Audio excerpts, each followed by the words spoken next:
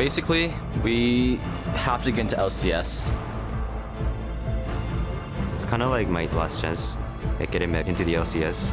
We've all spent the last 2-3 months trying really hard for this, so it would be really heartbreaking if we don't make it. Our spot in the LCS, it's our livelihood, a chance at a career, our future. It's a really new experience for me. I've never played in front of a lot of people before. Getting back into the LCS would be rewriting what I wanted to do in the first place. I played the LCS before, but now I'm really comfortable. I trust we can go LCS. We may not even be individually better, but just because we've been playing so long together, we'll be better. 챌린저스 첫 경기 때 우리랑 붙어서 우리가 두 판 다 지고 이래서 우리를 좀 방심하고 It's going to be very hard for them to beat us 3 times.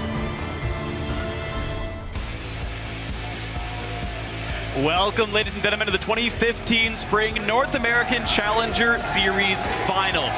The stakes are as high as they could be tonight. Whoever wins this best-of-5 match will automatically join the North American LCS this summer. Hey guys, I'm David Freak-Turley, and with me as always is this side now. Aiden Zyrene Moon, how's it going? It's going pretty well, man. I'm ready for these games, ready to see who gets into the LCS. It's going to be a whole bunch of fun, guys. Stick with us. Let's take a look first at the Challenger playoff picture, though.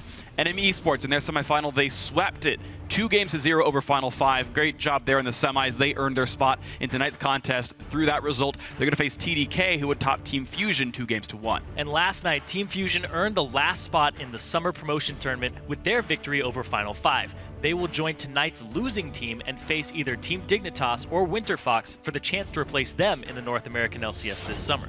Before we get ourselves into the games and get them rolling, we're going to send it over to our analyst for a quick preview of tonight's action.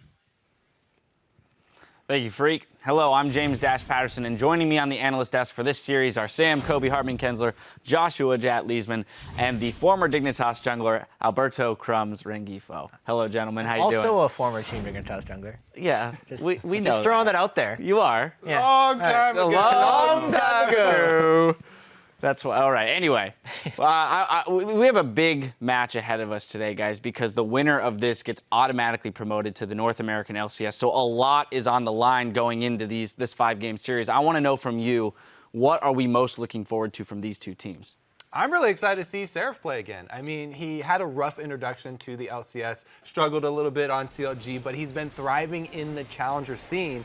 And, even though he's been playing a lot of Kennen and Nidalee and carrying for his team, I'd like to see him adapt to the TP Smite meta for top laners, because this is still 5.6. You can get Cinderhulk on a solo lane tank, and it is incredibly strong. He could make up for some of those Shyvana games that he had on CLG and crush here to get back in the LCS. Yeah, we need the new meta really allows for a lot of pressure to come out of the top lane, and whoever is the better top laner will be able to exert so much pressure on the team and really ease up the entire map for the rest of the team. So I think that both these top laners will adapt to it and play the same style, and it's going to be a matter of who can adapt better to this and play the counter matchup of the TP Smite. Yeah. I mean, and us as junglers, we're the first ones to feel that. When a top laner with TP Smite gets ahead, we all know it. It's all we have to talk about. But honestly, FLICKR is the #1 player on the NA solo queue ladder right now. And typically, to me, when I see a high-ranked solo queue player, that's their ability to adapt quickly to things a lot of the time, or just play whatever's meta. Maybe they can't switch off fast enough, because whenever you're #1, you're playing what was strong at the time. But I think FLICKR versus Seraph is a really dynamic matchup, since Seraph has been the carry for TDK, and FLICKR is just a really good player. But the main thing I'm looking at is whether or not NME can transition their regular season success and dominance to a high-pressure situation like this, because throughout the entire Challenger Series, they were wrecking people. They dropped one single game to Fusion, and everything else was a win because they have clean play. Inox has actually been the carry of that team, and it's potentially a new ball game here at a live event. All right, so there's going to be a lot of focus there on the top laners, as we've pointed out. Crumbs, what about you? Other positions within these teams that might have a big effect on this series? Well, both top laners seem to do pretty well on their own, but it always comes down to when their jungler helps them out. Trashy likes to help FLICKR a lot, and same goes with Kez. And the matchup with the dynamic of the TP Smite is going to come down to who has the better 2v2 in the top laner, because it's weak in the early game. Who can have, the strong jungle matchup, the strong top lane matchup, and then transition that into a mid-game snowball for their laners. So the jungle and the top lane matchup, I think, is what's going to dictate this game in the early and late game, but the mid game is definitely going to be for the mid lane.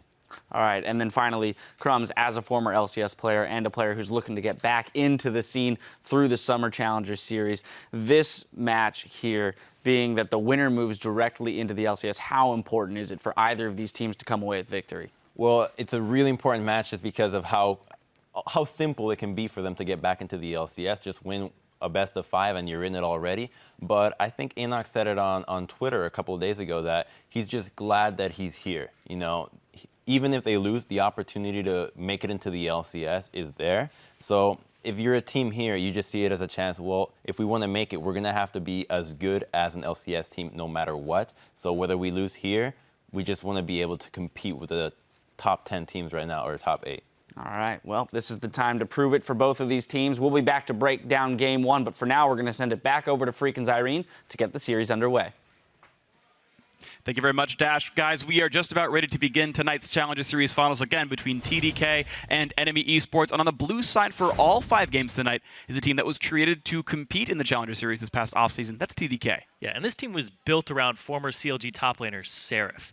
He's not just built around him, he's the carry of the team too. And after splitting with Counterlogic Gaming, Seraph felt his time competing in North America, it wasn't over. He wasn't done with it. So he started this team and has hoisted it on his back all season long with his top lane carry style. And really it's been a showing pleasure. a lot of dominance. Oh yeah, it's been a pleasure to watch Seraph play overall. And you heard the analysts talk about the top lane matchup being important. I definitely agree for this match overall. But TDK has more than just Seraph for experience. They've got Kez in the jungle here. He formerly played with Complexity. He's got some LCS experience behind him as well. And honestly, much like Seraph, I think Kez has much improved this time around as well.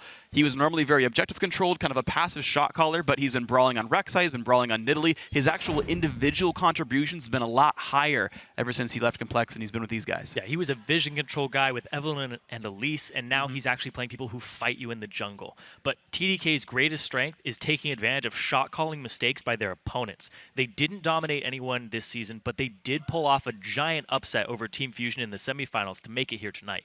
And in that series, they actually cashed in on Team Fusion's inability to close out games. Yeah. So on the stage with a lot at stake, a lot of mistakes do show themselves, and I don't think that TDK would let those go by.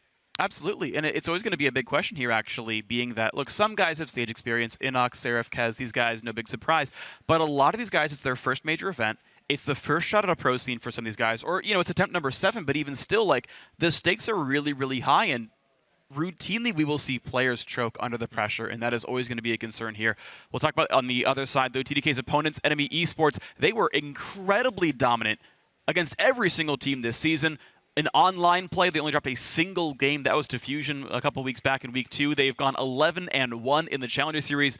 But guess what, guys? They're on land now. Yeah, and everyone on this team has an impressive stat line. This is another team that was created after the 2014 season, and this roster boasts impressive talent in every lane. Top lane flares, like Jat was saying, he literally sits in the top of solo queue, just pushing his dominance and exerting it from the top lane.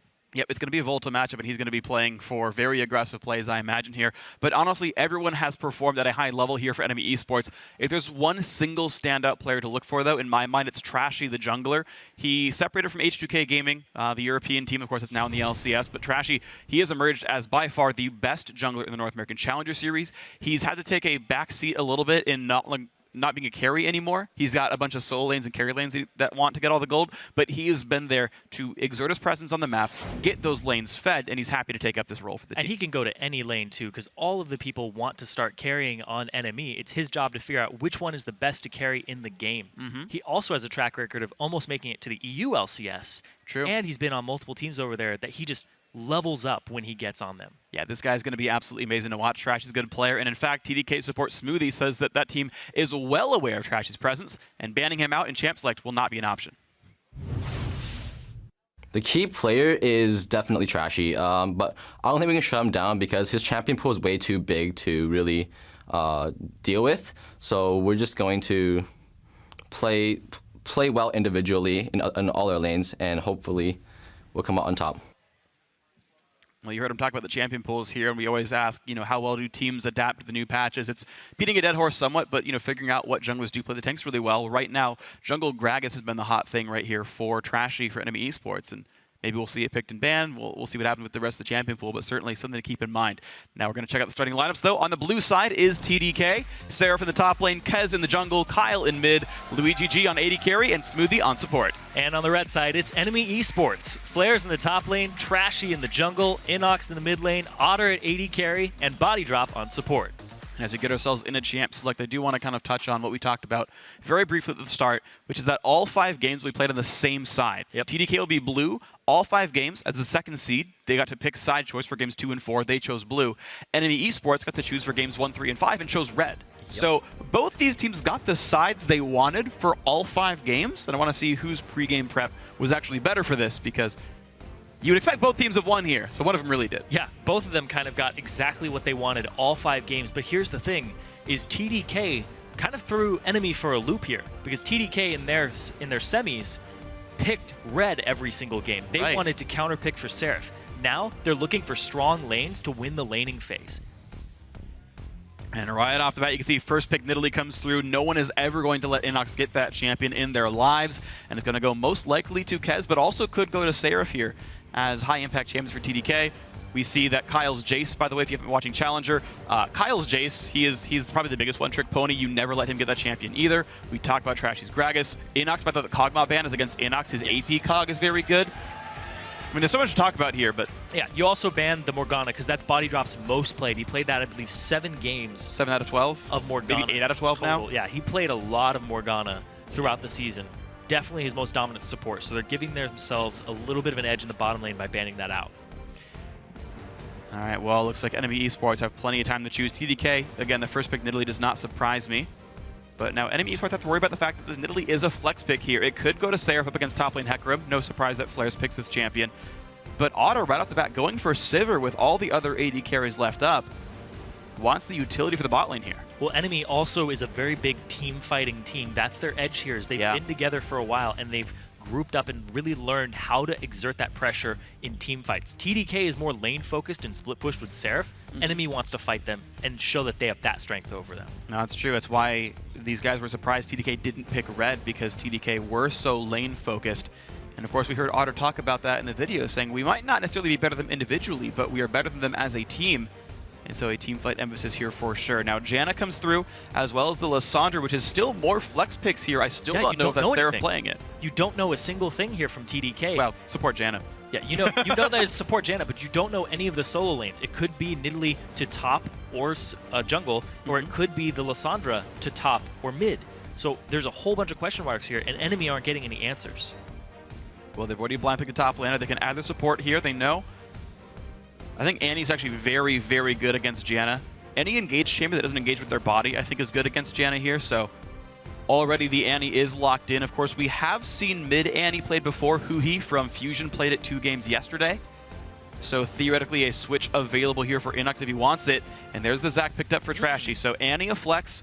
3 champions for sure locked in where we know where they're going. A lot of engaged potential on NME Esports. They want to get in there and they want to start these fights. They don't want to give Seraph opportunities to split push regardless of what champion he takes. And it is going to be the Shyvana to the top lane most likely here with TP Smite. All right, so we asked if TP Smite was going to be a thing. Looks like it is. Seraph gets top lane Shyvana. That means it is jungle Nidalee after all, and mid lane Lissandra. And their AD carry pickup is going to be Vayne. And this is interesting because Luigi G had a pretty lackluster season up until the playoffs, and he really showed up in the semifinal over Team Fusion. And Vayne was one of those champions he actually had a great performance on. So relying on him for a lot of the team fight damage output.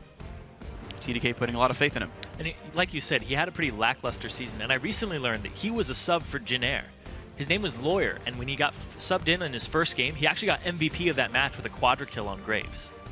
So he does come from a pedigree where he can compete at an LCS level. It's true.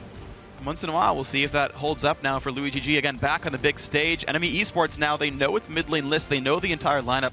The flex picks there or not. And with the team full of hard to engage, it looks like the champion is going to be Katarina. So NME Esports starting out. Whole lot of team fight here. With a whole lot of team fight. NME Esports, Inox really likes this Katarina in the mid lane. This is going to give them a whole bunch of potential for cleanup after the engage. And this team comp, you can get flares rolling, you can shut down Seraph with Trashy, or you can just camp for Inox in the mid lane. He doesn't have a lot of gank assistance, but you can get the roaming kills. Yeah. Well, the question is, though, what happens if NME Esports gets behind TDK, relying on their laning phase advantages, and you've got basically no wave clear at all, which can make life difficult if NME get behind. So I got to talk to Trashy briefly before the game started, and I was like, who do you feel is going to win this match? Who thinks the favorite? Because you think NME would be coming in, and he's like, I don't know, it'll be close. Yeah. If we win game 1 and we get a lead in game 2, then we're probably fine. But that's like a whole lot of if statements before the matches really even start here. So, you get on the big stage, the question is always going to be who really shows up. TDK living up to their name. They've got the dragon in the top lane here with Seraph. And the TP smite's going to be fun to watch. So 2 smites better than 1, maybe for objective control. NME Esports hoping they get ahead in the laning phase, even though they're relying on team fights. And if they can transition out, then that 5-on-5 will be very scary. Yeah, and what I'm looking at here from TDK is they have a lot of pick potential. They have a lot of split push. And here's the thing is the disengage from this team. The Janna is very good against the engage comp, but it's just one champion. You're not going to be able to keep everybody out of jumping in on them. You can keep Zach out. I don't know if you can keep Annie out. Either way, guys, all throughout this match, we'll be keeping tabs on who you think is going to earn a spot in the North American LCS tonight. Share your predictions with us on Twitter by tweeting hashtag TDKWin or hashtag NMEWin. We'll check your votes on the Rift in just a few minutes. We are, of course, at LOL Esports. And here we go, guys. Game 1 of the best of 5. Who's going to be the next team in the North American LCS? TDK or NME Esports? Well, we're going to find out the answer today for that, for sure, for one of them. And then the other one goes to promo tournament. So they've both made it extremely far already. Aiden, we don't know if it's for sure going to be today. If we have 5 hour-and-a-half long games, oh my God, we'll find out tomorrow. Do you remember the European promotion tournament? Yes, I do. It's like a 7-hour BO5. Seraph and Flares. Both, by the way, can do damage in circles around themselves. This is a preview of what's going to be happening this game. Flares is a very dominant top laner. You don't get #1 in solo queue without snowballing the top lane and then going to a different lane and exerting that advantage and pressuring that and spilling it over. So he plays Riven a lot. He plays TP, Ignite, Hecarim top all the time just so he can do that. I'm actually intrigued by Flares and what he's doing right here because he opened up with a flask and nothing else. So this is what you do is you open flask, you go do a camp, and then you back. And then you have all that gold saved up, I believe. Yeah, he's at 130 right now. A camp's worth about 100 if you count ambient gold, which puts him at 230, which is like a rejuvenation bead or something. I see Scions all the time start with no items, so they'll die quickly. Right. And then they go back and they buy the door and shield. They buy or things like that, yeah. But we'll see what he ends up buying here. I do want to talk about Seraph, though. You start with the Ruby Crystal and not anything else because that's going to build into Bomby Cinder and get you that wave clear and get you that extra little boost to get towards the Cinder Hulk faster. You just want to rush the item as soon as possible. And there we go. Seraph is going to start out at the Raptors. He gets a small leash from Kyle. Kez will have to solo his camp, and Otter is going to build a freeze down in the bottom lane. So lane swap coming in here. It's going to be interesting to see what this does to Kez's jungle route as a Nidalee, because Nidalees are kind of farm heavy. And if you have somebody else farming your jungle with you, later on, it's not as gold intensive, right? You want to have to gank these lanes, but a Nidalee ganking these lanes, there's ways to avoid her. It's kind of hard to gank a Katarina. There is some leeway into a Hecarim, but overall, it might push some pressure on Kez to make some moves. And we'll see what moves he does make here. Getting ahead in lane would be very nice for TDK. And thinking about scaling overall, though, I mean, we've seen some TP Smite games. What seems to be strong about that is the fact that you have a pretty just big bruiser comp that outscales, oddly enough. TP Smite teams seem to outscale. You're relying on a lot of gold income for the early game to get you through it. And if all you want to do on TDK is farm, which realistically a lot of these champions what they want to do, maybe you don't need to make the early moves after all. TDK looks like they will swap back after realizing that these weren't the lanes everyone wanted here.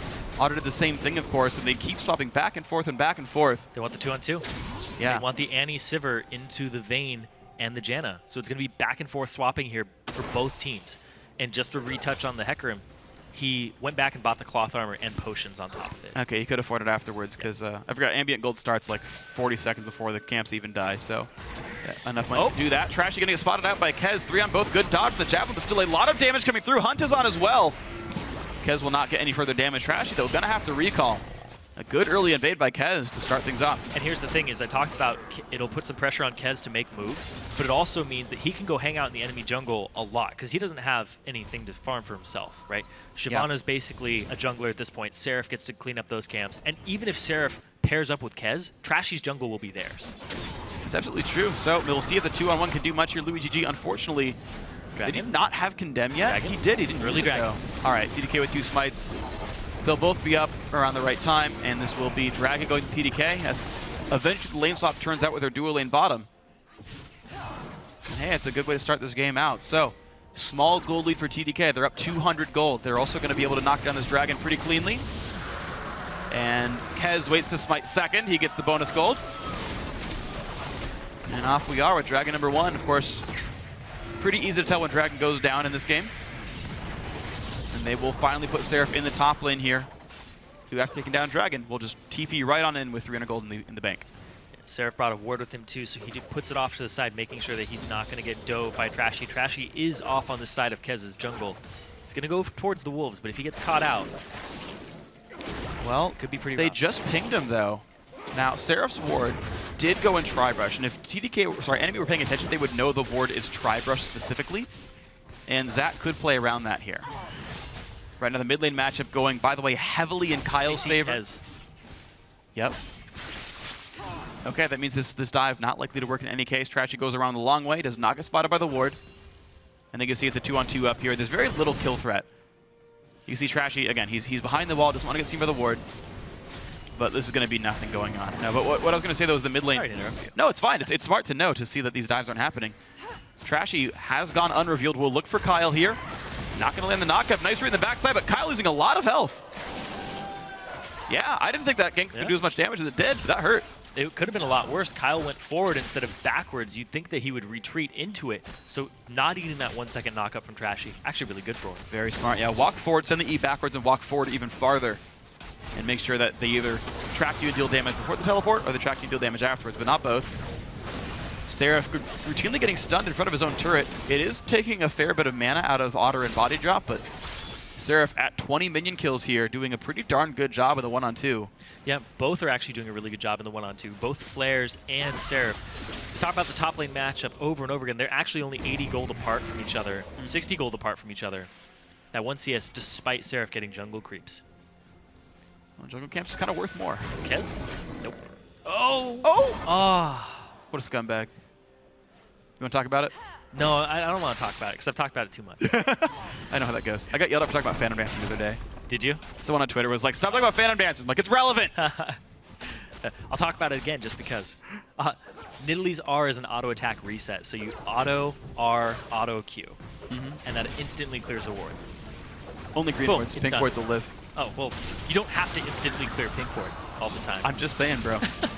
Either way, the turret's now starting to get pushed around. Top lane outer is going to fall in. Look at that, right on time. This could even be a freeze for Flares if they wanted to. And in fact, they will. Look at that. Takes the wave for another quarter second.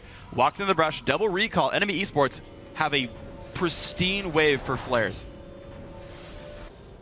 The thing, though, is Seraph has a lot of clearing potential with the Bomby Cinder and having Burnout, so he can just run up to that wave if he wants and clear it really hard and try to make it bounce against the turret. But he will have to kind of muscle his way through Flares once he arrives.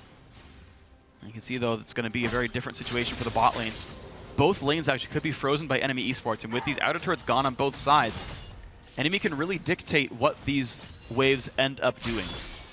It is worth pointing out, though, that this mid lane matchup is heavily going in Kyle's favor and is, I think, the sole reason for this 500 gold lead of TDK. Yeah, this is where Katarina actually took some nerfs to base stats. And, ooh. Tries to all in him there. No ignites burned from either of them, so some restraint there. They're waiting for that next cooldown rotation. Both ultimates blown, though. Yeah, next time he gets the EWQ, though, Ignite would kill Kyle here, and NACS would survive the matchup, actually. Interestingly, Body Drop going to try to challenge Seraph, who does have Smite, which means if he wants Scuttle, he can get it. They go back to the lane swap situation. Flares actually goes in. He's 6. He's 6. It's going to be really scary for Vayne. Flash doesn't get away from it. One more hit. The flash shield from Smoothie. He buys his life back, but in comes Trashy. There's first blood. The ulti comes on in. Kez to rejoin. Misses the javelin. Trashy still wants to battle, but be careful. Ridley's got plenty of damage. Body Drop coming from the backside. Doesn't hit that javelin either. First blood, and out they go. that was really aggressive by Flares. Having Trashy, and we talked about it, Crumbs talked about it on the desk too, it's whoever gets the attention in the top lane. You need that jungle synergy. So Trashy being there for Flares, able to pick up Louis GG, and Flares knowing to push his level 6 over the Vayne. Yeah. Ninja Tabby for extra movement speed and damage. Longsword now picked up off of... No, not recall yet. He had a longsword the whole time anyway. Yeah, really nicely done. The flash from Louis GG still got him hit by the stun. Or the fear, I should say. Enemy immediately took their bottom lane after getting the turret and moved it into a lane that had another turret for them to knock down for an early gold advantage. So they shove them mid. Inox gets a free farm lane bottom because you can't overextend for this without the fear of getting ganked. I like this choice, actually. NME Esports realizing they have to lick their wounds from the mid lane and say, this is not going well for Katarina. Give her the side lane. We very rarely see mid laners swap out to lanes like this. It's normally like, oh, it's a Zed, go split push and create pressure. It's like, no, it's Katarina, go split push and freeze under your own base. He just needs to lick his wounds for a while. But that's going to be a lot of pressure that now TDK can capitalize on. Yeah, you usually don't see it this early at all. Nope. If you see it, it's definitely around those times when you hit an item spike for a split push. But it's just to get Inox past this hump where he's down, doesn't have his Abyssal Scepter just yet, and to give him some free farm in a lane that already had a turret taken. Yeah, I do want to see what ends up happening with Inox for the next few minutes. He did buy a lot of magic resist for his early build, so if he ends up squaring off with Louis GG, no defensive stats to deal with the AD carry. If that matchup ends up happening. TDK, meanwhile, they've actually frozen the top lane for themselves. Vayne going to be getting a fair bit of free farm on the left-hand side of the map. Actually might be slow pushing after all, but either way, you can see the safest of safe lanes given to the big scaling carries on both sides. Katarina on one, Vayne on the other. Kez getting pushed around by Flares. Good dodge. Yeah, Flares isn't, right now, he's not able to do a whole lot. He doesn't have a lane that's shoved up to him. He's going to have to clear top. So Enemy are going to start this dragon. But there are two smites on TDK. Yeah, but the thing is the mistiming by TDK. They had Louis GG in the top lane who just now recalled. Even though they should know the dragon timer, to me this is actually a bit of a misstep when you've got a clearly stronger mid laner here. In my mind, TDK would win a team fight, but they give Enemy Esports the dragon anyway. It's actually looking at the gold here for the top laner. Seraph is still ahead of Flares, even though Flares got that first blood. He has more gold, he has the Cinder Hulk completed, so the Shyvana gets to split push as much as possible, and once he shoves up waves, he can go get the Gromp in the bottom lane. He can go get the Wolves with those smites. So this is really good, and the top lane Shyvana is pretty much online now with the challenging smite. Yep, she's going to have all the combat sets she needs for the early to mid game. Kyle going to get beset, but not found. Nice little slow comes in. And as the game seems to play fairly slowly for the mid game, TDK definitely showing a pretty darn good performance here in their early mid game so far. The Enemy Esports off of that first blood do hold themselves a gold lead.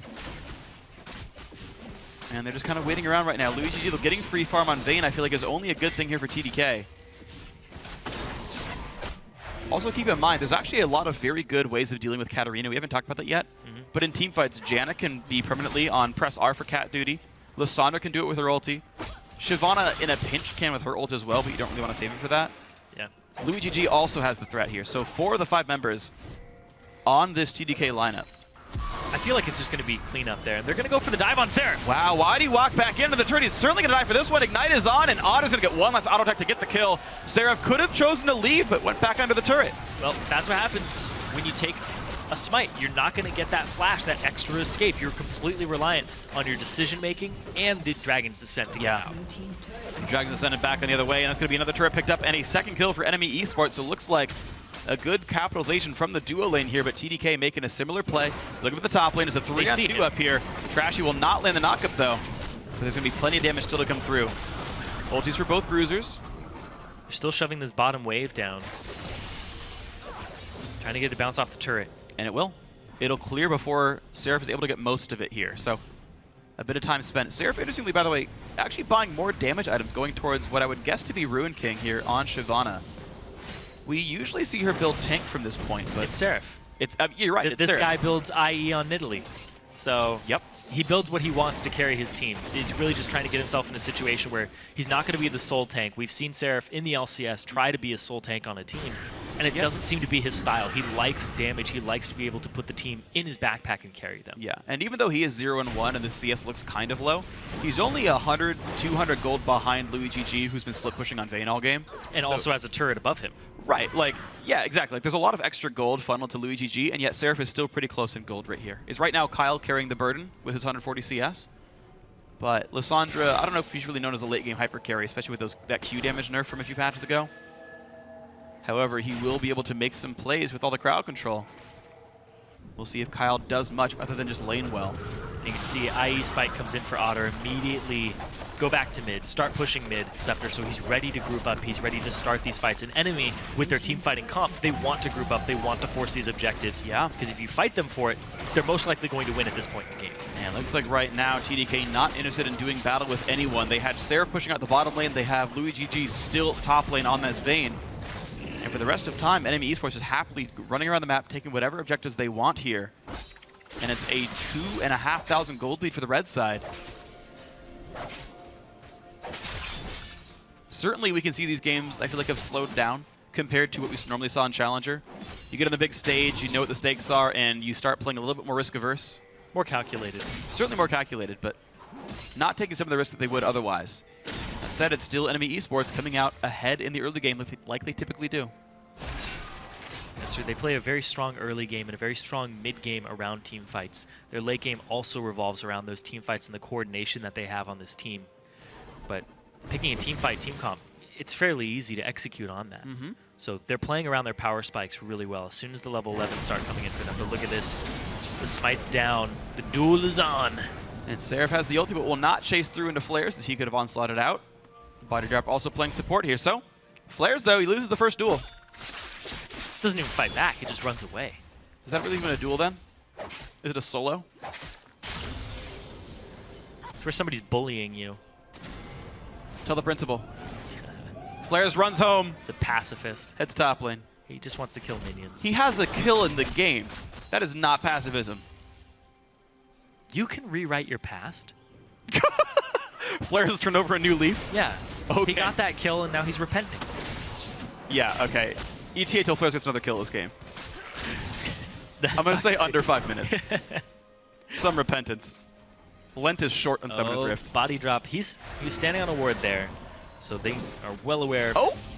Yeah, it's through They're going to have to sacrifice this turret. They have to seed it at this point. There's just too much pressure on it.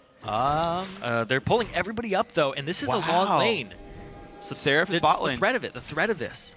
So you can see it in TDK's playstyle. TDK, to me, it's one of two things, and I'm pretty sure it's the second one. Either the shot calling is really bad, or they know they're the later game team, and all they want to do is buy time. Look at Seraph CS, 115, about to reach bot lane tier 2. All TDK has done is over and over 1-3-1 or 3-1-1. Put pressure, make enemy come up to the lane, and then back off and be like, we got farm, dog. No big deal. And Inox gets free farm right here. He gets the ability to clear a couple waves. Yeah. Dragon is up right now, and they are not in position for it, and they don't even have ward control over it. Enemy has this area to themselves with the Scuddler, all the wards around it, and the pink ward in the pit. Wow, and Flare's managed to push top lane all the way down at the same time. He's still scoring off, gets a teleportless enemy champion. Looks like there's no steal threat whatsoever. Normally when a Dragon goes down like this, you want to push something else elsewhere on the map. Well, Kyle pushed up mid, but LuiGG couldn't push top meaningfully. TDK don't really have a way to team fight enemy effectively. It looks like what they're trying to do is just funnel a lot of resources into Louis so that he can be a late game Vayne and kite backwards. Because once you engage, like this is all very kiteable engage. It is. Like the Zac, the Hecarim, you can Except kite this for Annie, engage. yeah. Yeah, as long as you stay near the back, the point and click is only Annie. Yep. Once you disengage her with the Janna, you're in a good spot. Nocturne made a brief appearance on the screen. Half Nocturne. He's back. Half Nocturne. Isn't he like half person anyway? He's like missing a lot of his limbs. Is he even a person? Or, you know, whatever. I forget, like Nocturne's like a, no, he possessed a summoner, I think. That's dark. Yeah. Really? That's so easy. But it is pretty dark. I know. But yeah, like, yeah, TDK, waiting to scale up. Interestingly, there was no Trinity Force power spike yet for Flares. Like, I don't know Hecarim that well. I know that late game he starts to fall off. He's really strong mid game. He's strong in the laning phase. But eventually his damage goes away as you outscale him. early on, he's a little more mindless. Once you get into the late game, he is still very strong. Yeah, he can dive you, but you have to think about when you jump in, and it's all about the TP placement. Right, his individual threat is, okay, I had crowd control, but you know, a lot of champions can do that. Either way, though, FLICKR, of course, once he gets Triforce, will be one of the scariest forces on the map. We are going to see Luden's Echo from Inox here. Nocturne not wanting to say die. I mean, he got buffed last patch. He just wants to play. Now, Smite by Trash. He's going to get knocked around, though. This is going to be the engagement. A lot of damage. Three-man. Three-man Tabers in comes Siobhan to the back line, and Seraph tanking up whatever he can. First kill comes in as Inox dies. Body drop follows, a fitting name for him, but in comes Flares. Ulti in. Three-man Fear, but is it going to be enough damage? That answer is absolutely no. And now Otter getting chased around. TDK pick up a whole lot for this one. 2 kills back, but 5 picked up for TDK. And that's it right there. NME has really good power spikes coming out, really good team fight comp, but TDK with the disengage keep them at an arm's length as they play cleanup. Absolutely great team fight here in the first gold lead of the game. TDK could pick up a little bit more off this one. Mid lane outer turret near dead. Looks like patience paid off here, and Seraph goes Blade of the Ruin King. This guy wants to deal some damage. And I absolutely love these 2 champion selects that came out because it's hard engage versus a disengage kite around comp that once you engage, you have to have a way to continue that engage when Righteous Glories start coming out, if they even do come out this game, because it's really hard to build them. I think Annie will be able to get one, but you don't want to build that item on Zac. You don't build it on Hecarim, right? It could be good. You can, but it's one of those things you have to be able to continue the engage because the Nidlee's going to kite back, the Janna's going to disengage you. So it's disengage versus hard engage, and I always love watching these types of matchups because it all comes down to the execution and placement of the teams. It's not like a team lost in champion select or anything. Oh, absolutely not. And one thing I think is actually going to be really meaningful here is the stun duration on Annie's passive. Yeah. Because you've got this window while Janna is stunned to do whatever the heck you want, practically, right? Katarina gets a spin, dance around, ulti does a lot of damage. The stun duration does scale up with Annie's levels. Off the top of my head, I think it's around like level 9 or 13 where like she gets an extra quarter second. Those are important levels that will allow body drop to give like an extra quarter second of Inox channel, which is like a couple hundred damage to the whole team. And I think makes a meaningful difference in the fight. Now in this battle, Inox got killed right away, barely got to do anything at all. Even with Abyssal first. And once he gets his Luden's Echo, his upfront burst is going to be very meaningful. He jumped in and didn't play cleanup, he jumped in as initiation in that fight. He thought the stun was long enough to get the damage and got counter engaged on. Flares was not there just yet. Yeah, so also true. Inox could have held off a little longer and waited for Flares and then jumped in for cleanup when Flares got his ultimate off. Look at this. They're immediately collapsing on Louis. 4-man squad. He's got ulti. Still the stun lands. Now he's been re-revealed. No chance he lives. Well, maybe. Holy crap! Ignite did enough, but that was a bit scary. Inox gets the kill after all. Gotta respect that Vayne. Louis is no pushover. He's 2-2-2 right now. He was 2-1-2, but he has a lot of farm. He's on a good curve right now on this Vayne. 2 items. Yeah. It's actually a good time to be Vayne right now. Your item spikes have come in pretty nicely. He's also going to be able to buy QSS too. That goes right to Vayne's build. Is 3rd item QSS, you don't miss out on a whole lot. And also he's facing mostly magic damage anyway. You will get hit by Hecarim a little bit, but largely it's the Annie and the Katarina and the Zac trying to really pin you down. So a lot of good build synergy here for him as well. And TDK looking pretty strong in the mid game, even despite that 1 kill picked up at NME Esports. TDK still sits 1,000 gold ahead in this game, and I think they will still keep scaling as game goes on.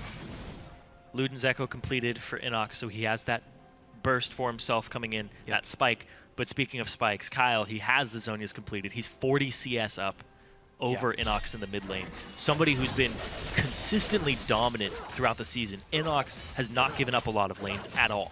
He's usually the snowball of this team.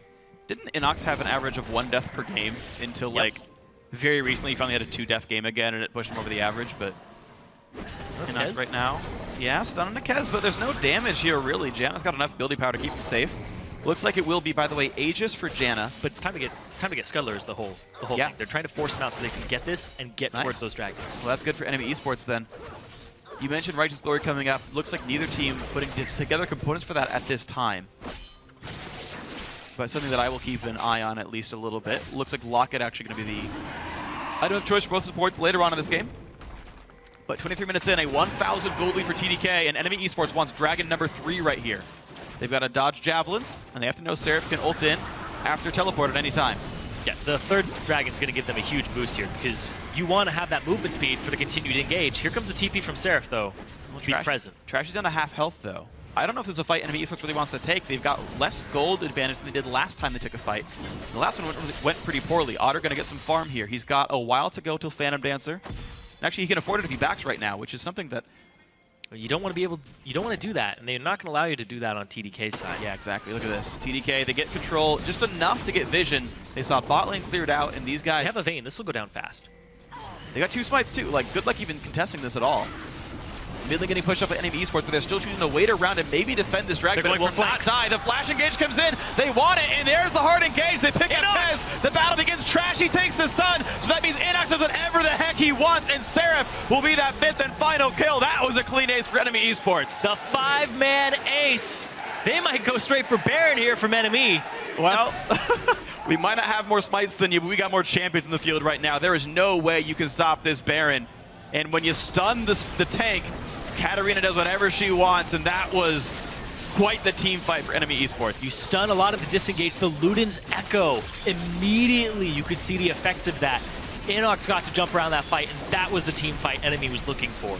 That was Earth mode Katarina right there. Just smart cast your entire keyboard, resets for days, and there we go. NME Esports up 3K with a Baron buff. This is the Katarina dream. Body drop jumps in. Kez and Kyle. Smoothie is not in a position to disengage it immediately, so he flashes in, but you can see the damage from Inox just melted them so quickly because the front burst of the Luden's Echo. That's one of the reasons Katarina is so good. You know, I just realized why Sivir made so much sense here. Not only is it a teamfight team, they are all AoE champions. Yeah. Every single one has meaningful area of effect damage. And when your team has got a Nidalee, a no defensive item, okay, Zhonya's, but like low defensive item, Lissandra, a Vayne and a Janna, all squishy champions, guess what? One of them's going to pop to the AoE. There's the resets, there's the team fight. And the Sivir does a really good job of covering the no righteous glory. Yeah. Because it allows you to continue these fights and continue the engagements. Well, okay. Nice misclick, bro. You hit E and W at the same time, and sometimes you don't get the E. Whatever. It's fine. Yeah. Doesn't matter in team fights. That was a pun, by the way. What? WE, whatever. Oh, God. Well, FLICKR is 1 level up on Sarah, pushing him around the map, and of course, Baron buff minions help a little bit. You see, he immediately tries to force him out, get as much damage as possible. Seraph will heal a bit of this up with his Blade of the Ruined King, but there's so much pressure across the map now. Kyle's mid right now. They don't have the defense for this. Now, not at all. Luigi G forced to get away from this one. 4-man push. Yeah. Yeah, well, guess what? Buffed up melee minions don't die to wave clear very easily. They only die to turrets, so good luck with that one. They will knock out the rest of this wave, but mid lane could easily be pushed in as the top laners just do battle off the other side of the map. But tier 2 turrets should pretty much always fall under a Baron buff. And with 1 minute left, NME Esports should be able to claim at least mid lane, and if they rotate, top lane. This is the pressure that FLICKR likes to exert. You can see the Ignite's down. Wow. Oh, the Ruined King heal! Holy. All right, Seraph's getting a shield right now from that turret. Oh, Smoothie's here. Oh, wow, they're going to kill FLICKR. Oh, no, no, no. Oh, easy. I knew it would happen that way. Immediate pop of the ultimate from Otter there to try and get something and force them off this turret. They get a turret for the death of FLICKR. Careful though, it's 4v5. Kyle has no ult, but he could always W, but nothing to be done. All right, so TDK, they get a turret, they lose a they get a kill. They lose a turret, they're probably going to lose anyway. Yeah, TDK don't have a lot of ways to start fights though, is the thing. Is they're waiting for NME to start the fights for them. It's Seraph jumping in and Lissandra only really locks one person up or herself and creates a slow zone. There's no real way to just force a fight like Annie does. Not against the Sivir team, no way. A lot of escapes here for NME Esports, and they're still dictating the pace after that mid-game lead, and of course with Baron buff it helps as well. Bot lane and Hip turret getting dangerously low, down to below half health.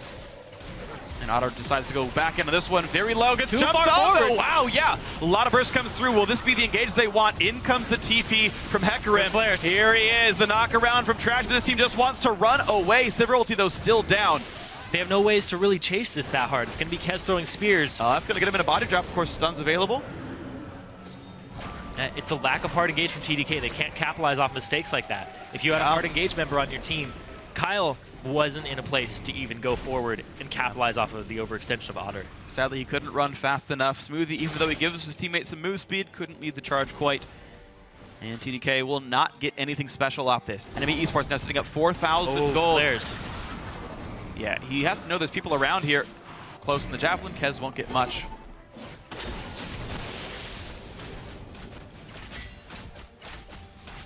Okay.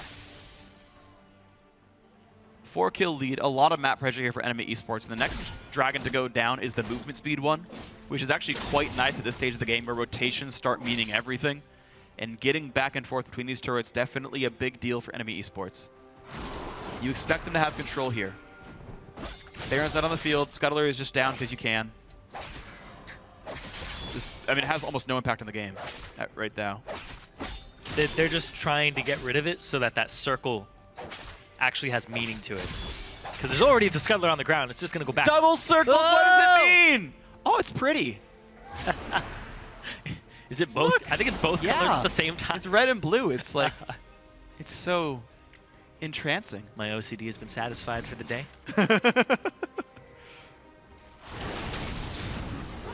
FLICKR's ironically not the one with fire powers in this one. Going to walk away from Seraph. They're immediately going to start pushing top here with that minion wave. After getting the Scuttler, this minion wave just grouped up.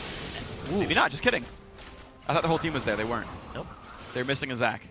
Yeah, they're missing a lot of their threat of an engage. Yeah, true. Because Body Drop doesn't have his flash just yet, so the flash Tiber's not an option. True. Yeah, they kind of just shoved minion waves out and allowed them to farm there instead of really applying pressure to an objective. So enemy giving away some free waves.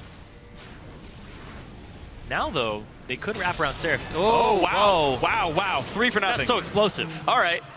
Well, that was a team fight. NME Esports won it. They can push mid off this one. They got a minion wave there already. FLICKR just to lock Seraph down. Keep it from going anywhere. Ruin King used to run away, but mid lane inhibitor is certain to die off this one. A 4 versus 1. The Janna not going to stop this anyway. Yeah, and when I was looking at Champion Select too, TDK, their first few lock-ins, Lissandra, Janna, Nidalee, that team is extremely squishy. You round that out with an AD carry, you get yourself a tank, but that's a lineup that just explodes so quickly when you get the right engage. We're going to see it right here. Trashy jumps in, and he gets 2 people right on top of Inox with the flash to E in. That's a 1-second knockup on Zach, followed by his Let's Bounce, and Inox immediately capitalizes on that. They are on the same page for that engage. Really, really nice team fight start. It's going to start looking worse and worse for TDK, though they have a locket and inventory for Smoothie. He wasn't around to help his team survive this. And the magic resist options of TDK are quite limited here. They didn't know if Inox was going to be a big threat. He lost the laning phase, but enemy gave Inox that side lane farm. He caught up in gold at least enough to be useful. Averages 1 death a game. Still there. Still there. He's at like 1.08, unfortunately. Yeah. He's not at 2. I mean, if you round, it's at 1, but just to be pedantic. Yeah, I'm trying to see. I don't think he had 3 deaths in 2 games in the semifinals, I think. Yeah. He's, there's only 2 games that I see that he actually has 3 deaths on them. Okay. Yeah, his casting game was 1 death. His Kog'Maw game was 2. So there's only 2 games out of his 12 games that he's actually had 3 deaths. Yeah, more than 2. Okay, ward control here for NME Esports. Dragon 3 was taken cleanly. Baron is back on the map. If these guys wanted to push any farther, of course, mid inhib being down and limited wave clear could make life very difficult for TDK. Yeah, you basically strangle them from vision. You clear all their wards, you go to the Baron, you let your mid wave do some work, and you force them to check you. They either give up Baron or they jump into your hard engaged team. Yeah. So I doubt that enemy's actually going to start this. They're going to clear the vision, wait for TDK, and then engage on them, and you're seeing them trying to force something right here. And they're trying to force, they don't get much for it. They do get mid back cleared.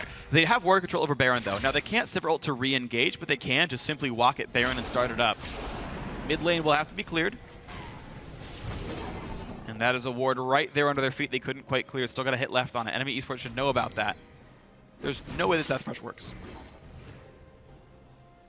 Like, they got seen going over there. How do they not know that ward's not dead? They got seen going in there. You hit the ward. And they gave up and hit some minions.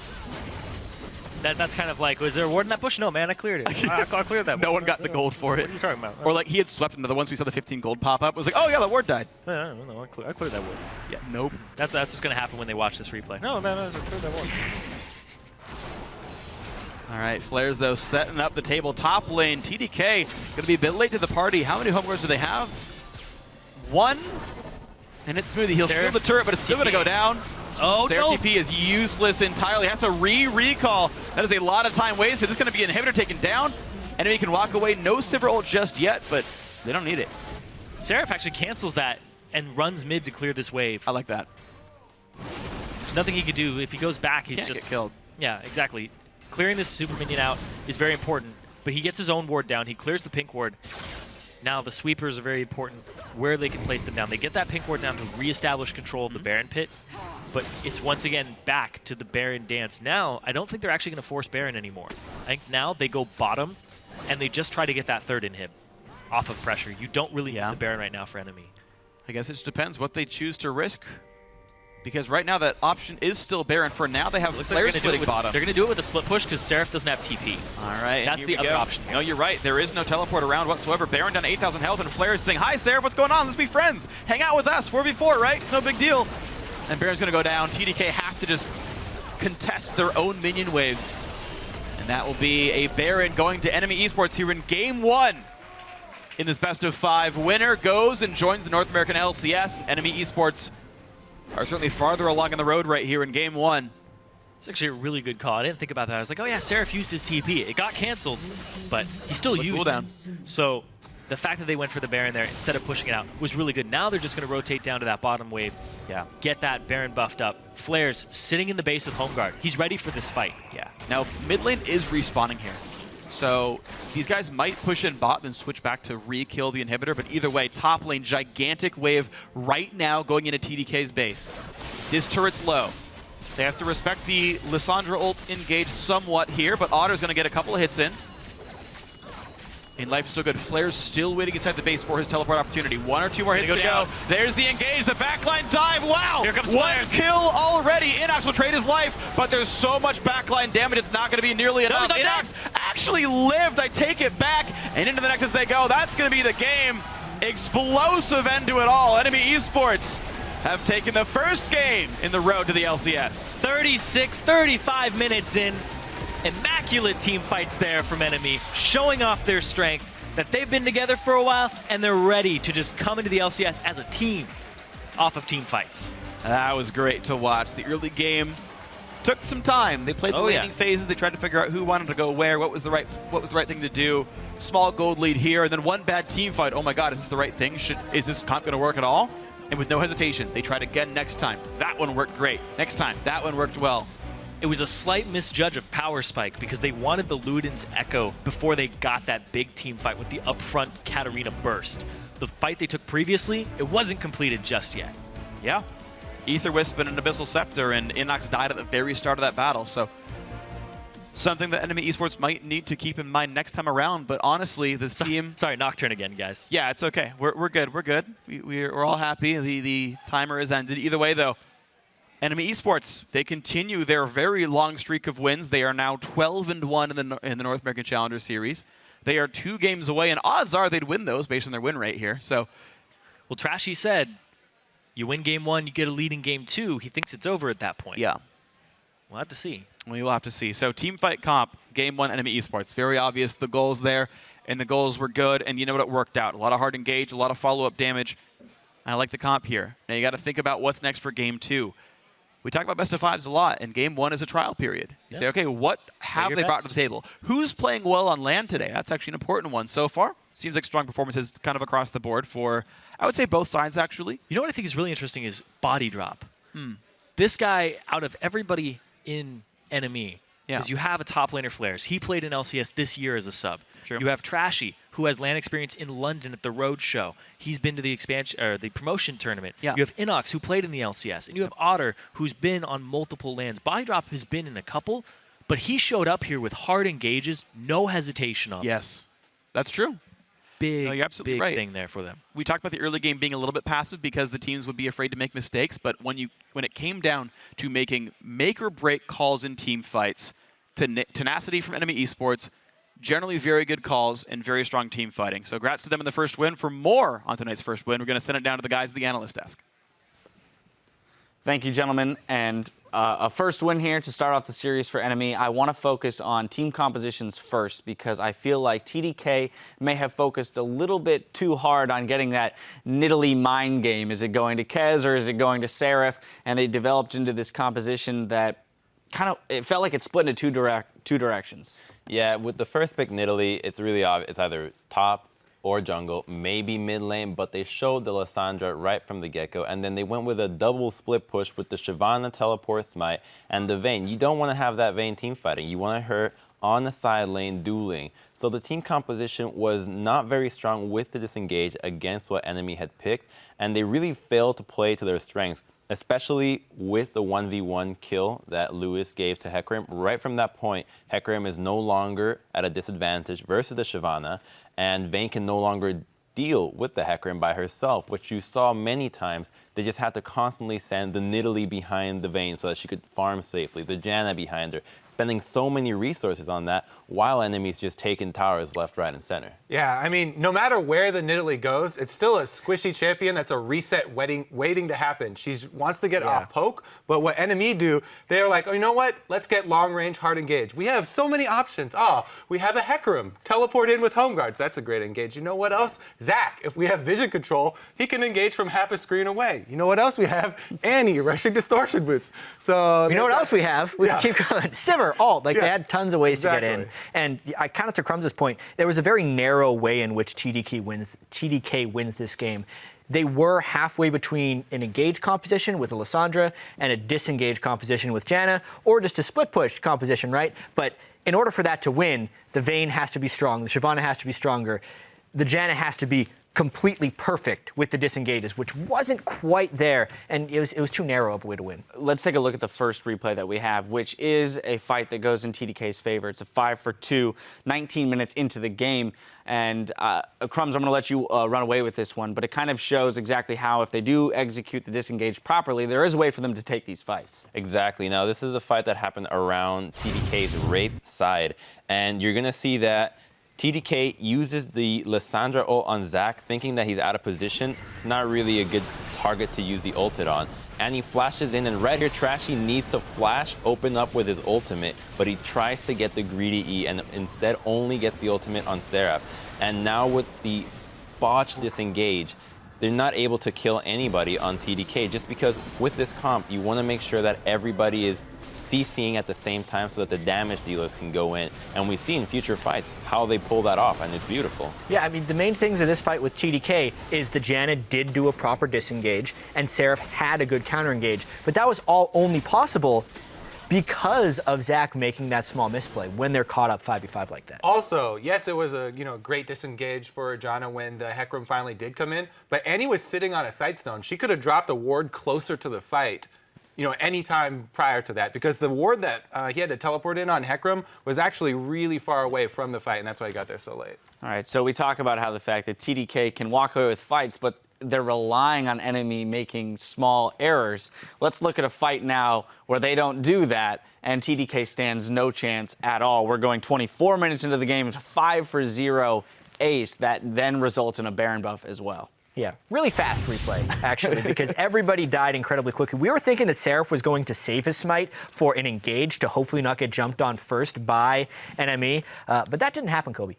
Okay, so let's roll through this. Yeah, so Annie, body drop in there, again, with that distortion rush, is the one able to get the jump on this. And we just see that not even a whole second of Annie flash in, plus the Katarina flash in for follow-up. And Janna didn't even have enough time to react. That's how perfect Janna has to be in order to disengage this. It has to be as Katarina shunpos in, because Katarina got off her instant cast spell, the W, and the start of her ult channeling, and basically began the resets just off of that. Yeah, the other thing, I like how you guys were mentioning Seraph and the beginning of this fight, because you can see Katarina running down the river. If Shyvana jumps at Katarina, just even at the beginning of that, even if you delay her engage, you can get like half of her life with a challenging smite and a Shyvana ultimate. Because she had the Blade of the Ruin King at the time, so all she needs to do, peel off from the dragon. You're not the jungler. It's not your duty to smite that. But he had smite. He wanted to use it. Use the Blade of the Ruin King on Katarina, force her to react to your presence on her, and force her to use her E in a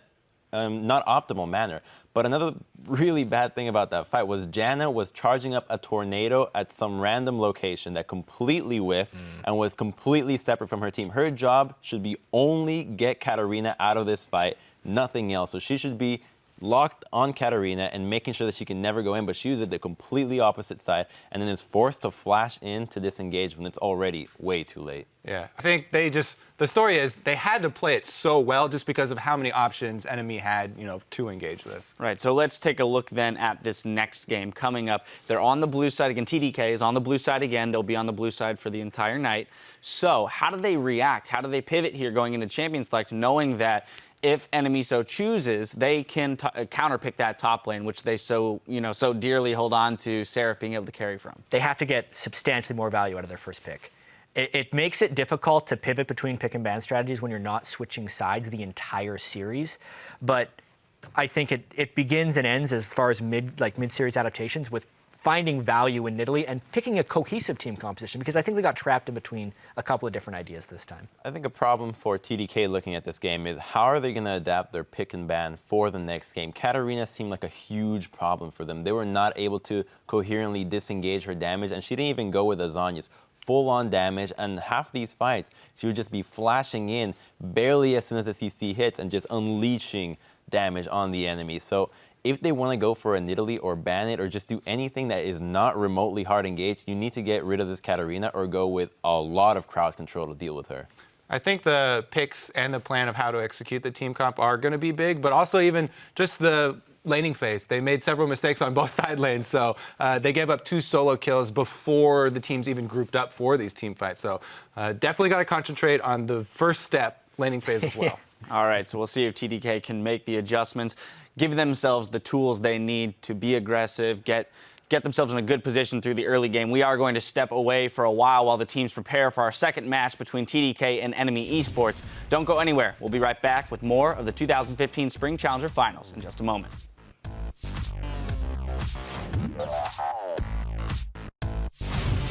Well, no, they'll put this on so they can see me say hi to my mom. Right, guys? Yeah, everybody say hi to Inox's mom. Hi, Mom. Hi, Inox's mom. Hi, Inox's mom. 3-man Tabers in comes Siobhan to the back line, and Seraph taking up whatever he can. First kill comes in as Inox dies. Nice. I'm going. Need the reset? Reset. Reset. Kill the Janna. Ban, go ban. Afterward, go ban. There's the engage, the backline dive. Wow! Here comes One Flares. kill already. Inox will trade his life. NME Esports have taken the first game in the road to the LCS.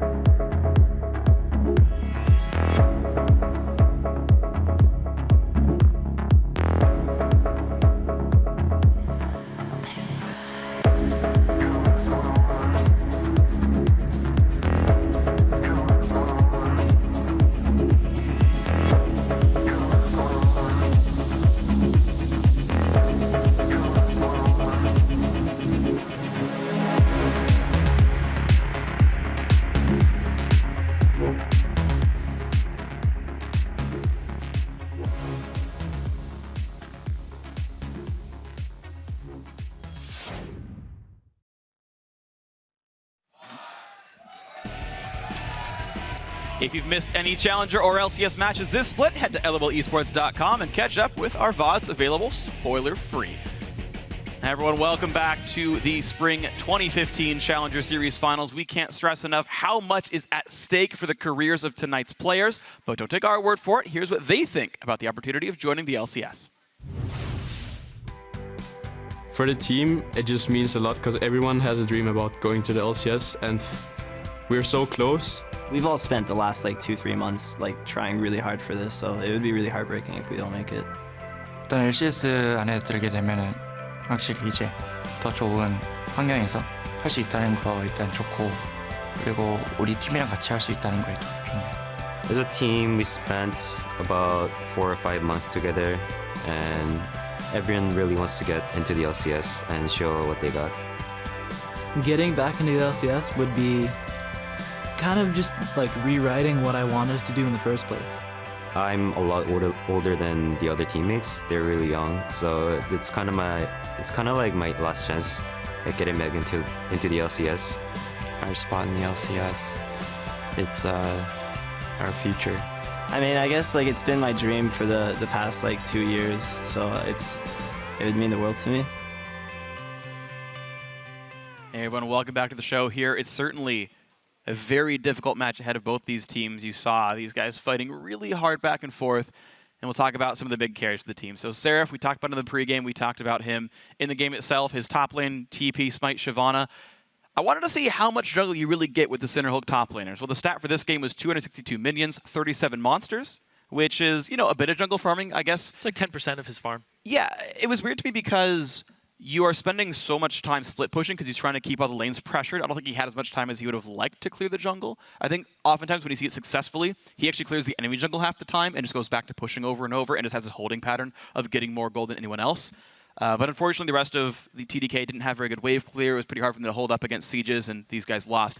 Meanwhile, the guys who had won NME Esports, Inox's Katarina was absolutely awesome. Yeah. He had a hard laning phase and then just like dumpstered in team fights. Well, they gave him the side lane farm, moved him immediately out of the mid lane so he could succeed, and then they grouped up for a fight. The first one didn't work out so well for them, but then as soon as he hit the Luden's Echo power spike, immediately burst that team fight out, and he ended up doing about 37% of the damage for the entire team. Right, which doesn't sound all that high, but you consider like Zach's going to deal damage, Heckram's going to deal damage, they've got Annie support as well.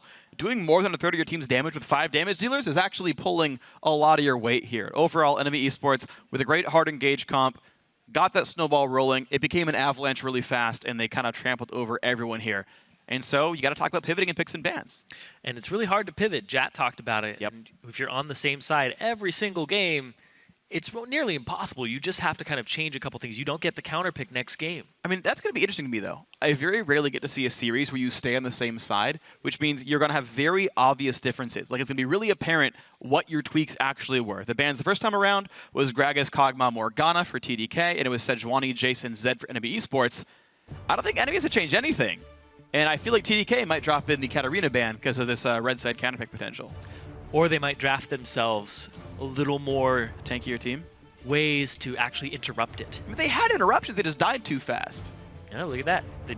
The actual change is the Hecarim ban, subbed out for the Morgana ban. So no Morgana ban targeted towards body drop. He'll get his pick champion, but he might even just go with Annie again if they're looking for the team fights. And Yep. They left the Sejuani open to ban away Aurelia, but that means they trade back Nidalee. So they say, you know what, we're fine with this one. Morgana silver body drop, but now we get NACS Nidalee in this game. These picks are coming out so quickly. They are so fast. These teams know what they want, and you can see how happy they are with these picks that they're getting. Body drop gets his Morgana. Inox gets his Nidalee. Yeah. I mean, he was on a team called Napkins in Disguise, NID, only because he wanted the team acronym to be NID. Yep. So he was like, NID, what's it stand for? I don't know, Napkins in Disguise. Whatever, I don't care. I just want the name in there. Yeah, but TDK, though, I mean, they've just got to take the entire comp that NME Esports had last time. Hey, look, it's a team with Sivir Annie. Look, guys, we get some hard engage. Yay, isn't life grand? And you got to feel that's going to be pretty nice for these guys overall. Of course, the Sejuani for Seraph also going to be a pretty happy thing. This is actually a situation where it becomes more outplay again. The hard engage against a Nidalee fares extremely well. It's what shuts her down. Every time somebody drafts a Nidalee, it's like, did the other team draft hard engage? Okay, they have ways to shut her down. Morgana can keep her safe. Whatever else NME Esports drafts with them. Now in the 3-4 slots for them, do you draft a tank wall to keep them safe? Do you draft hard engage to counter? Do you draft peel? No. You draft mid-game. You draft early mid-game pressure and hope it snowballs in from there. You can see the Tristana picked up here for the turret pushing power. I believe the second half of Explosive Shot can be spell shielded, so the direct matchup of Trist versus Sivir is actually pretty weak. But turret pushing power going to be there. She'll be safe with Black Shield, so even the threat of engaging is not even going to exist. And the siege power of a Nidalee as well is quite strong, and hopefully they can have Maokai hold up in the top lane. That's counterpicked by a Gnar from Seraph here. And they think Seraph can beat up Flares on this matchup, and once again, Kyle does get Lissandra. So if you wanted a hard engage, find a team better than this at it. Right now, TDK have all the teamfight tools they need. Seraph's going to be grouping up a little bit more than he would actually be split pushing previously. Does have a good matchup against Maokai as Gnar. Both top laners have good gank assistance. So the last thing that's actually being drafted here, that could still be a jungle Nidalee for Trashy. It's most likely for Inox, but right now they get to see the Lissandra and they get to think about this. Do they really want that Nidalee to go against the Lissandra mid? That's true. Definitely a question worth answering. And as they look up what that is going to be, I actually like the brand of tank picked by Seraph, by the way. Oftentimes you see Sion as the big top lane tank to help your team fight. But Gnar is something that has real kill pressure in the one-on-one, that can bully people out of lane and really get some turret pressure down.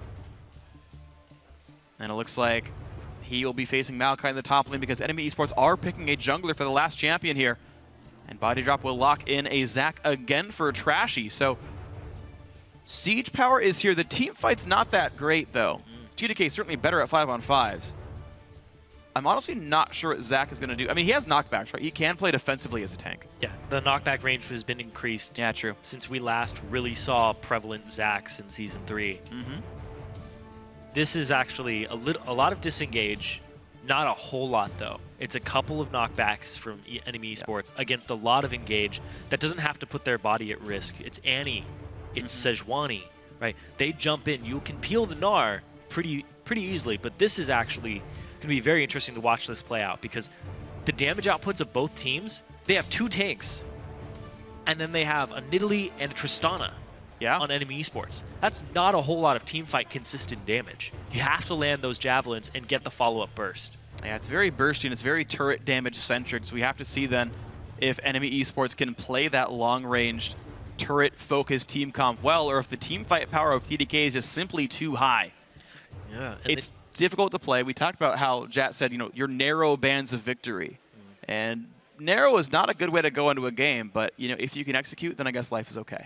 Yeah, and also on the flip side, you know, they have the Nidalee and they have the Tristana. Not a whole lot of damage there unless you're landing the javelins. But then you look at the opposite side, TDK, Kyle, Lissandra, Sivir for Louis GG. So some consistent damage there with the Lissandra, some upfront burst, but pretty low damage AD carries across the board. Yeah, well, we're going to see what happens. Make sure to keep those tweets sending our way. Hashtag TDK win or hashtag NME win to @LOL Esports. We will check the vote in just a few minutes. Game 2 of this best of 5. The winner is going to be joining the North American LCS, guys. Keep it up for your favorite teams as we get ourselves into the match. And I want to keep an eye on Inox on this Nidalee, this signature pick for him in the mid lane. He's been a really driving force for enemy, and you saw it in that last game too. Welcome to Summoner's And we'll have to see just how well these players can put on for their teams. TDK They respect their opponent's entire lineup, but according to Kez, NME's key player right here, NOCS, resides in the mid lane. I'd say the key player for NME is their mid laner, NOCS. He is experienced and he works really well with their jungler. What they usually do is when NOCS gets a lead on the opposing mid laner, they kind of like work together, they get the vision together in the enemy jungle, and then they kind of like do the 2v1s inside the jungle. We'll see what happens in this game right here. And you can see how he's landing those javelins. I was talking about spear accuracy. It looks like he's got it down from the early game. He's just tested his throwing arm. He's warming up. Oh, he seems plenty warmed up. He threw daggers just fine last game. Slightly bigger fare here with javelins, but you expect it'll work out. Took the cleanse as well to deal with the lockup. Annie stun, Sejuani ulti, Lissandra ulti. A lot of things that can keep him in place. Oh, he missed one. What a loser. Shameful NOCS. So lane swap situation again here. Looks like NME Esports choosing to get away from the lane as they send their duo top lane. Again, I think the matchup's pretty weak. And of course, Tristana, interesting artifact about her is the early game turret damage sort of debuff that you have early on that keeps him from going down. Works against auto attacks, but not against spells. So the explosive shot from Triss could be really good at knocking them down. And something that we didn't touch on is Seraph is still going with Smite in the top lane. Oh, yeah, he is. As a Gnar. So he's not going to have the flash Gnar ultis. Oh. Ooh. Smoothie denied level 2. So he got That's one of big. the little creeps, stops the level 2 from Trashy. Right. He's going to keep stalking him. He's going to keep going after him in the jungle. Well, Flair's going to keep going after Kez, though. Wolf Spirit kind of stopping that one a little bit, and looks like Kez is going to be just safe. Yep, Smoothie. Hey, what's up, Trashy? Oh, all right, level 2. Now Smoothie helping him jungle. He's like, I'm sorry, man. Here, have some damage on the Wolf. I didn't mean it about the level 2. Nope, he did mean it. He's coming back. Oh! If he timed the auto with that, he would have gotten it. If he waited for an auto attack windup, that would have been a steal. Either way, though, Smoothie with more jungle camps. Flash W. Flash W's going to hit it. Will they have the knockup? Yes, they do. Kyle's not going to get away without Flash.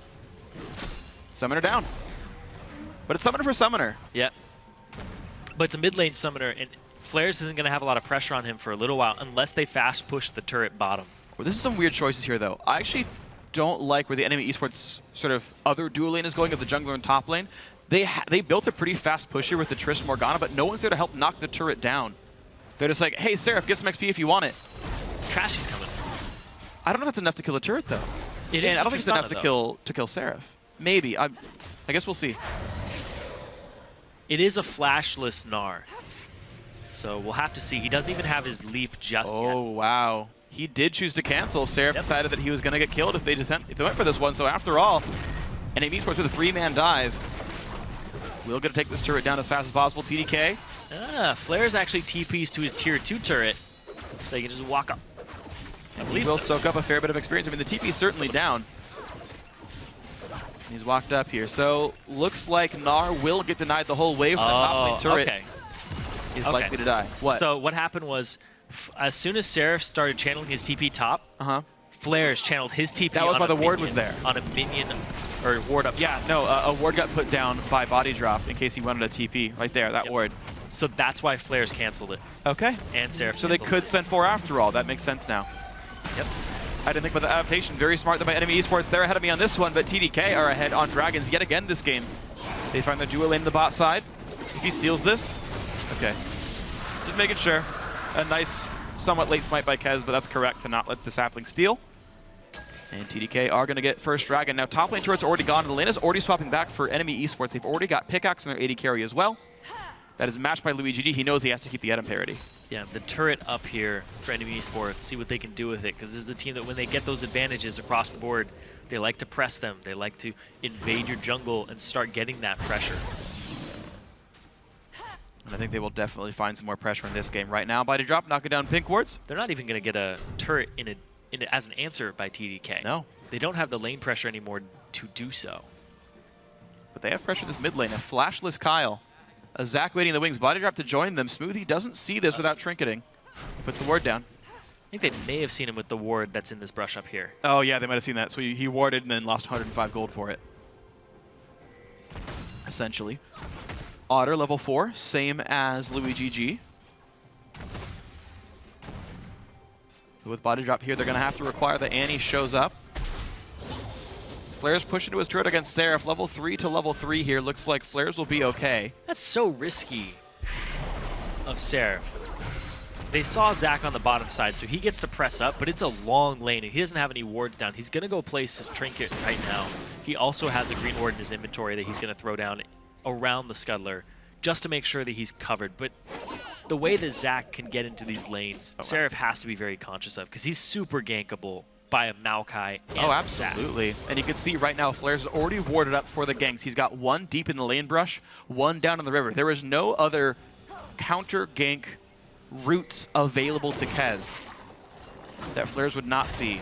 Crashy looks in for the damage, and the Kyle a bit comes in, but an easy escape all the same. That's another thing, too. Once you get that top lane smite, you're able to get the Scuttler all the time, but that's in a second. And Body Drop has to flash away from this one. No summoner he'll use, but Smoothie loses a similar amount of health. Both AD carries just wailing on the supports here. Seraph about to be Mega Gnar. Flares a level up. Yeah, 2 members joining. I don't see how Seraph gets away from this one. First Blood goes over to Flares. Nice javelin by NOX. And Seraph, he's pretty much the hope of TDK. He's always carrying them in games. And when he's in situations like this, it's really hard for them to actually get out of it and get him back on top. Yeah, he's down 10 CS. Bomby Cinder here, so it will still be that same Cinder Hook play up there. Kez looking to counter the bottom lane. Body drop is very low. Nice spell shoot by Luigi G. Out goes the rocket jump, but Kez gonna find the flash. This body drop. Flash Q comes in. Summoner heal traded. Exhaust is in, but the stun lands from Annie. That's the first kill. Smoothie, will he survive Otter with Summoner heal? The answer is yes. Otter flashing out, but here comes some more members of the team. Javelin will miss. Flares rooted up, and it's gonna be everyone else in the front line. Smoothie gonna drop down. It's a 1-for-1. Into the back line goes Seraph. He is not Mega Gnar though, and Otter might just get the kill here. Doesn't quite go for Seraph though, and it will still be the kill. Inox now chased down. More kills coming in. TDK make this a 3-for-2. Make that a 4-for-2. TDK come out far ahead. TDK winning these early team fights, the immediate collapses with the TPs. They're also going to get a turret off of it too. 800 gold, 1,000 gold up now. Yeah. 8 minutes in. That's a 5-on-5 in the bottom lane in 8 minutes. Man, what a great team fight by TDK though. What wonderful play. The chunks down body drop, push back into that turret, make him run away, still get the kill, and just Otter couldn't do anything to help. Nicely done by TDK. And the team is doing, both teams are doing really good jobs of coordinating what's up and what's down. And what astonishes me here is that TDK, Smoothie, doesn't speak the same language as the rest of the team. He has to have Kez translate for him in the moment. And you see him flash forward there to just continue the engage on the Annie. And then the immediate collapse from NME, but the positioning is actually superior once they get past that turret. And they don't have turret aggro anymore. This is actually a disadvantageous fight for NME to continue with instead of disengaging. Inox jumps in trying to clean up, but then he pays for it as well. And you can see that overall the result is that 1,000 gold lead you mentioned. TDK equalized the turret, they got the kills, a lot of good things in a row. Even some ward sweeping now for Kez, trying to get the aggressive wards out of his own jungle. Trash was putting in here. Mid lane, they got a support. Waiting for some pressure. Down bottom though, this item disparity, it's a BF sword to a crit cloak. Yep. So Luigi G now has pressure in this lane. Yeah, he's gonna feel pretty happy on Sivir. And it's a longer lane too, since he got that bottom turret. Yeah. Now I want to see what they do, because as soon as NME got a turret, they immediately swapped the Sivir into a different lane. Is Louis just going to continue farming? Because he did that last game on Fate. Yeah, Luigi G can't do a whole lot in this bottom lane anymore, because you can't realistically expect to pressure tier 2 here. It's not solo queue. People gotta remember that minion waves exist, and his life should be fine. With the bonus AD, he clears waves really, really fast. And I actually want to see him shove waves and show up. There's no wave clear from Nidalee, and someone still has to control the bottom lane when it does push out. I actually would want to see a little bit more mid-game pressure. The only way NME Esports, I feel like, wins this game is by having a strong early and mid-game. And TDK can completely crash that by knocking another turret down. But they're going to be stuck in a 2-on-2. I actually want to see Luigi G push this and just shove mid with Lysandra. Clear 2 waves, walk mid, you have a minute to do whatever you want. Like, what's the ranged wave clear? The Nidalee isn't going to do it. You force Otter to go back to mid, and you're like, exactly. I mean, at worst, you get the same lane you had already. Yeah, it's true. And TPs are not up just yet from the top laner, so you're not going to see any of those fights break out. So not pushing that advantage, but they do get to keep dragging pressure. They don't give up the bottom lane. That's true. But they don't. Well, you can do that from they don't, anyway. They don't push anything. Yeah, they don't get the mid lane afterwards. They see Kez here. He is 7, so he has that ultimate ready. Okay, so right now, Kyle holding the mid lane. He is permanently pushing mid first. He gets to always react before NACS does. The team clears a bot lane wave. They walk the dragon. There is going to be no contest for this one. Very smart choices. They even sent Seraph down because his teleport was down. They had him walk back up to the top lane now that it's been secured. They will not lose turret pressure. He will be there in time before Flares reaches it. And so far, TDK, they played for the dragon. Now they go mid. There's the play that I was expecting all along. And there's going to be, ooh, misplay by Smoothie. But again, not a lot of defensive tools available.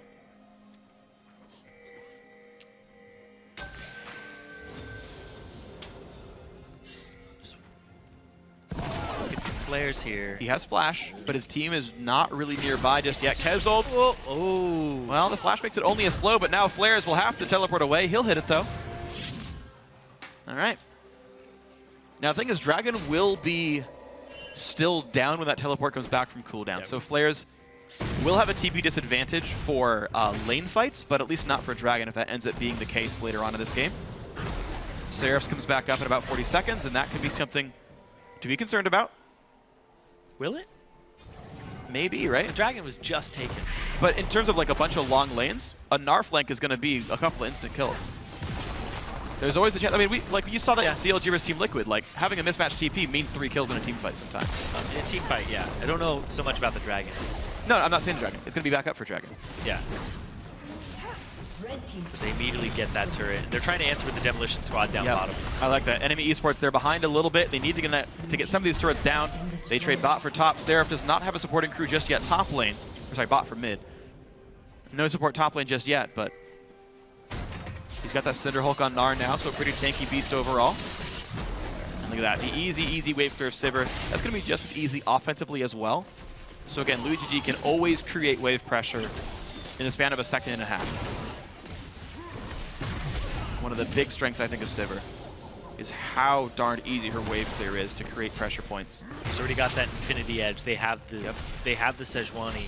They should group up. They should start pressing these objectives from TDK's side because they have these spikes for themselves. They have this very prevalent team fight. Yeah.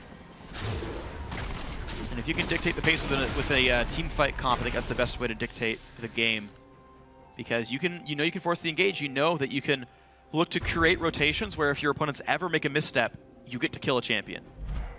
Body drop trying to keep ward control up. He's walked all the way around the map to get a pink ward on the top lane tri-brush. His Sightstone charges should still allow him to put wards elsewhere. But you're seeing a pretty dark map overall. There's a couple of pink wards up and very, very few stealth wards. Almost none of them are even red. I really don't see any wards for NME Esports. 2 pinks. This last outer turret. There's one. It was being covered. Yeah, it's not my fault. Thanks, observers. Appreciate it. They got you. They got you. I'm glad you're on my side. Sejuani's trying to sneak into this brush up top. They pink ward to make sure that there's nothing there so he can actually get into this brush. Body drop has an instinct that they're there. Going to make it in time? Even though the Q missed, they're not going to show. They know there's a chance. The thing is, he can still ult from the other brush, so I mean, I don't think it's bad to be here. He sweeps to make sure that brush is empty too.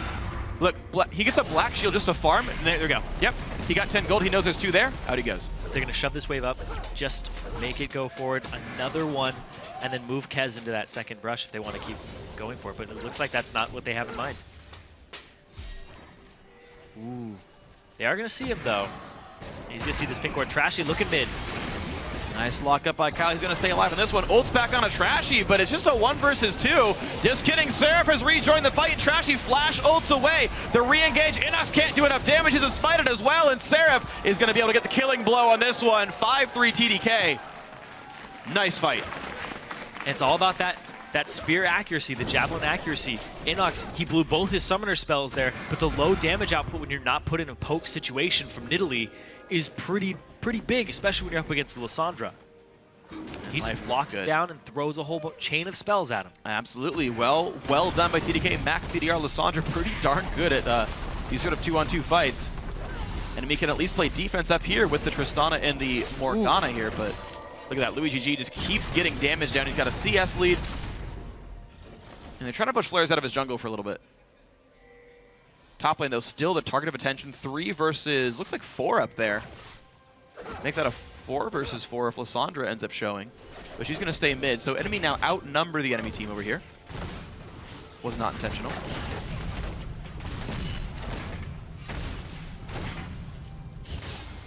They're trying to get this last outer turret down from NME's side.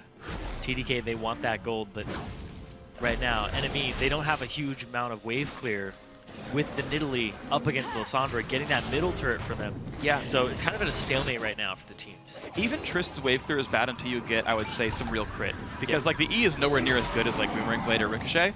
Once you get some crit, you can like crush the waves down, but that's not really happening here. Otter continually getting pressured. It's just thankful for them that TDK have low range themselves, and so pushing the turrets down can be difficult. But Annie, Sivir, and Gnar, at some point those things do get chunked down. Attempted gank, they will land the stun on a Smoothie. Will they go for more? And this one, of course, there's no ult from Trashy. Stun gets used, Morgana joins the fray, but the flash out, and now in comes Seraph indeed. There's the Q, and Luigi G forced the team away, and Body Drop will die despite the exhaust. Inox comes in, but Seraph is tanky. Kyle, to buy some time for himself, will self-ult to get away from explosive charge, but the counter gauge still going to land. Auto rejoins, Kez, a 3-man stun. That's going to be the turnaround, but is it really? As more kills keep coming through, Inox heals himself, but Seraph still claims the kill. And now Otter on the run, slowed down by Permafrost. Seraph bound to be Mega Gnar, throws in the house. Nice dodge by Otter, throws another one? Not even. 2 for 2 overall. What a close game. Actually, Body Drop went down there. Okay, 3 for 2 then. Right? Yeah, he died at the start. It's just so early on still. He's able to respawn by the time the fight is over. That's a 3rd dragon. Yeah, that respawn too. This is now a pretty good lead for TDK. They're only up 2,000 gold, but they're up 3 dragons. That's a very big deal. And the fact that NME Esports cannot team fight is scary. Inox doesn't land a whole lot of javelins here. And you can see that when he does, like, everybody's saving their flash for it. Kyle saved his previously. He missed 2 right there. And the 3rd one misses again. He's not hitting these spears in these fights, and they'd be very different if he did. Right here, he doesn't even hit Seraph with that one. Inox doesn't land a spear in this fight. Gets locked up, hits that one onto Seraph. That's one near point blank, and then he gets taken out afterwards. So the spear accuracy is so important when you're playing this Nidalee, and he's just not on point right now. Yeah. I'm honestly surprised enemy fought that team fight at all. I realize they got the initial catch on a Smoothie, but that guy has flash. And without a Zackle, that guy's not going to die anyway, and you can see right there that's exactly what happened. They need to wait for that Loot and Zeko to come through finally onto Nidalee for this poke to matter. Once that comes online, Inox can start really chunking people out in team fights. But I think that was greedy for NME Esports to pick that fight. And just like last game, the first team fight went to TDK. They're going to try to get some turret damage here. Going to be very, very little there. Kyle has that CDR, able to clear these minion waves very quickly with his Q. He's also going Luton, by the way, so his wave clear is even better. And the lack of wave clear on NME is becoming more prevalent. Once Otter, if he goes for the static shift, he'll have a decent amount. But before that, they're really struggling to clear waves out. They're just kind of pokey, kind of engagey, kind of pick-oriented. Whereas TDK is just flat-out team fight. And they're finally going to get this top turret off of a rotate there. Well, there we go, 3K gold lead right now for TDK. They finally knocking down all 3 turrets despite not being the team built around sieging. And very nice play. Enemy going to try to go for that mid turret. They're pressuring mid and bottom, but here comes the side engage. Good flank. But the ulti is on. Cleanse gets away from one, Flash gets away from the other, but Inox still chased around. Stun will not land from Seraph, and out goes NME Esports. TDK still the team dictating the terms of this engage. Otter will split push bottom lane, but he's only going to get so much pressure here. He's been trying to split push this entire time. They've been trying to buy time for him. He needs to recall. The team needs him, and he knows he's getting hit right now by Seraph. He will not reach. That Q can't land in time. Nice try, but off by about a second. Good calculation there, Freak. Yep. Don't worry. I do that like 90% of games. I'm very good at getting away from top laners with recall. You're like, he can't get me. There's no way. Oh, he got me. Yeah, I mean, I'm not always right. I said I'm very good, not great. I'm like a 7 out of 10. Apparently Otter's a 10 out of 10, though. And right now, NME Esports need a 10 out of 10 from more of their players here because sitting down 3,500 gold is not what these guys wanted to be. Their team fight, or sorry, just their comp in general has much less comeback potential than their comp from last game, where they could set up the picks, they could kill 4 people, and then take over turrets. Enemy have to play a very long, methodical game full of respecting their opponent's team fight and eking out small advantages over time. The road back for Enemy is going to be very slow. Yeah, because they're not very bursty. It's all about kind of kiting backwards. Maybe they'll get an engage that works in their favor. Maybe they'll land a Morgana binding and then the spear afterwards. But when you have 2 tanks on TDK's lineup, you can just jump in front of these spears and soak them late game. That's what I was just talking about. That kind of gun exists! But guess what? A lot of comeback damage here. Smoothie's ult comes in, but no stun available for Annie. Enoch survives, heals himself, and loses no summoners for it. Just gets 2 ultimates in return for nothing. Just some HP loss, but he's going to heal it right back up, and they're going to get some damage on this turret. They poke Lissandra out, and that's going to be enough for them to actually get some meaningful damage on it. There's the engage. Flash engage by Smoothie. Kez only gets Trashy, though, not the ideal target. Body drop with the ulti will catch Kyle, and there's the first kill of the fight. In comes Gnar, in comes Flares, knocks the team back, and this Maokai's taking a whole ton of damage, and Seraph jumping away very low himself. Buster Shot does not claim the killing blow, and Red Buff will not either. It's a 1-for-0 with control of the mid lane, and this will be mid lane turret going to Enemy Esports. They're finally going to get this last outer turret. They'll be able to get a second one off of this too, because there's no potential engage, no Sejuani ultimate, no Lissandra to get in there, and they know Sivir doesn't have hers either. Nah, tier 2 is going to be hard to kill. Oh, they just don't have the minion wave for it. They don't have the health bar either. These guys are low. Flash engaged by Kez. Seraph in with the teleport, and Trashy will get split up into pieces. Otter trying to cut away, but Seraph does a whole lot of damage and knocks him down on the comeback of 2-for-0. Immediate reaction there. Seraph with the carry, they jump in. And that even took me by surprise. I thought they'd be able to pressure it, but no, they didn't have the minion wave for it. Over-aggressing for a little bit too much. It's only 22 minutes into the game. Respawn timers aren't that long, and Seraph's teleport, a pretty big deal. He had like 60 HP. Yep. He just backed, sat on the fountain, and TP'd in from the flank. Kez flash queued, was like, I got you, man. And if there's anything that Seraph's really good at, it's those TP positionings. Yes. Which ward he's going to jump to, yes, and having his team set him up for it beforehand. Because this is just beautiful. The fact that Kez starts the fight, the communication they're having to continue this engage, they bait them in, and then they flash out. Louis GG still staying alive as they pick up that kill. Really well done there by TDK to get more off that fight when they had actually lost that previous engage. That's the thing. Enemy Esports' advantage are slow and arduous. TDK is explosive. You can see right there just the ability to come back into that fight and do whatever they wanted here. And Enemy Esports looking at Dragon number 4. They want to get this away from TDK and get one for themselves. There's the engage, so they go in on towards Kez. That's a pretty tanky champion. Righteous Glory popped, and in goes Kyle. Pops the ulti onto himself, buys a lot of time, and body drop goes down. Trashy's to follow as well, and the poke doesn't do enough. Otter pushes back Seraph, but takes a crossblade to the face. One more attack will do him in. Dragon still on the table. Luigi G gets him with the house from Seraph. That is a 3-for-0 and Dragon to follow. That's number 4. TDK well in the lead. Seraph just dueling Otter in the backline. Otter had nothing to say in that fight because he was having to deal with that big Gnar who's doing a lot of damage with that challenging smite and all those auto attacks that allow him to keep up. And so TDK looking really good. We talked about adaptations in the series. Best of 5 to join the North American LCS. You get crushed game 1 by a team fight comp. Pick it yourself. Take the Sejuani to the left up, grab the Sivir Annie first round, or second round, I guess, technically, and take the team fight comp. TDK's fights have been darn good here. And this is actually extremely important for how pick bans go continuing forward. Yep. Because TDK showed they don't care about the Nidalee. They'll give up the Nidalee to Inox if they get the Sejuani. There is no scenario in Champion Select where Enemy walk away with a Sejuani. Unless TDK let them do it. Well, they're always going to take it, from what I've been seeing. They're pretty much going to first pick that every time for Kez. So there's no world where Trashy ends up getting that champion.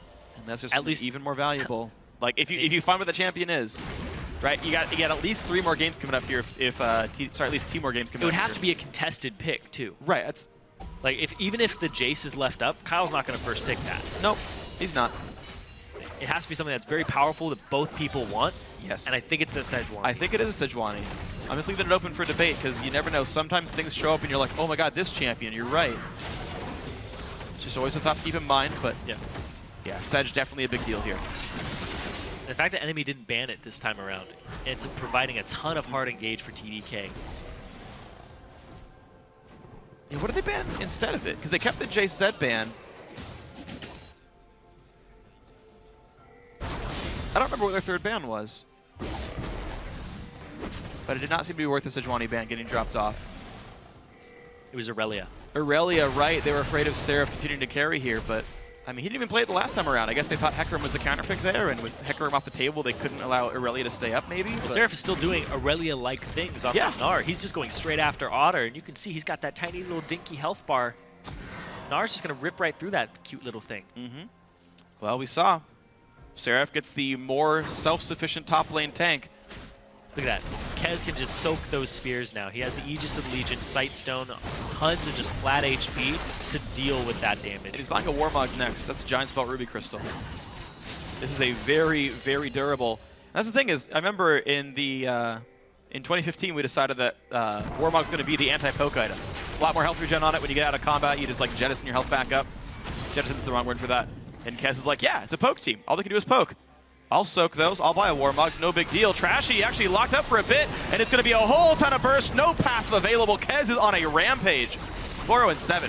7,000 gold lead now for TDK. They have all the ultimates, except for that Kyle one, to start this next fight. They have to give up this turret, because they're just going to force them off. There you go. There's the rush on in, and out goes the rest of the team. It's a 5-on-4. What are you going to do about this one? Javelin's still missing. Inox not getting a lot done with this Nidalee here. And TDK can now choose what they want to do with the rest of the map. Of course, Dragon's up at about 4 to 3 minutes here. And that would be Dragon 5 pretty early on in this game. In a lane swap situation, Dragon 1 comes early, which means Dragon 5 comes early. And NME Esports may not be ready to defend that either. And TDK have been getting those early Dragons with double smites. Yeah. Both games. It's supposed to be a part lane of the strategy swaps. too. Yeah. I mean, it's just like their dual lane ends up bottom in both these games so far. I mean, you don't really need their dual lane doesn't even have to show up. They just send their top laner in there. I mean, it's been very good. It's been very impressive play so far. TDK have had strong early games both times. This is the first time their mid game stayed good. Yeah. The team fight power of NME Esports is not as strong here. TDK is absolutely amazing.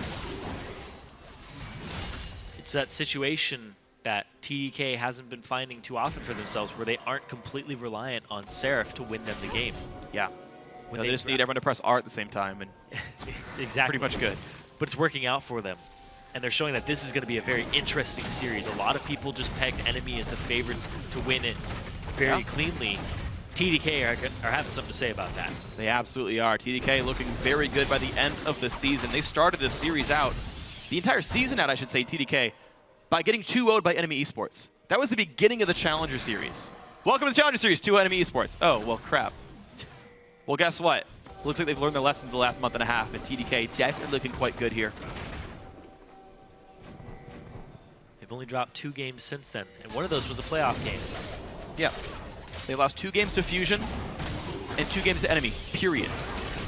I guess now 3 with game 1 here. But TDK have only ever lost to the top teams in Challenger. They've 2-0'd the rest of their competition. They're making a comeback here in game 2, and what better time to do it? TDK looking for that next team fight win. Ooh, late spell shield by Luigi G. Half health from Javelins. You can see what the poke power can be from NME Esports. It's just so unreliable right now. It's hard to say this comp has a good chance of winning. I see the idea behind it, though, because they have point-and-click lockups. The binding power, they have split push. The binding lands, right? You have that siege power, you have the potential, but the hard engage is just something that's going to crush the Nidalee so quickly. Inox, he's at 3 deaths. If he gets another death, he's going to have more deaths in this game than any other game in Challenger. That's true, man. It's been a rough road for NME Esports. Kez takes a binding and doesn't even notice he took damage. Okay, he noticed a little bit. Something scratched him. It'll Whatever. be his most deathful game of the year. That's true. Oh, what was Inox? A 4-death game.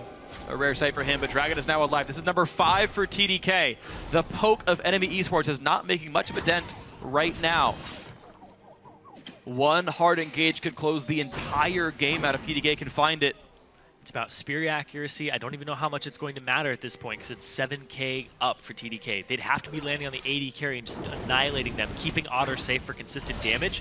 But TDK, You have to watch where Seraph goes. You have to watch Kez and Kyle, as well as Smoothie's engage. There's just too many people to watch. Tanks in the front line, block the hard engage, block the stuns, dragging that to 2K. There's the flash engage. Timbers hits 2, Glacial Prison hits 3, and that fight has begun. They've already split up Zach and a Blaublitz. Kez, though, gets traded back and will die. A double kill for Maokai. Seraph locked over the back line, but in goes Otter. He wants more, but he takes the stun from Lissandra, and Flares will get dropped down by Louis GG. Inox 1v1 on Seraph. It is a 2 versus 2 right now, and it's going to be a bind to get the team away. Seraph will stay alive through all this, and Louis GG going to get himself a dragon. That clean play there by Louis GG at the end for the triple kill, just massacring them when they were all on top of each other.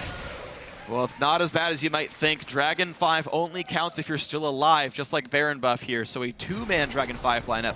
And they're going to have to spend some time clearing waves away. Louis GG in this side. Looks like Gnar on the top. And we've seen now, by the way, that NME Esports can look okay in a 5-on-5. Inox trying to do some damage control here, getting a turret back for his team. Trying to close that gold gap a little bit. This is just, it looked like it was going to go TDK's in NME's favor, actually. Inox doesn't get caught here. And the engage looks good. Kez is in there, but the follow-up damage. Seraph is bound. He can't get into the fight. Kyle is in the backline and can't get his damage off. This looks like it's going to go NME's way when Flares picks up those kills. But then right here, that ultimate from Kyle, just to get the damage on 3 members, and Louis GG just sending all of his ricochets across them and the boomerang blades to pick up those 3 kills. Man, I can't believe Butterdup didn't die at the start. Yeah. He was one of the guys who got stunned, flashed away, barely lived through a Gnar ult. It was a nice snipe by Inox to knock down Kyle. That's a big part of it too, is they spent a lot of resources to get body dropped and he didn't die. Yeah. A lot went NME's way there, and yet it was still a fight that TDK, I think, won overall. They're able to now push up in the top lane here. A lot of turret damage from Louis GG. And Seraph will teleport to hold the mid lane because, by the way, Inox and Otter were trying to do some stuff in this one. Seraph will hold that, but top's getting pushed on in. This is going to be a big risk because TDK going to get a lot done. Seraph is on recall stopping duty. He's doing that quite nicely. Into the inhibitor they go. That's going to be the inhibitor taken. No contest. TDK inside the base. And we talked about how TDK prey on the mistakes of their enemy shot calling. Right there you see it costs enemy an inhibitor and it cracks the base. So that's really big. That's a really big point of the game right there, because now TDK have so many options. That option is Baron right now, though. What do they choose? They choose the biggest objective left on the map. NME Esports could choose to contest. They've got to know this is a likely situation, but it's down to 3K already. 2 smites, it's gone. Seraph is smite, but it doesn't matter. Trashy gets locked up. He does not have a passive in this one. Inox gets exploded. Glacial Prison not required. Goes through his corpse. Louis GG gets binded, but Otter can't do enough damage to do anything meaningful. And it is the kill onto Trashy in the backside. Binded up, not getting jumped on the flash. That's the kill. Louis GG on Sivir is legendary. A double kill for him, and Flares getting chased around by Seraph. Meganar with a Dragon 5 buff, doing plenty of damage to this tank. As soon as he gets mini, he's going to just clean him up here. Minions help. Will he pull? There we go. Gets the ace.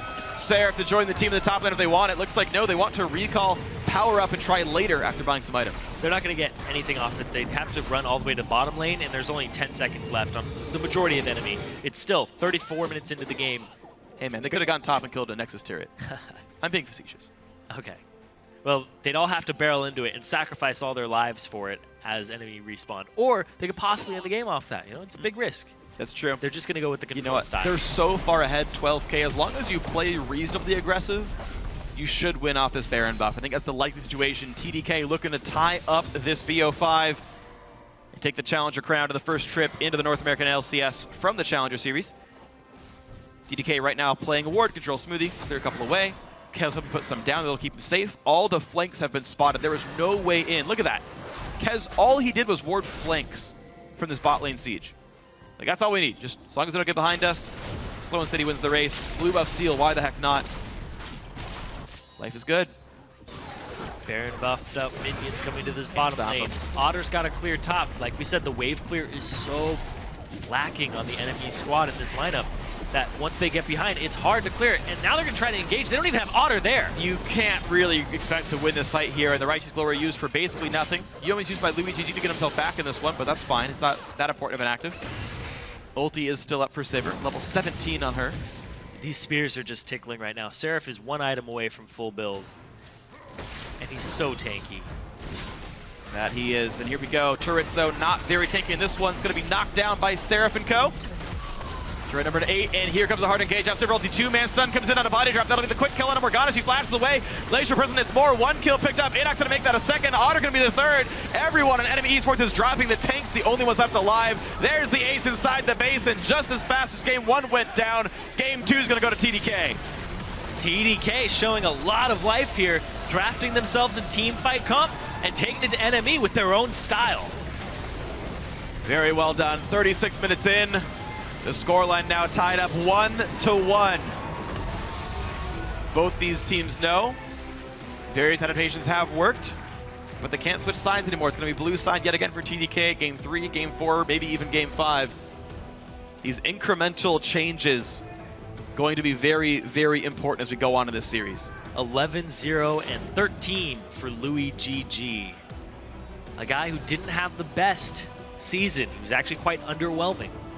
Now, stepping up, doing twice the damage of Otter. And it was a very low damage composition. If Inox was not going to land those early spears in team fights, and you're just going to have them flashed away from dodge, it wasn't going to go their way. And like Jat was saying, you don't draft enough options for yourself.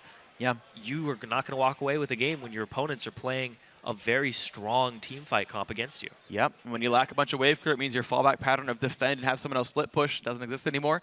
And if your opponents don't make really bad choices around Baron, you don't get those freeways in either. And Kez, a pretty risk-averse shot caller, did not give any obvious options back on in. There was a team fight that, they unfortunately couldn't quite kill the guys they stunned, and so it became a 3-for-3.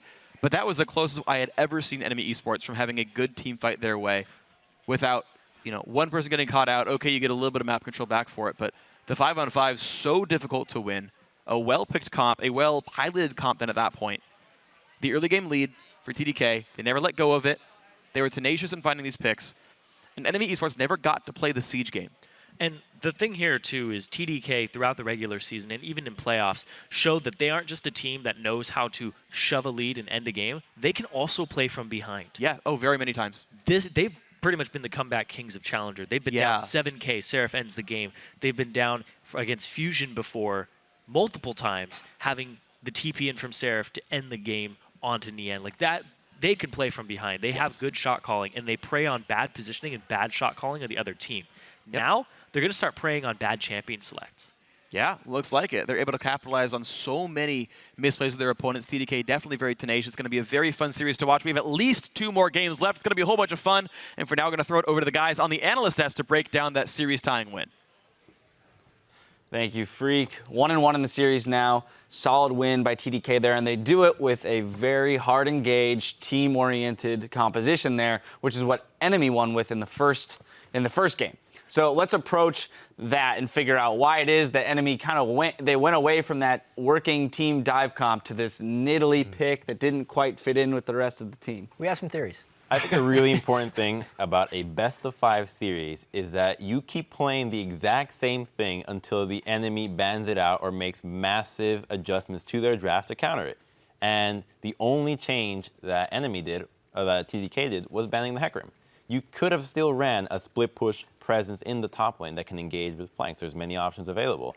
But you didn't, why would you switch back to some sort of pseudo poke composition with the hard engage has been working wonders for you. Just ban the Sejuani away and pick the same hard engage comp again. Take away the Sivir Annie in the first 2 rotations, and now you win. Yeah, I mean, one of the things that I was really complimenting NME on in the first game was they were picking for the team. Like their last pick, their Katarina counter pick, they didn't use it to counter pick the lane. He actually picked into a bad lane, but he picked for the team, and they benefited greatly once they grouped up. But this time around, it seemed like a little bit more greedy with their I think a little bit that was Everybody arrogance. just wants to play Nidalee. Inox just wanted to play Nidalee. That was his thing that he was going to do, and they won the first game so convincingly, it almost felt like they could do whatever they wanted in this game. The strange thing is, as far as why would they do this if we take ego or arrogance out of the picture, it's because they were probably afraid of Aurelia with Hecarim banned. Some top laners see Hecarim as the only real Aurelia counter, and Seraph is a carry for TDK. The thing is, Seraph has shown he's on the TP Smite hype train for top lane. So Aurelia is not really a TP Smite kind of top laner. You'd be surprised. All right, you can do it on anybody, but I mean, it's not something to be that scared of. Like the TP Smite Gnar, the beauty of this is you get ahead. If you have Smite on a top laner, you scale like no other top laner because you have not only percentage HP, but also the challenging Smite in the late game is ridiculous. Mega Gnar had like 4,000 health 25 minutes into the game. And he's doing true damage. Here's something really interesting about the team comp that TDK has been running in the two games. Both the top lane and jungle have percentage damage of max health with the Gnar, with the Shyvana, with the Sejuani, and the Nidalee. So they're able to shred down objectives. The early dragons that we see with the dual smites go down really quickly. And if NME is running tanks or any high health point target, they're going to be able to shred through that really easily. So they're prepared to counter any tanks that NME is throwing at them. And you see Zach dying really quickly in these fights. Yeah, I think we need to give props to TDK. Instead of being so negative for the enemy changing what was winning, I think we give a lot of props to TDK for taking away a lot of the tools that NME used and having a much better game plan coming out. And if you do find a linchpin to their strategy, it appears that it was the Hecarim. They weren't willing to run that strategy without Hecarim. They decided to ban away Aurelia by giving up the Sejuani. They didn't want to opt into a teamfight game. Yeah, TDK making the adjustments that we had pointed out, finding a little bit more direction for their team comp. Seraph, as you mentioned, having incredible success on the TP Smite there. The Sivir going 11, 0, and 13. With a Vayne build. With Ghost Blade, Blade of the Ruined King. Very, very interesting build there, but hey, if it works, it works. I do want to pull up our one replay, which is 31 minutes into the game. 3 for 3, because this here is the one fight that looked like it could have gone NME's way, and everything fell apart midway through. Jat, if you don't mind, we're going to pull that up on your screens right now, and I'll have him walk us through it. This is the best fight that they were going to get, and a lot of it just had to do with overall target selection. We can actually just roll this clip right away here, because it was 4 dragons to 0, so we knew that enemy had to fight, and TDK gets a desync initiation because the binding landed onto Seraph, so he was hoping to transform and combo with that initiation, but no one actually touched Otter for a long time in this fight. The reason it ended up turning, unfortunately, is Otter probably assumed in the length of this fight that Lissandra ultimate had been used. Yeah. It definitely had not been used. And as you see Otter right gets now one shot. It was right there that the game is decidedly over at that point. Credit to Seraph in this game. He's basically 1v3ing over on the side of this as Mega Gnar, and that's kind of the story of the game, was team fighting versus not team fighting. Even if almost everything goes right for you, you're still not going to win the fight. Well, and that's the thing. That's kind of the theme so far of this analyst desk, is looking at the team that is making the game harder for themselves based on the composition that they've chosen. They're looking for everything to go perfectly, or for the other team to make an extraordinary number of mistakes in order to pull out a victory. Well, looking at the next draft, I think TDK won't change anything. They really like the direction that this game took, but I'd like to see NME not give away the Sejuani again, because as we saw in these fights, Sejuani would always hit an ultimate that would hit the Morgana. So Morgana did not have the reflexes to spell shield herself or somebody else, and that's going to have to change. All right, well, they do have a few more minutes to get their strategies in order before we jump into the picks and bans for Game 3. With the series tied up at 1-1, we're going to step away for a while the teams reset, and then we'll be right back after this with more of the Spring Challenger Series Finals.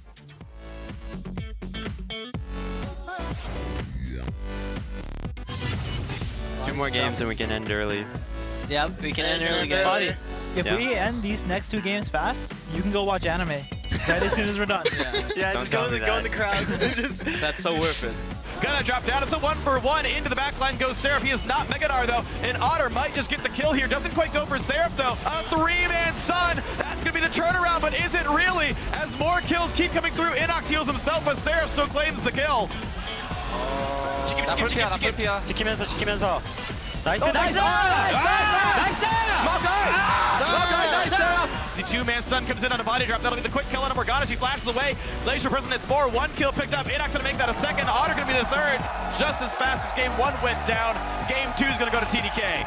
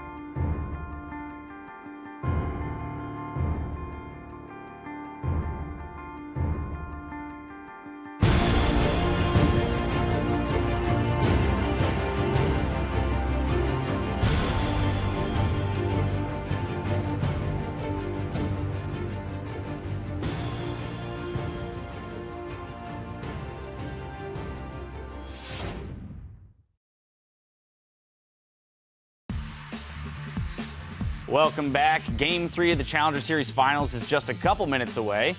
But first, we're going to break down what we think is going to happen here. Best of 3 series from here on out, 1-1. Both teams have won with a team fight-oriented, hard-engaged composition. So we're going to play a little game ourselves on the analyst desk. Predict, picks, and bans. Let's start with the bans. Gragas, Cog, Hecarim, Jace, Zetterelli is what we saw in Game 2. What's changing, if anything, on the ban side of things for these two teams? I think definitely the Aurelia ban for NME. I feel like you have to change that. Seraph, like they didn't even ban out any like meaningful champions for him, right? He has Gnar and he played Shyvana before that, and it wasn't even banned. So now, personally, these 2 games have been decided by the team fighting composition that bring a lot of hard engage. So to me, the Jace pick doesn't really make a lot of the Jace ban because if you're running hard engage, then that's the answer to Jace. You just engage on him. Like, why are you not letting it go through and just play this hard engage composition? Well, we haven't seen like Jace comboed with Nidalee. Plus, it is Kyle Jace, right? Right, but I don't expect that ban to change. But like Sejuani has to either be first picked by TDK or banned by NME. I think the reputation for Kyle coming into this was that he could only play Jace, but he's shown like decent showings on Lissandra, so there's a chance they do that. But based on him playing so much Jace, I think that stays a ban. I think the Gragas stays a ban as well, only because that's something Trashy's very good at. Gragas is super strong in this. And honestly, Hecarim's where you have to drop your bans, and you have to start trading the power picks.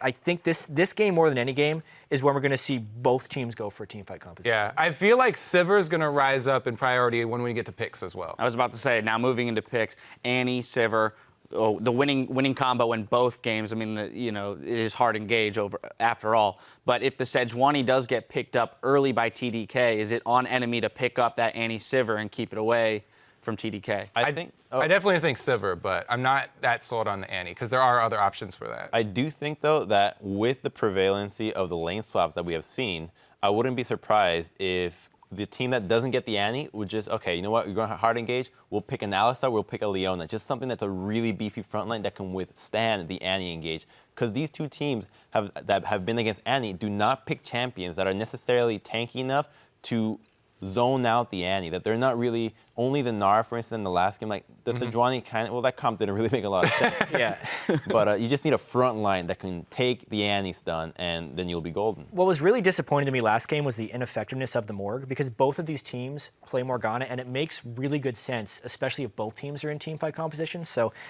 yes, Body Drop had a really bad game on Morg, but I don't think they should shy away from it in the future, especially if they're giving up a Sejuani. Being able to lock down that Morg on either side, I think, still becomes a pretty big value. I think Annie and Morg might be the 2 supports we see. Well, Morg isn't necessarily that big of a engaged champion, though. So she's more of like the peel, disengage, and nobody's really running anything that dives so hard, so it's a little bit difficult.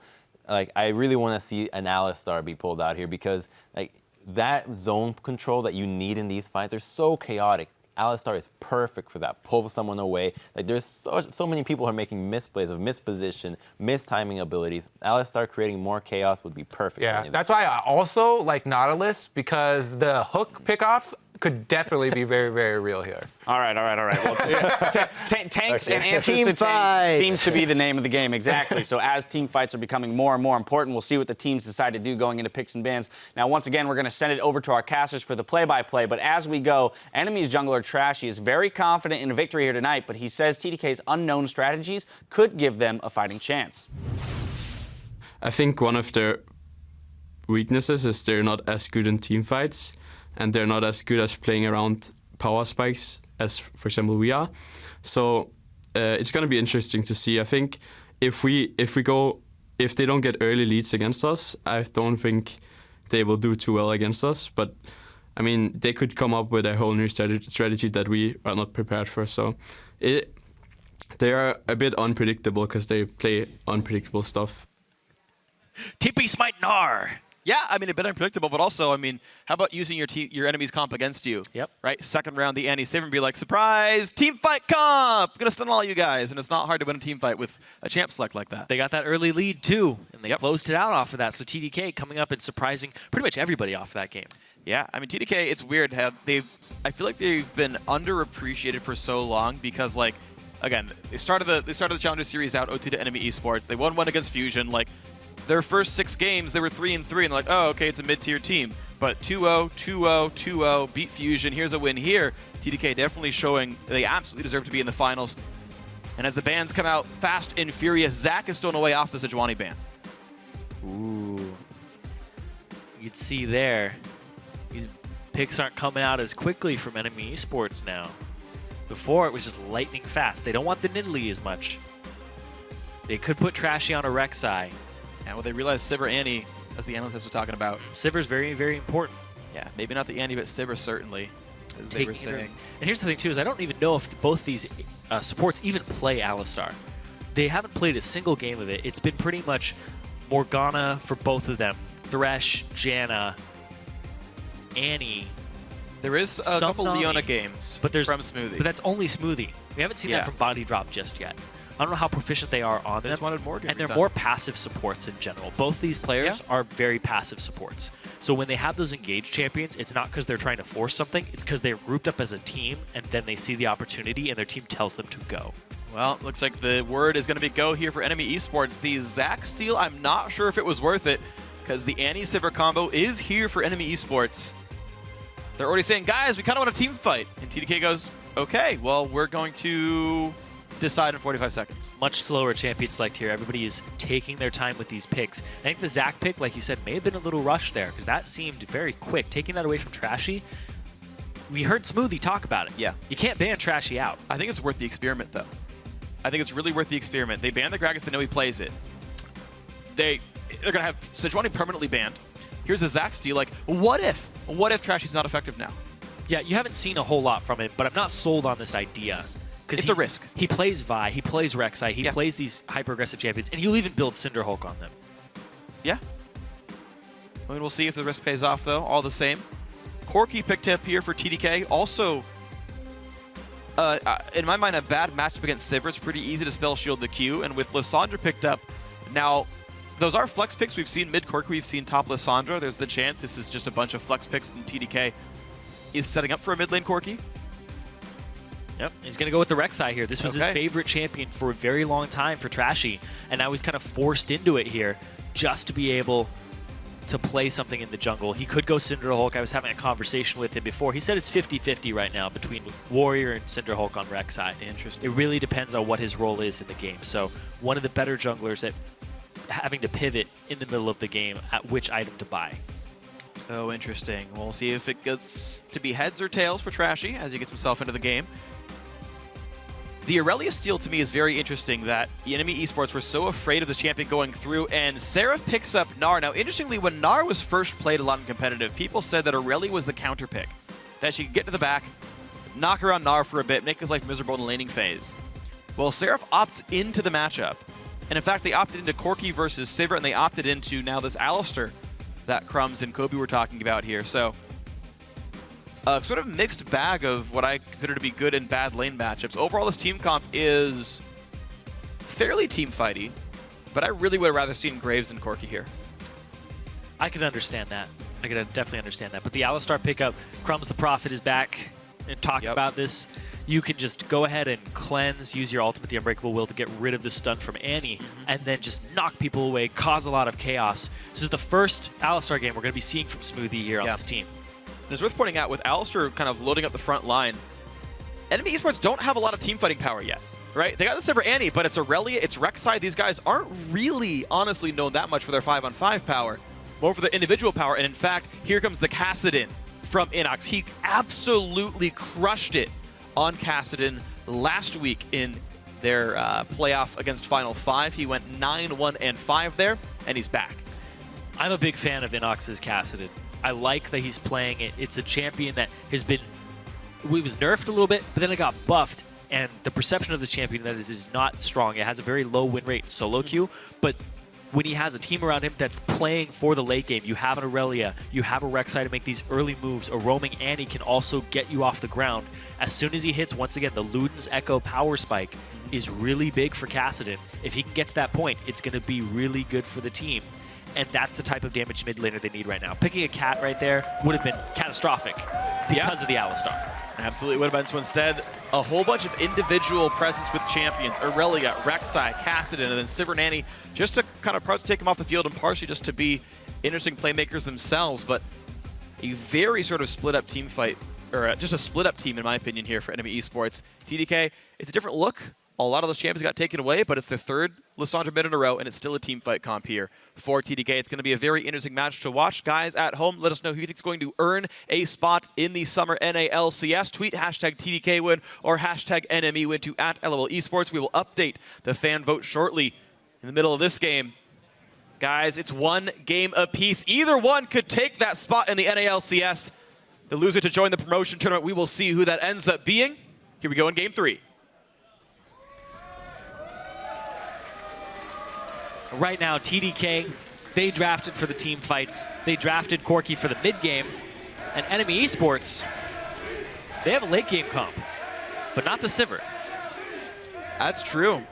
It does give them that one champion of wave clear. Sivir, I think she's actually the best defensive wave clearing AD carry. Maybe, Lucian or Caitlyn are probably better. But I think she's definitely top tier as far as defensive wave clear goes. You say she's not late game, but she can stall you for a while. Inox definitely wanted to get his scaling on. Flares, I think we expect him to do well in the lane matchup, especially with Seraph going TP Smite. Rek'Sai Irelia has a ton of gank pressure here against a low escape champion. Early game could explode for NME Esports. Yeah, I would not be surprised to see Trashy just clear top side of his jungle and then gank top level 3. Yeah.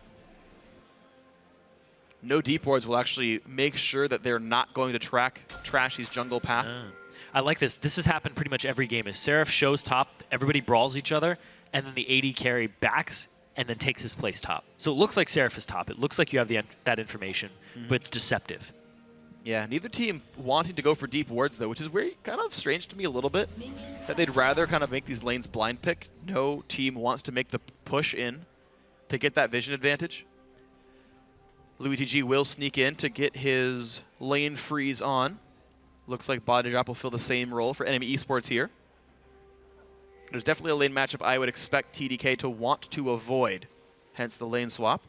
And it also means that Seraph, with his Smite Gnar, not only a better jungler than Irelia, but also holding Smite that Irelia is not. Lane swap success and lead for TDK. Yeah, and that's pretty much the idea behind it, is you want to have the situation where the Smite TP top laner is in the jungle. Instant recall for Otter. Ooh. He built a freeze for Flares. Who's going to get level 2 off this camp and then just TP into lane. And Body Drop's going to stop the antics here. Seraph and Kez. Not going to get much done. Okay, Flare's going to stun some camps. He will get 2. He will walk back into the lane. The question is how much experience and gold is lost right here. Kyle already getting hit. Forced to flash away. Yeah. The Body Drop roam is good. Otter swaps back to top lane. Flares will get a lead over Seraph. Ooh. They warded this too. They're going to come straight into this. It's Trashy, level 2, to Kez level 2, and they also have Body Drop here. He doesn't have a stun up though. Doesn't have a stun up. It looks like Seraph and Kez afraid to take this camp. And look at this NME Esports making a lot of really interesting early game moves. I like this early game plan from them. And it's not even punished top lane. They're not even zoning Otter off the wave that hard. He is a little bit down in CS and it's frozen towards them. But you learned Q, so like, he gets whatever. some. He gets some. It will push out though. But they're not able to completely zone him off with Smoothie. They're not capitalizing off of this as hard as they could because he's still grabbing some. Not to Alcerets too. There's no pressure at all on Otter here, and he's got a spell shield anyway, so if he outplays it, it's still easy for him. There's 2 to learn spell shield. I actually would if I were Sivir here. He hasn't learned anything just yet. I know, I'm waiting for that button to pop up. I guess he's just like, well, we'll see what happens. Either way, though, certainly a nice situation. Flares has a bit of a freeze for himself, but of course, Gnar can push that lane in overall. I will want to be tracking very heavily how that one-on-one matchup goes. Body Drop joins the fray. Spell Shield is learned by Otter after all. And look at that! Bam! Gets use out of it. Immediately. Easy. He also hits level 3, so he gets all 3 of his spells. Yeah. All right, Seraph, how much can you punish? Flares. So far, last thing in a turret will have a minion lead as well as I believe a small experience lead for himself. Inox versus Kyle in the mid lane. When it was Katarina versus Lissandra, it was pretty rough for Inox and life was miserable. But he got an early gank. He forced the TP and some potions out of Kyle, and on Kassadin, it's a much better life for Inox. And Inox hasn't had really good laning phases yet today. His Katarina was a 1 game, but he was down in CS. And then in game 2, he also didn't have that stellar of a performance in that mid lane. We're used to Inox pulling out champions that people don't know how to deal with, but look at this. The flash is down. Ooh, wow, what a good W for Kyle. Trashy can't flash on Burrow if he wanted to. And it's going to be a safe retreat for Kyle. And you're absolutely right. And think about this. Kyle's pulling 2 bans every game. Jason Zed have been banned games 1, 2, and 3. And Kyle is still being a pretty good performer on Lissandra. You can't throw the 3rd ban at him because you leave Sejuani up. So he's always going to get Lissandra unless you take it away from him. There we go. Hard Engage comes in on to body drop. There's Annie very low on health, 100 health. Ignite is on. Summoner Heal is available for Otter, but he doesn't need to use it. But that's a really nice trade. Just go for the Annie. Yeah, and I don't even know if that's a trade. That's just he's mugging him at that point. What did we call it last time? I don't know. I guess a duel became a solo. We've actually never figured out what it was. It was like a trade, but it was like It's like our 3rd time trying to figure out what a one-sided trade is. We still haven't solved this. Maybe for Summer Split, Aiden. Maybe. Maybe. Maybe. There's a VOD somewhere. All right, right now, though, 40 to 18 minions. It'll be more like 40 to 25, but Otter certainly very far behind. He built a freeze, got to lane late, and he's paying for it here. It does manifest in FLICKR's lead, yes, but it definitely hurts Otter. Yeah, FLICKR's up in CS, Inox up in CS as a Kassadin in the mid lane. But this is a scaling team. NME just want the farm on those hyperscalers. They want it on the Aurelia, they want it on the Kassadin, so that they're very relevant at those spikes when they hit that. And actually, arguably, with the new Kassadin, is mid-game spiked really hard. Because once you get level 11, your Riftwalk cooldown goes down substantially. Goes to 4, right? It's 5, 4, 3. I think it might actually be a little bit lower than that. Well, right now it's... Yeah. I think it goes 6... Oh, wait, 7 right now. Is it? No, it's base 6 right now. 6, yeah. 6. Is it 642? Might be 642. It might be 642. I like how we're really good at our jobs and we don't know the cooldown of Kassadin. Well, he's been changed. I know. People haven't been looking at it too much. That's true, I guess. It's 642, so when he hits that spike, the level 4. Oh, the flash knockback. Body drop's going to get knocked up by Zach, and there's the first blood. Unfortunately to Smoothie, but it's a pretty big lane lead here. That Alistar pick is doing a ton of work for Smoothie in the top lane. Just pulling that out of his pocket to deal with body drop. Got the flash, all him the first time. Second time, they get that first blood off of all of Smoothie's work in that top lane. It's a pretty bold move, but now Kyle getting pushed around. Jumps back away with a flash knockup. The Ignite is on. The self-ult should still mean a kill. Trashy puts in the Q. Inox pops the ulti. And Seraph, thankfully, flares with no mana here. Kyle just got his flash back up too. He dies and then it comes back up. And that kill going over to Inox is really big for them. He has that catalyst already. And this is what's we heard Smoothie talking about. As soon as they get an advantage on Trashy, he groups up with Inox and then they start creating advantages in the jungle. They'll ward it up, they'll take the camps, and then they'll try. Actually, Kez was talking about it because they tax Kez. Yeah, they do. This has been absolutely great. And it is going to be Warrior Enchant Rek'Sai, by the way, in the battle between tank junglers and fighter junglers. Kez, he ganked off of a really good play by Smoothie, but Trashy's making pretty much his own advantages. Yeah, Trashy's just trying to farm, trying to facilitate the lanes, facilitate those hyper carries on the team. And in order to do that, you need the supplemental damage to get them those kills early. And so far, so good. The longsword's coming in here. Kez forced to absorb XP as it looks like they sent Gnar towards the top lane. Seraph doesn't want to be in this lane anymore. Like, he recalled and then took Wolves. And Kez is like, I'll fight flares, I guess. Top lane Zach, who's in the bottom lane. Bottom lane Zach, jungle. I mean, to be fair, they're buying the same items anyway. I know. They're pretty much replaceable. And one even has flash to get away from ganks. I mean, really, this is just the right choice. TDK have a new jungler. Do we even call it the top lane role anymore? Because they're just going to go jungle now. I mean, it's kind of like calling it the bot lane. And playing carry and support. Playing jungler number 2. Well, I mean, you think about Seraph. You know, a lot of mid laners play supports now. You know, like for the Juggermaw comp. So that's true. You know, support number 1, 2, and 3. Here comes body drop, looking for Seraph. He has no flash, but immediately backs off. Doesn't get anything for it. Trashy's hovering around the top lane, but he's not going to look for a gank either. And right now, NME have a lot of options because if they don't do anything, they scale up. If Trashy makes moves, they can be punished, but also he helps his lane scale if he does succeed. So TDK, they're trying to hit mid-game power spikes. They aren't forcing anything just yet. You don't, and this is a lot on Kez making moves. But TDK is a very reactionary team. Well, that's the worry, though, is if you're playing reactionary. Thing is, NME Esports did this before. But when they played Kassadin last time, when they played against Final 5, they said, look, we feel confident that we're going to win. In order to secure that we win, we're just going to pick a bunch of late-game champions and wait. And it worked against Final 5. Final 5 weren't able to play tenacious enough to build the leads. if TDK are a risk-averse team and NME Esports don't give him any easy ways in, then the late game scaling works and life is good. Now we're going to see the 2-on-2s in the bottom lane, since the Dragon is a very real thing that can be taken from both these teams. It wasn't taken in the lane swap. And how real are dragons? They're kind of mythical creatures. Dragons are real, don't you? Okay, They're not real. Dragons are real. Dragons are real, confirmed on the challenger scene.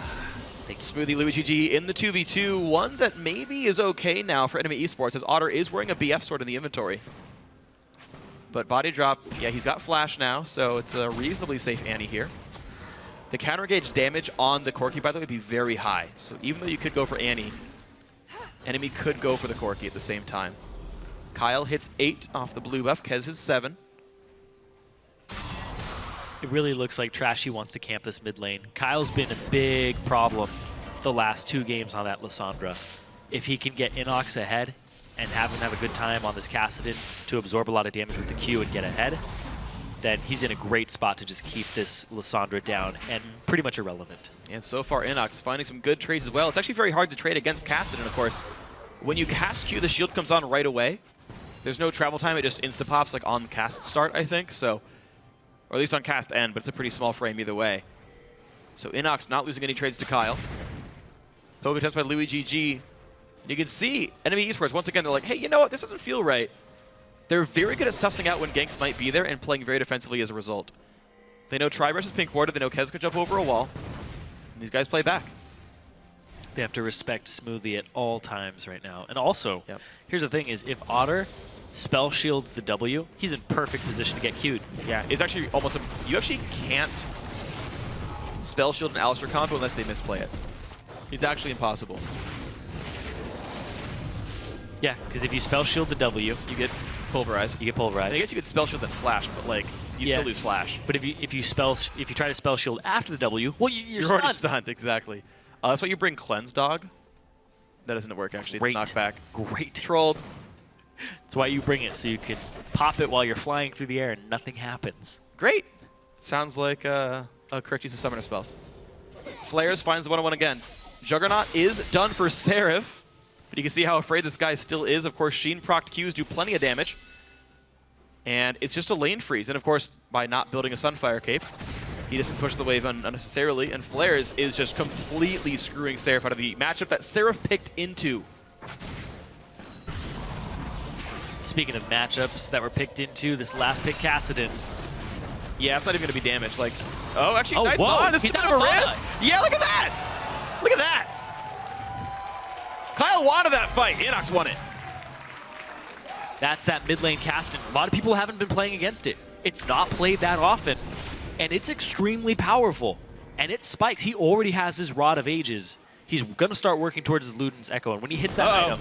But wait, look at this body drop. Caught again! Whole bunch of stuns. Really good CC chaining with Ignite. It's going to be the kill anyway. No assist steal by Seraph.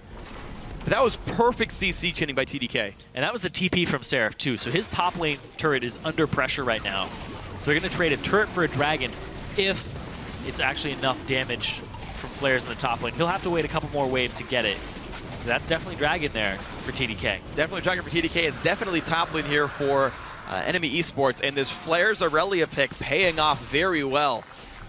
Why abandon when you can play it well yourselves? Flares, the #1 solo queue player in North America right now, beating up on the main carry of TDK. And this will be, he's going to get it. Now, will he bounce the wave? Yep. All right. Trinkets to see if someone ever lurks into the wave, but Flares is going to try to build a freeze here. And Seraph, his life is still miserable. It's an escapeless champion. He's going for the Gromp now. Sure. Cutting his losses. You're not going to kill lane minions. I got to get it. Oh, all right. Got it. And he smited too, so he has Gromp buff. Seraph actually is reasonably hard to fight, but I think he's too durable to die still. But it's a long lane. Trashy already making his presence. Look at this. Yep. Shifted up here to punish Seraph if he shows up. Flashless Gnar, pretty easy to gank. Yeah. Seraph continues jungle. He's taking the wolf camp down now. You know, in game 1, I wanted that stat of like minions killed versus monsters killed, and it was like 270 versus like 38. This is going to be like 17 versus 38. Like Seraph having a miserable time in his lane. And he's forced to be a full-time jungler right now because of the matchup. Now, to be fair, as much as it's a bad matchup, it is still Smite, right? He can actually jungle well. So, like, there's a world where you pick a bad matchup and say, F it, jungle. That's true. I don't know if it's a world Seraph wants to live in, but it's where he is right now. Well, I mean, it's much harder to carry from that role. But he's not going to get any counter picks, considering the side choices. Counter picks are right here in this mid lane. And NACS so far, so good with his counter pick. Yeah, he's been in great shape on Cassidy. I think this is, people watch this and they're going to be like, oh yeah, Cassidy's a lot better than I thought. And also, Cassidy just got a buff on live. We're playing on 5-6. 5-7, he's even stronger because stack duration goes down. Yeah. All right, now NME Esports gonna happily Loop it go up for here. the flash Oh! engage. Goodbye, Kyle. Oh, he pops the ulti though. Maybe he will survive. NOC's gonna be in a bad spot. Trashy gets knocked around inside the turret. What a counter engage by TDK. That kill's picked up. NOC has to run. Wow, that was nice. Everybody just jumped in from off the screen to try and engage that, and it ends up being a 1-for-0. Trashy goes down because he just entered the bounce house and was under the turret. That's the weakness of fighter junglers. You got early pressure, but you don't have the durability in turret dives. Enemy, though, still with enough damage dealt to stay in the mid lane and knock down a turret for themselves. NOC's just trying to trade as much as possible. You can see he has the Ether Wisp going towards that Luden's Echo. They're not going to lose this top lane turret, but it's 2 turrets to 0 in favor of NME right now. So they have that gold advantage. Oh, yeah. They're able to get that for themselves. And now Trashy, he's got that Sight Stone. He's looking for vision control and trying to get more advantages for his team in the early game. Well, bit hit and miss. Double Sight Stone for both these junglers here. And I want to see how the War Control ends up panning out. Right now, a couple of mid-line pink wards by TDK to try to stop some of the wards coming down. Interestingly, both mid-lane brushes have been pinked by NME Esports. There is absolutely no way, well, to easily spot Trashy coming in for another mid-lane gank. You have to ward other parts of the ramp, and those can be bypassed. So the wards tell you where these teams are focusing right now. Right now, it looks like they're going to focus Kyle because he's up a little too far and everybody's just trying to shove him off of it. Flares has that 50-40 CS advantage in the top lane. Oh. He's just trying to press it as much as possible, creating pressure. These are both pressure top laners. Yeah. He's got that Trinity 4 spike too. He's up 50 minions, dude. This is such a good lane right now for Flares. He's got Boots 1 as well. Give him that extra bit of move speed, and life's going to be pretty good for the guy. I'm going to feel pretty happy overall being an NME Esports fan right here. Or fans of NME Esports should be pretty happy about this game. And they are. Okay, there we go. That kind of came out slowly, but it's okay. I forgive you guys. We'll try it again later on. They all saw game 2. No, I'm just kidding. I'm just kidding. TDK fans in the house, though, these guys need to make a bit of a comeback here in this game. They're getting slowly outscaled. The lanes weren't good either.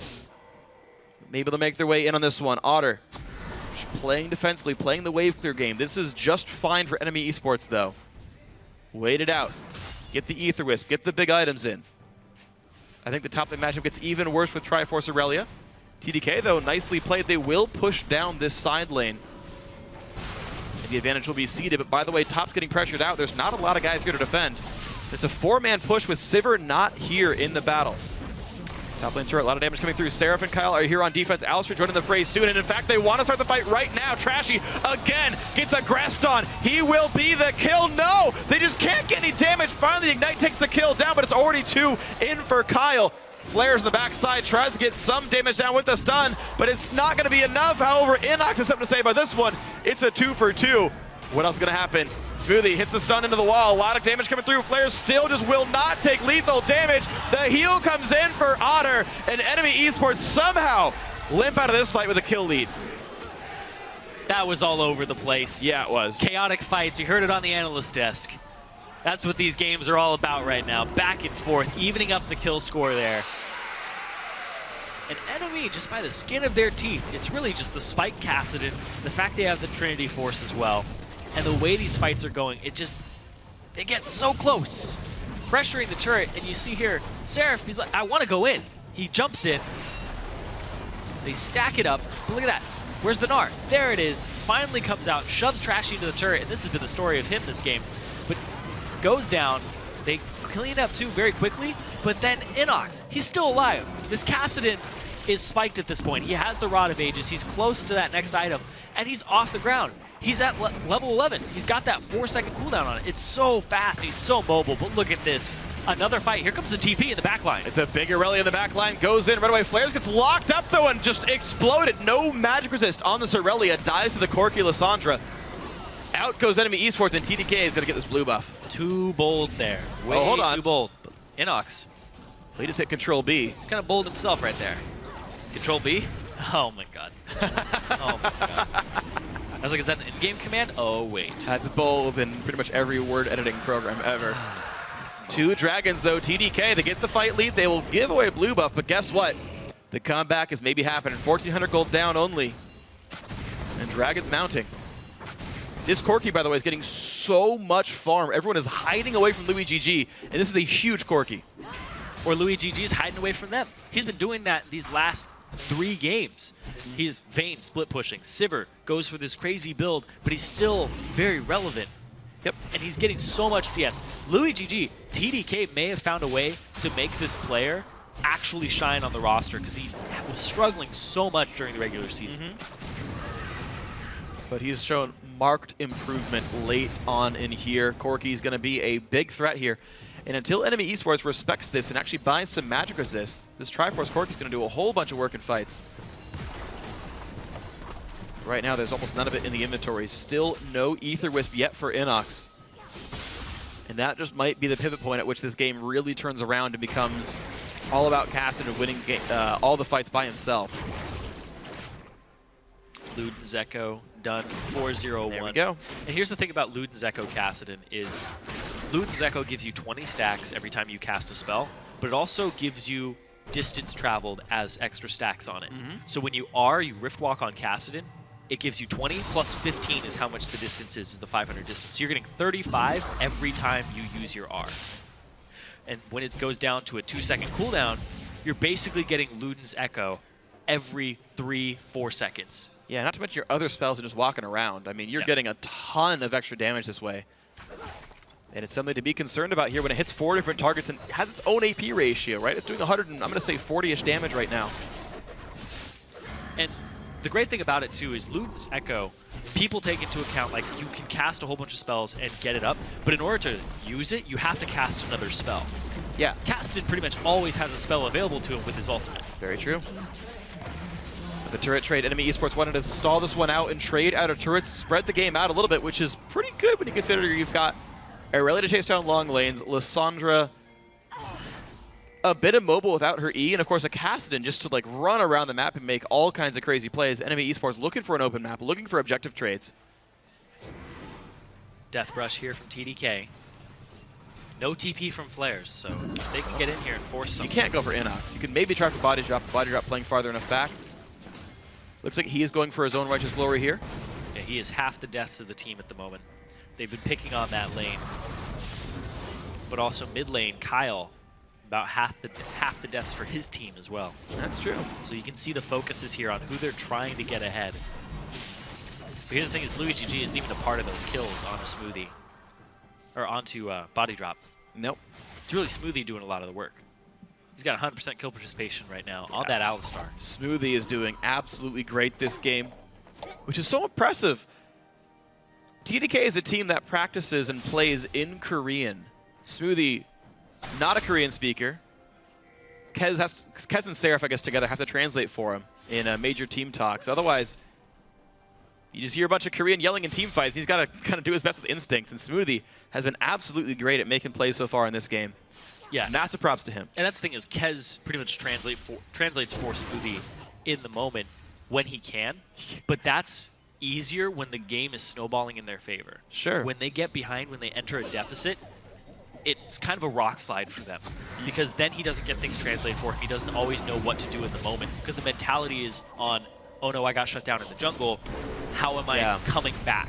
I can't focus on you right now, Smoothie, because I have to work on my own play. So right now, it's even and still anybody's game. Right now, the TDK looks like it's their game here as they keep pushing on in. They nearly tie the gold lead up with their 3rd outer turret kill. And of course, they hold the Dragon and kill lead as well. Enemy Esports still wanting to scale up with their team composition. But a lot of room still to go. Flares will get down to the bottom lane by himself, but he can't really push without getting spotted out. and maybe collapsed upon. NOCS just playing wave clear for himself. He's got 70 CS up right now over Seraph. But yeah, I mean, the problem is though, Flares can't do anything with this lead though. He can chunk Seraph low, but he knows he can't dive. He knows TDK seems to own the rotates, but look at this though. Wow, NOCS. He doesn't have enough for another Rift Walk. Flash ult comes in, they're re-engaged by Annie. Kyle is gonna burn down with Ignite, but there's the shield from Alistair. Kyle's gonna survive it. Wow. Once again, Smoothie coming up huge for the team. NOCS forced to flash away on this one. Flares, though, does get time to split push, just creating pressure for Flares to solo carry the game. They're re-engaged. NOCS Rift walks away of this one. Otter in a bad spot as well. Bot lane turret goes down. Flash used by Otter. NME Esports run away as fast as they can. Summoner spells to buy a turret kill. And that's pretty much damage control at that point. The fact that Enemy got away unscathed is huge. Because they blew Seraph's TP, it was a really good TP too. If he had gotten a re-engage and a way to get into that cluster of people, that would have been TDK swinging the entire game in their favor. Yeah, it would have been pretty crazy, but thankfully for Enemy Esports, they do get away, and I talked about a little bit what the Sivir would do. It's a bunch of individual players, Aurelia, Rek'Sai, Kassadin. Sivir can help you get in and out of those crazy team fights that you might want to avoid. I think Botted Up should go for Talisman of Ascension himself to add to that in case the Sivir's not there. Help the team get away from these team fights that they're going to have a hard time winning. He's going for Righteous Glory at the moment. Yeah, which lets you go into fights, but I really think they need to get out more often. That's what my mom tells me. That was great! That was so good! I was going to say that's what she said, but... Whoa. You ruined it! But it was wholesome and hilarious! She is my mom! No. So it works. I do need to get out more often. You spent too much time with me, man. Too much time with League. You can see the Dragon's live right now. Flare's still split pushing. 80 CS up over Seraph. Seraph not able to stay in that lane. He's been forced to group up with his team in case they start a fight. Well, there's a chance for a pinch from Enemy Esports. TDK stuck inside the Dragon Pit. What are they going to do with this? They've got Dragon 3. Third Dragon. They can all escape the walls. All right. Right into Flares. Is he going to do anything about this? No, he's going to walk away and go back to farming. No, it's still a risky fight to take. Enemy Esports. Here's the timer, though. By 39 minutes into this game, Dragon 5 would likely have died. And that would give TDK all the late game power they need to win any fight they get into in reasonable situations. Enemy Esports still feel like the team that are trying to split the map up and take it slow.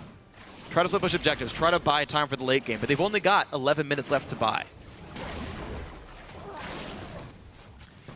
It's true. They have to get their spikes, they have to force them, they have to use them, they have to find the fights before that 5th dragon comes about, because that's just huge for TDK. The next few dragons Enemy have to show up at and have to fight.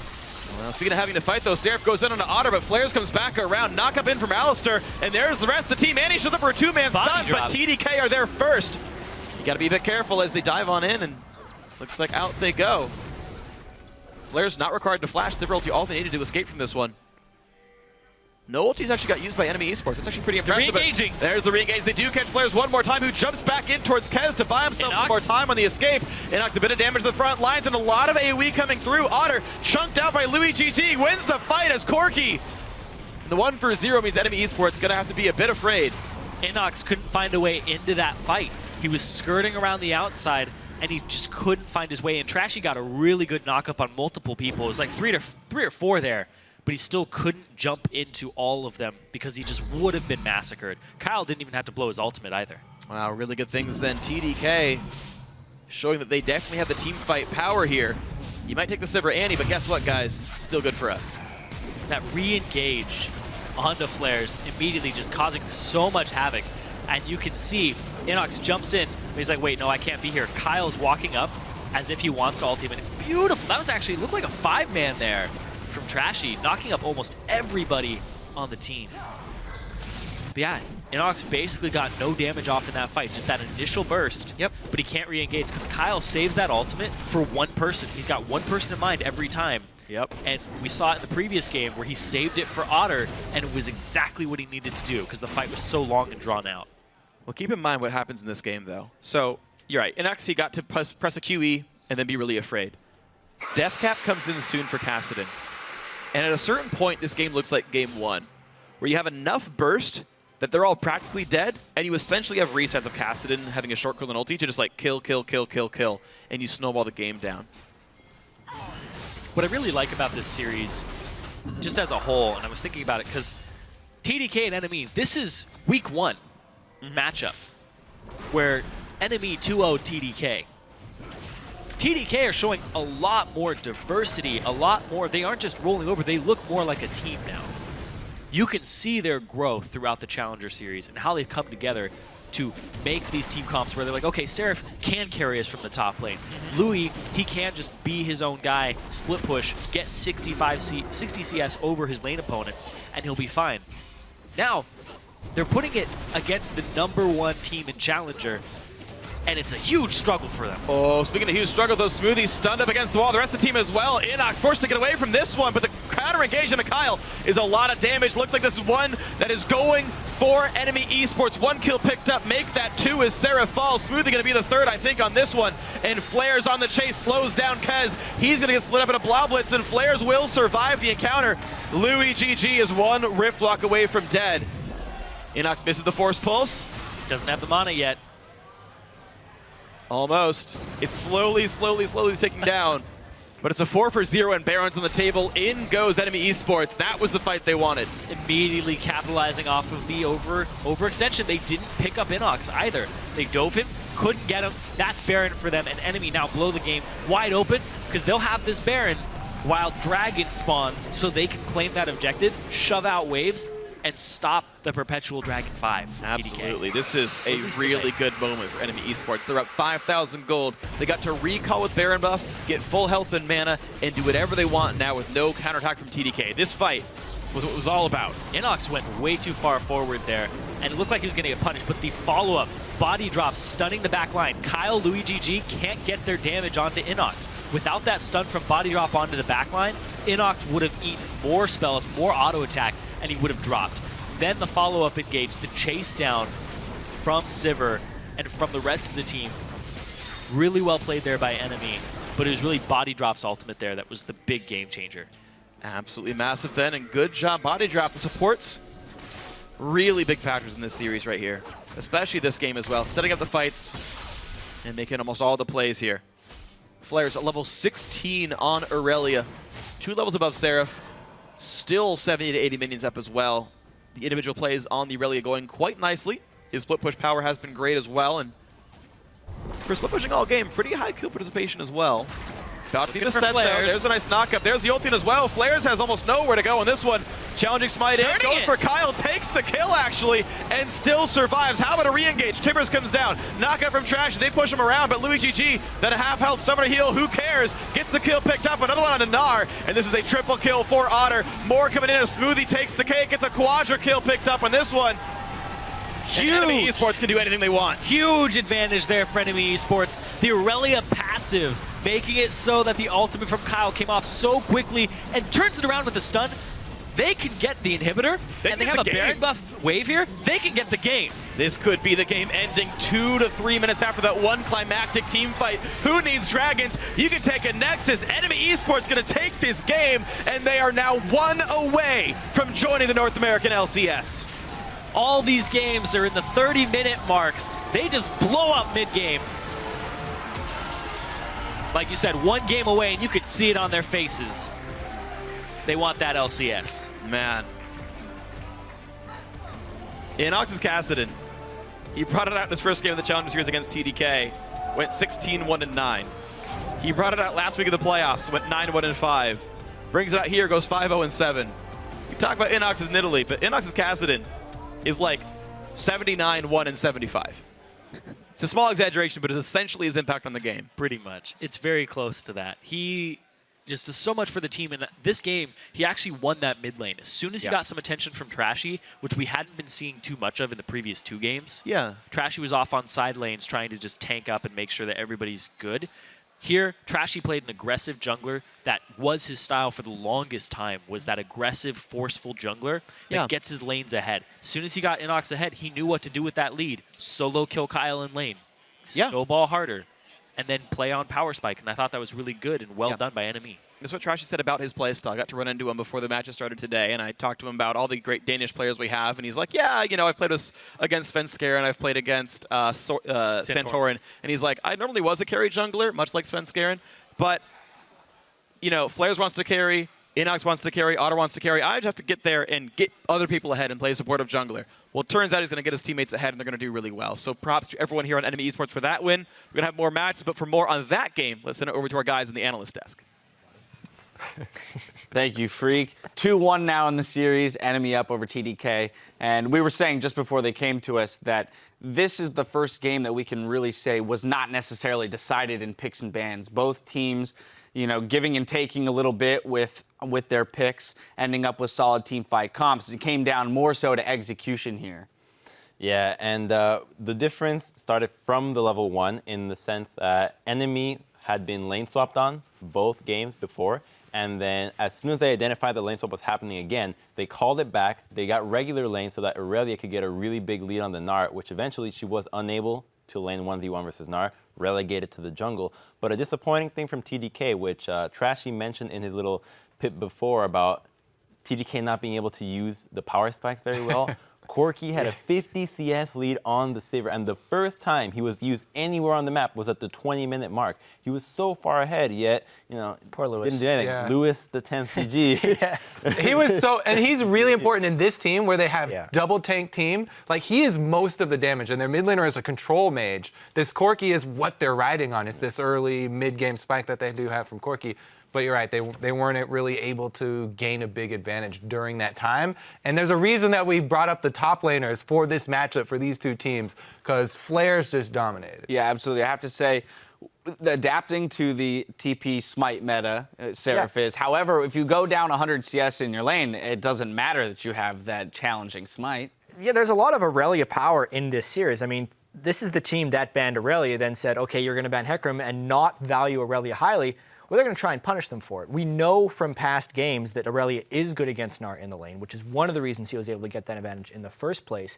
And then they heavily prioritized his split push farm until they felt he was tanky enough to not die to any of the tanks, plus Louis' Corki build that didn't actually scale that well because he went last Whisper for his third damage item, which is not really what you want to do on Corki, and they ended up finding some really good team fights. Yeah. That being said, it was a super close game, and up until Enemy turned that turret fight around at their secondary turret. Let's take a look at the turret fight, Crumbs. We're going to have you walk through this one.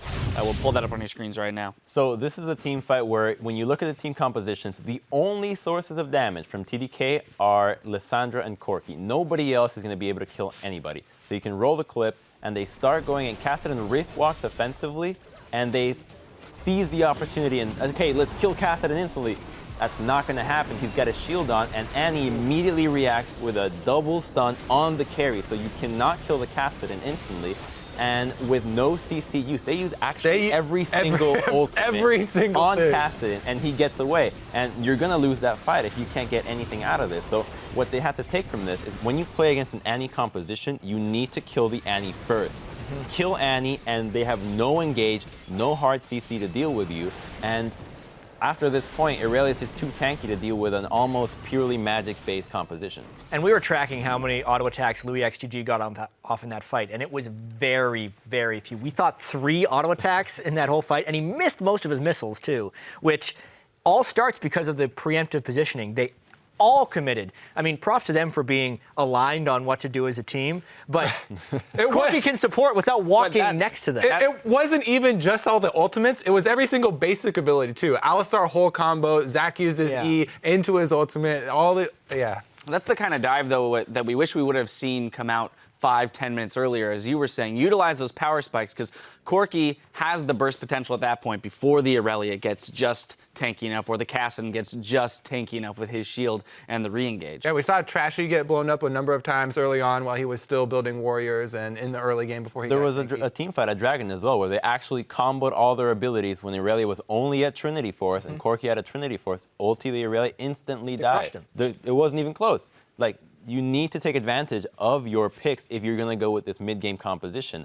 And the game that they won, they didn't have a mid-game comp, so I'd like to see them shy away from the Corki just because they didn't really play with this power spike. If they do want to go with the Corki, though, early pick that Aurelia so you have another late game or physical damage threat. I did really like their Alistar pickup that you thought that they would go with. Hey. Really good answer to Annie. We saw how many times he could zone out Annie as well as combo her to blow her up. So I think that was something that they Smoothie really well. Definitely on point with the Alistar. We've also mentioned already the importance of the Sivir pick. Now 3 wins in this series. Probably going to be contested here again, as that was a champion that Louis was a little bit more successful with, 11-0 and 13. So now as we move into the next picks and bans, just real quick, I want to see what you guys think in terms of changes that might come across. The thing that interests me the most is the fact that this is now the 4th game with the exact same side choices, and we have seen the evolution of the series. They've gone from split push versus team fight, split push versus team fight, okay, we're both better at team fighting, and now they're really just valuing the threat of, I guess, their mid-game team fight versus whether or not the Aurelia is powerful. I think we see an earlier Aurelia pick. Beyond that, I don't know how many more changes we see. Right, they threw that Hecarim ban out. Now Flares has shown I can carry just as hard or put as much pressure on the map with Aurelia. They might not have enough bans to deal with that. I think an interesting factor has been that Kyle has played Lissandra 3 games in a row, and this is the one game that he was actually punished hard in lane. He did not know how to lane against Kassadin. He died multiple times in laning phase and should have died plenty more if it wasn't for NME misplays. So are they going to ban Kassadin or take another matchup that they will certainly lose in the mid lane? I'd like to see him shy away from that, but if his only picks are Jason Zed, then he's going to be in a little bit of trouble. Yeah, we'll see what they come out with. Entry into the LCS is just 1 game away for NME Esports. We'll see if they can close it out in our 4th game of the North American Challenger Series Finals. Stay with us.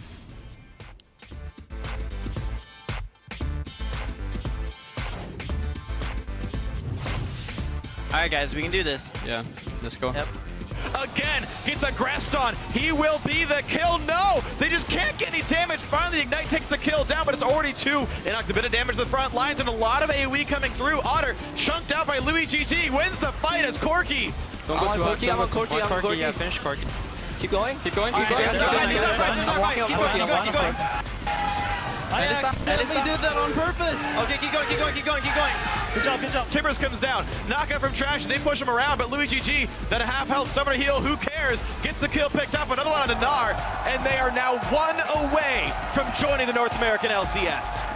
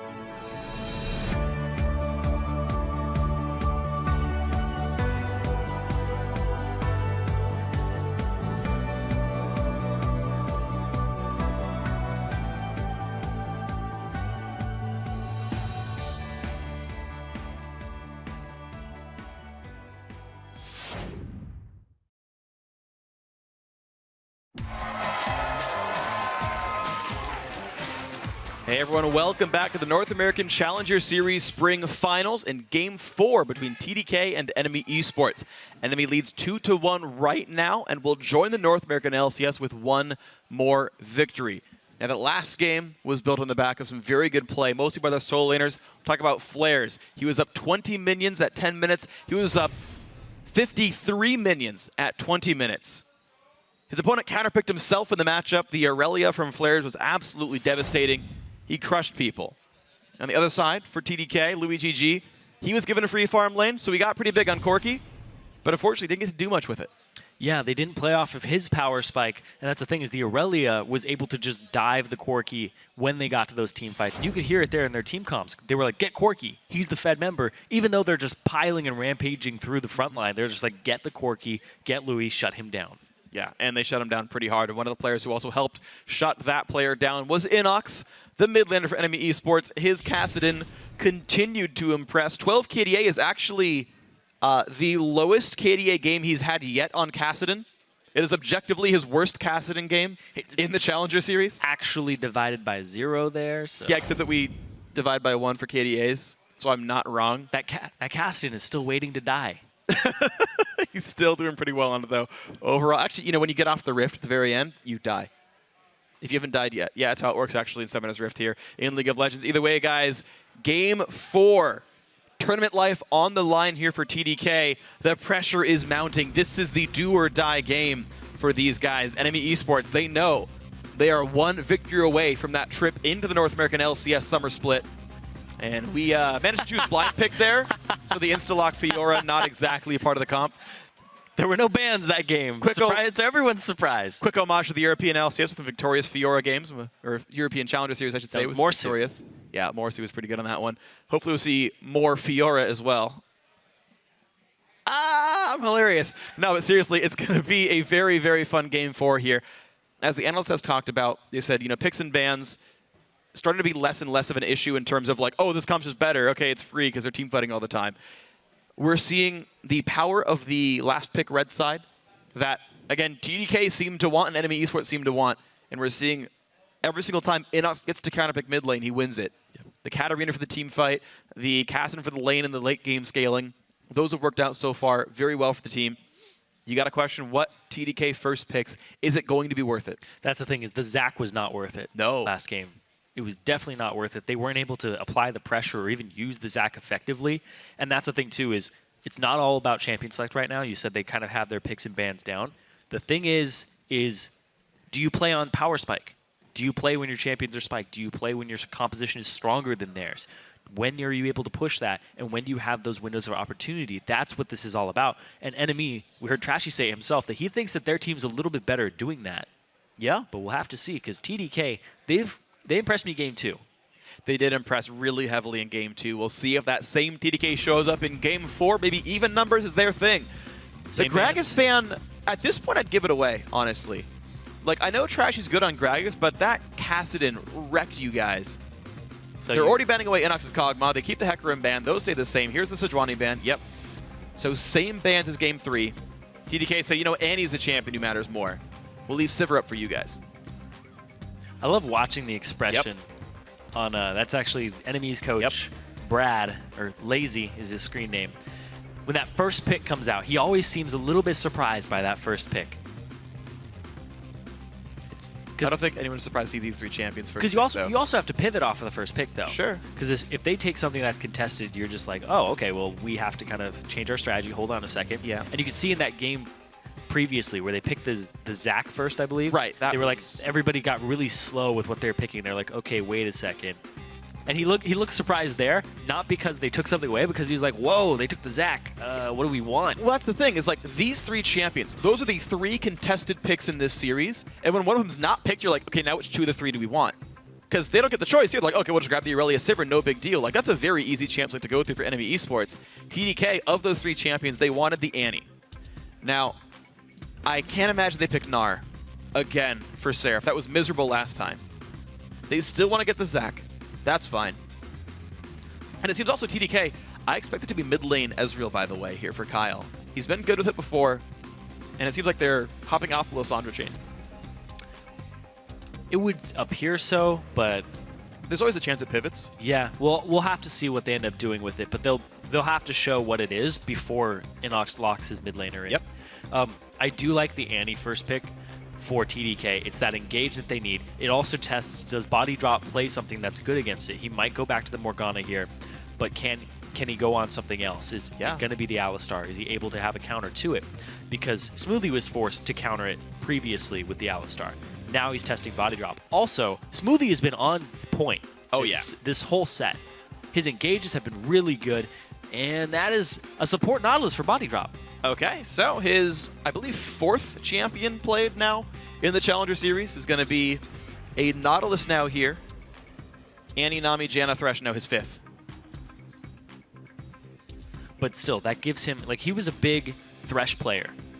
I talked to him before, and I've seen him. He was on Infinite Odds, where he was close to the LCS with Otter, and he thought he should have made it then. And he was always a really big Thresh player. It was kind of like kind of a diamond in the rough lost when Bunny Fufu was in Challenger, Sheep was in Challenger, and all these people just started coming up as Thresh mains. So he was really good at hooking people, and now he's got that Nautilus, very meta champion, lots of lockdown. So they're going to have to draft a relatively high damage mid laner here for Inox. The Nidalee definitely shouldn't be something he's looking to go back to this game, but they're going to need something high damage. I wouldn't be surprised if it's the Kassadin again.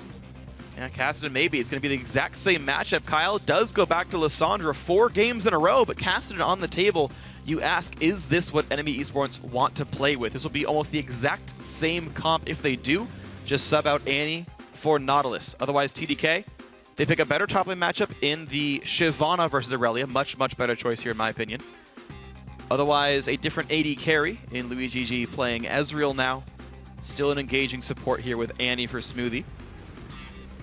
NME Esports, here's the game where if you win, you're in. Inox, what are you going to play against this Lissandra? Well, he played Kassadin last time, and he had a Rek'Sai at his side with Trashy last time too. So I would not be surprised if it's just more of the same for him, because he can also catch the Ezreal and chase him down. I think it's a great pick here in this comp. He's going to go for it. Well, it's what Crumb said at the very start in the best of 5. If it wins, keep the comp. Play the same stuff. Make sure they can react to you. TDK have yet to show that they can win when Inox gets to counterpick mid lane and be a high-impact team-fighting mage. Inox on his 4th Kassadin game of the spring split. And this is the comp that NME Esports think will bring themselves into the North American League of Legends Championship Series.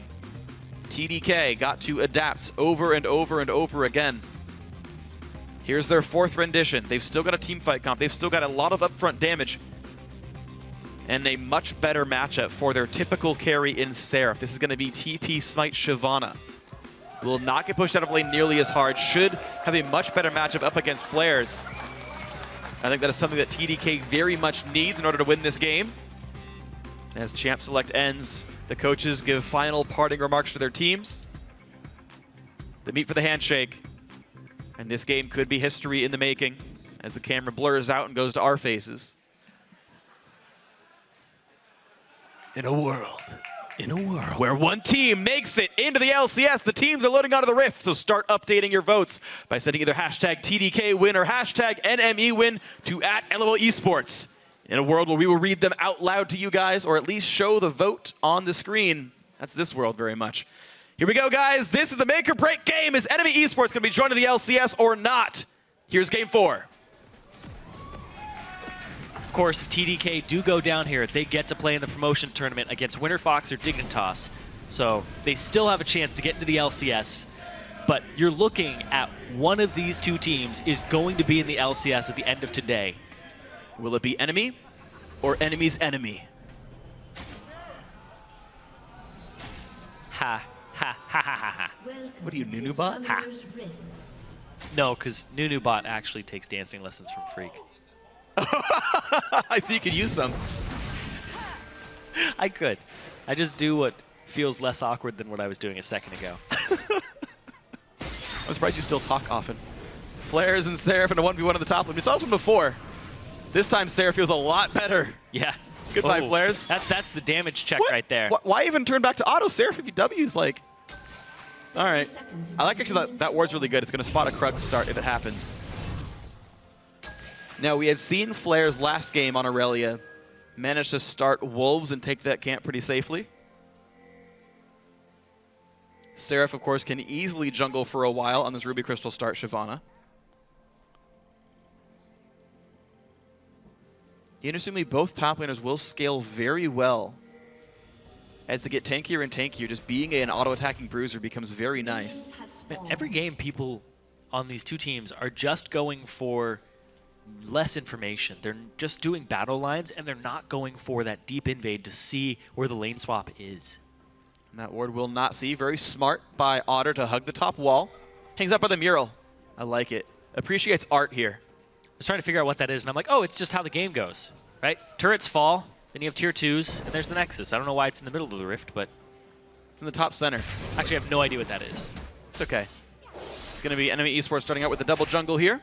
Seraph will be taking out the Raptors, even with a smite, in case he does walk by a ward. And also because you want to smite to clear the camp, of course. Smoothie, once again, now can he steal a camp away? Oh, Trashy might have nightmares of this from before. Here comes Seraph, though.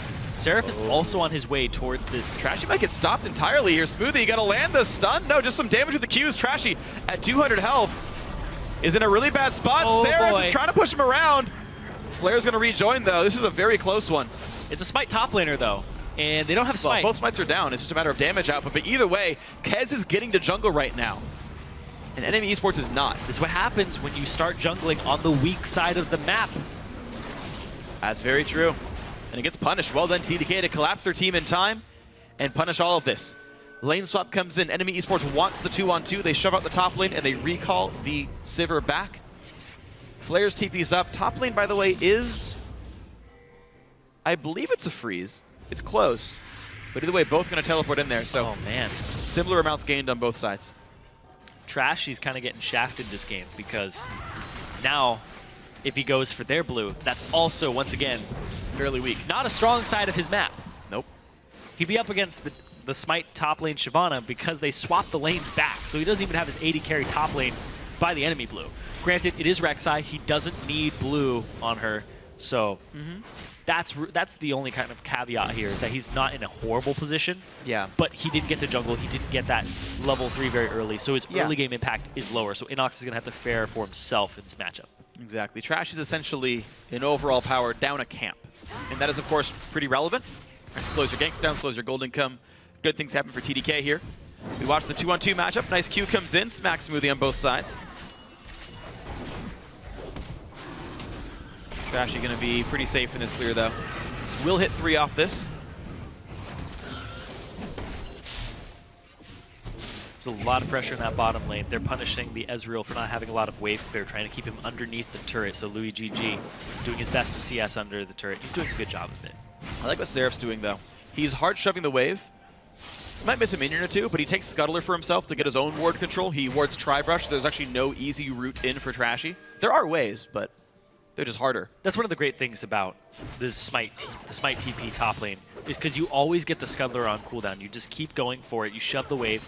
Once you get Bombi Cinder, oh, hold on. Look at this. Oh, we've got the root. He ignites on as well. I think right at the same time as the Summoner Heal. I don't know which one got mitigated, but either way, it's going to be a rough road for Louis GG. He got snuck on by Body Drop.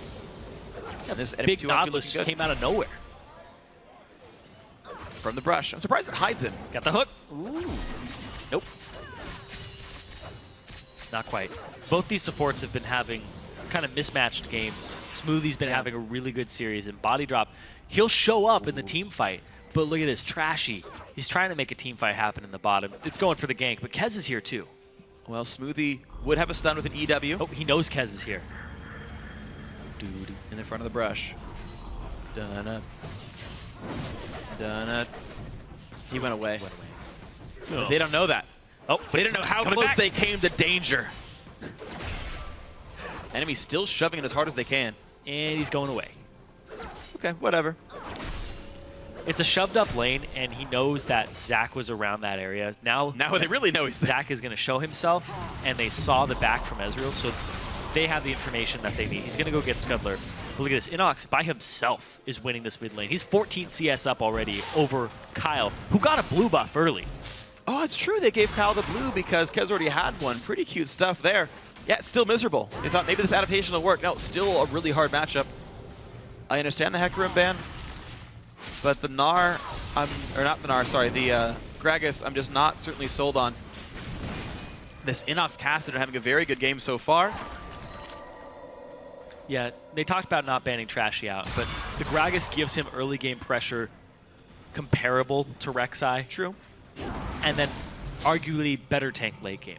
Yeah. So the fact that he'll have that team fight presence, and you can see even on the Rek'Sai, he's getting those multiple man knockups. If you give him that Gragas, it's pretty much a death sentence. He gets the good early game, he gets the good team fights. It's basically a Trashy champion all around. Yeah, it is. So they're going to keep that ban because of that fear right here. Flair's looking to trade in. Level 6 on both. Otter gets some free mana. Luigi do the same with his tier. Small combat lead for the NME Esports AD carry either way. But the lane act, despite a couple of good plays by Body Drop, honestly all he did was trade summoners. Kez. Not got much of a lead. Kez looking top lane. Flair's once again trying to trade with Seraph. But by the way, in comes Zach. In comes First Blood. That goes to Seraph. Oh, the hook into Louis. Yeah, level 3 right there. Patchy. Louis at 5 has to jump away. He's fine. He's fine. Just First Blood for TDK. Nicely done. Good job, Kez. This was what I was expecting, too, from TDK coming into this series. Seraph is pretty much your star player, the guy who's going to carry you from the top lane. He's been trying to avoid ganks all series long because he doesn't have a flash. But the fact that he doesn't have a flash means that they will pressure him more often because there's more kill potential. So gank for his lane, counter gank for his lane, turn the fights around, or just get the flat-out gank and give him the advantage. He just finished Cinderhold 7 minutes into the game. Yeah. And you definitely got to consider that Seraph's going to feel really good about this now that he's got the early Cinderhook, the ability to farm camps all day, all night, and keep shoving in this wave. We've got very little threat. Kyle in a bad spot. Nice flash knockup comes in. The Ignite layers. Kyle burns his ult, but who even cares? It's going to be Inox taking the kill with a Whiff Rock. And they're going to trade advantages now mid laner for top laner. And that's what I expect from NME. Camp the mid for NME. Trashy Inox have great synergy. Get him rolling. Get that carry rolling for your team.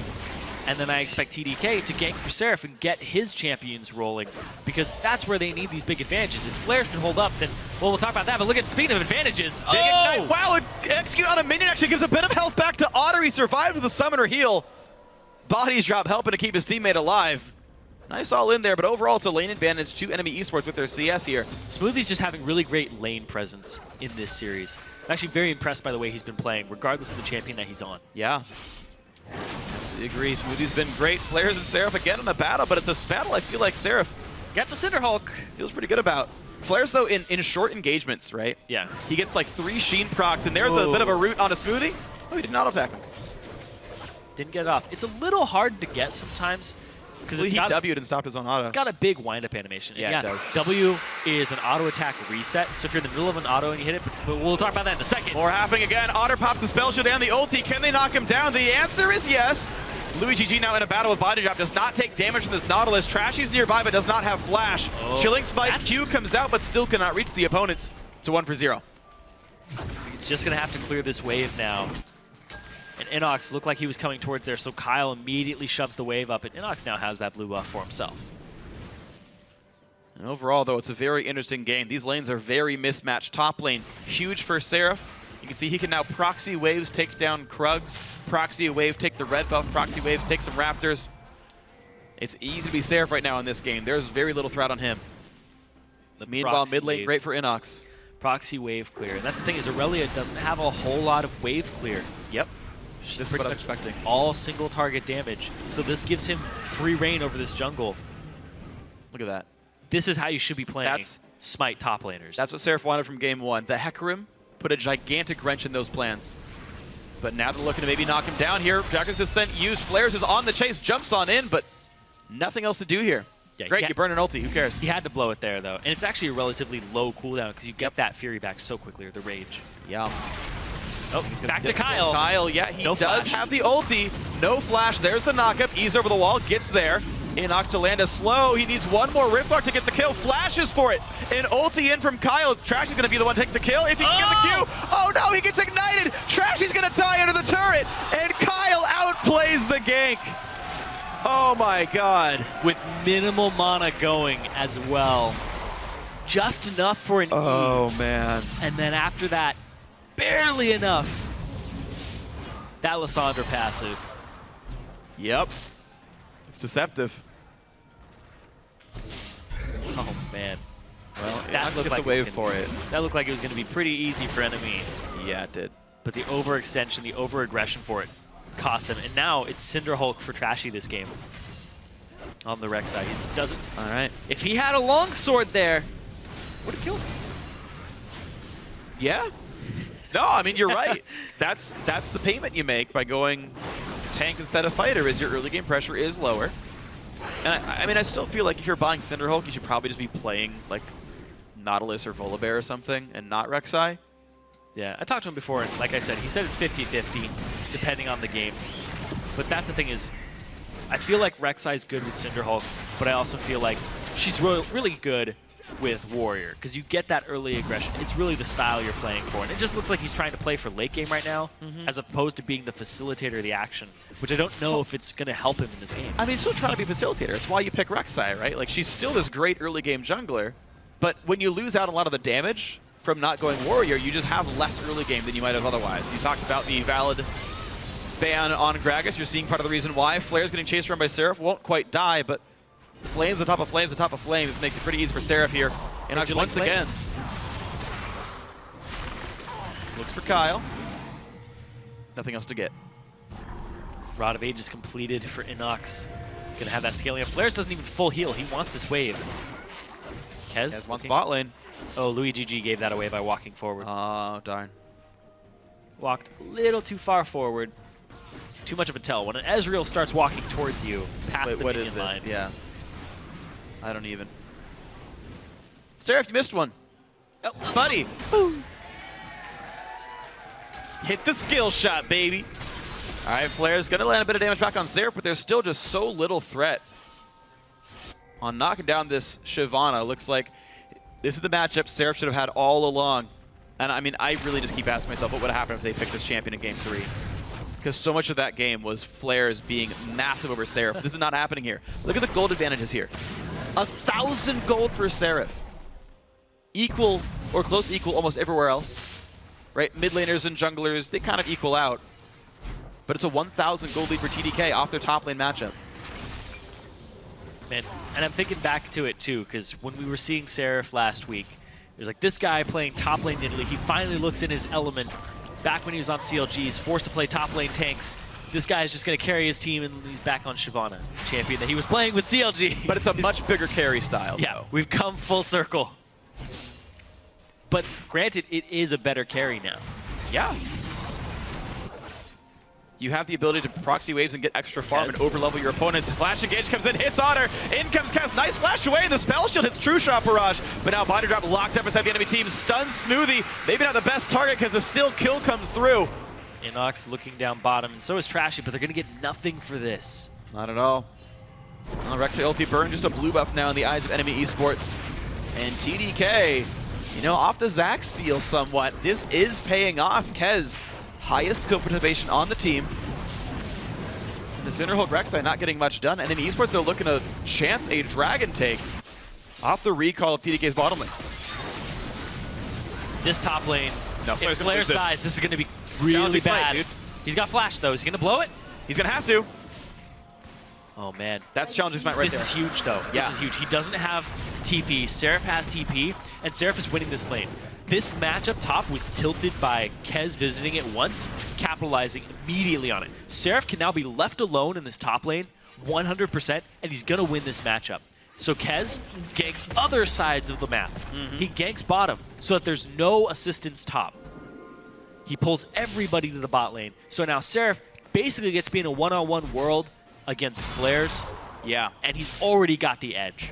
Yeah, and the edge is getting bigger. 1,500, 1,400 gold lead now. It's getting worse and worse. And you saw NME Esports attempt to tilt the mid lane matchup. I mean, it could have been a lane versus a lane, right? This could have been a 2-0 Kassadin, maybe even a 3-0 Kassadin. But Kyle got away. He outplayed the gank, and life got easy. Louis forced a flash away from Nautilus Rek'Sai. And we just have not seen these ganks, unfortunately for Trashy, work anymore. TDK looking to make this a game 5, and they are on the road for that. 2,000 gold lead. NME Esports have a lot of room still to grow. And they don't even necessarily outscale anymore. can see a lot of wards purchased for Seraph, looking to just continue pushing the top lane. Because if Aurelia overextends, she's just going to get chased down. Low cooldown, he's level 11. Oh, ulti comes in. NACS in a pretty bad spot. Flashes Riftwalks. Does not quite get caught, but then he does. The flash W from Kyle. This game is slipping away from NME Esports fast, and TDK looking to make a statement in this game. Trying to make it go to a game 5. Make it so that both teams are 1 game away. But it's a 3K, 2.5K gold difference between these two teams. And Flares can't really lane anymore. That's the big thing here is Flares, we talked about his CS differential against Seraph last game, was crushing him off of the early game. And now, they picked that Aurelia early, had the Shyvana waiting for him. And with that advantage from Kez that Seraph was gifted, he now has to pretty much double jungle. Oh man, is that going to be enough? Well, Flares goes in for Seraph. The guy has the ulti. Can they outplay the Dragon's Descent? Nope.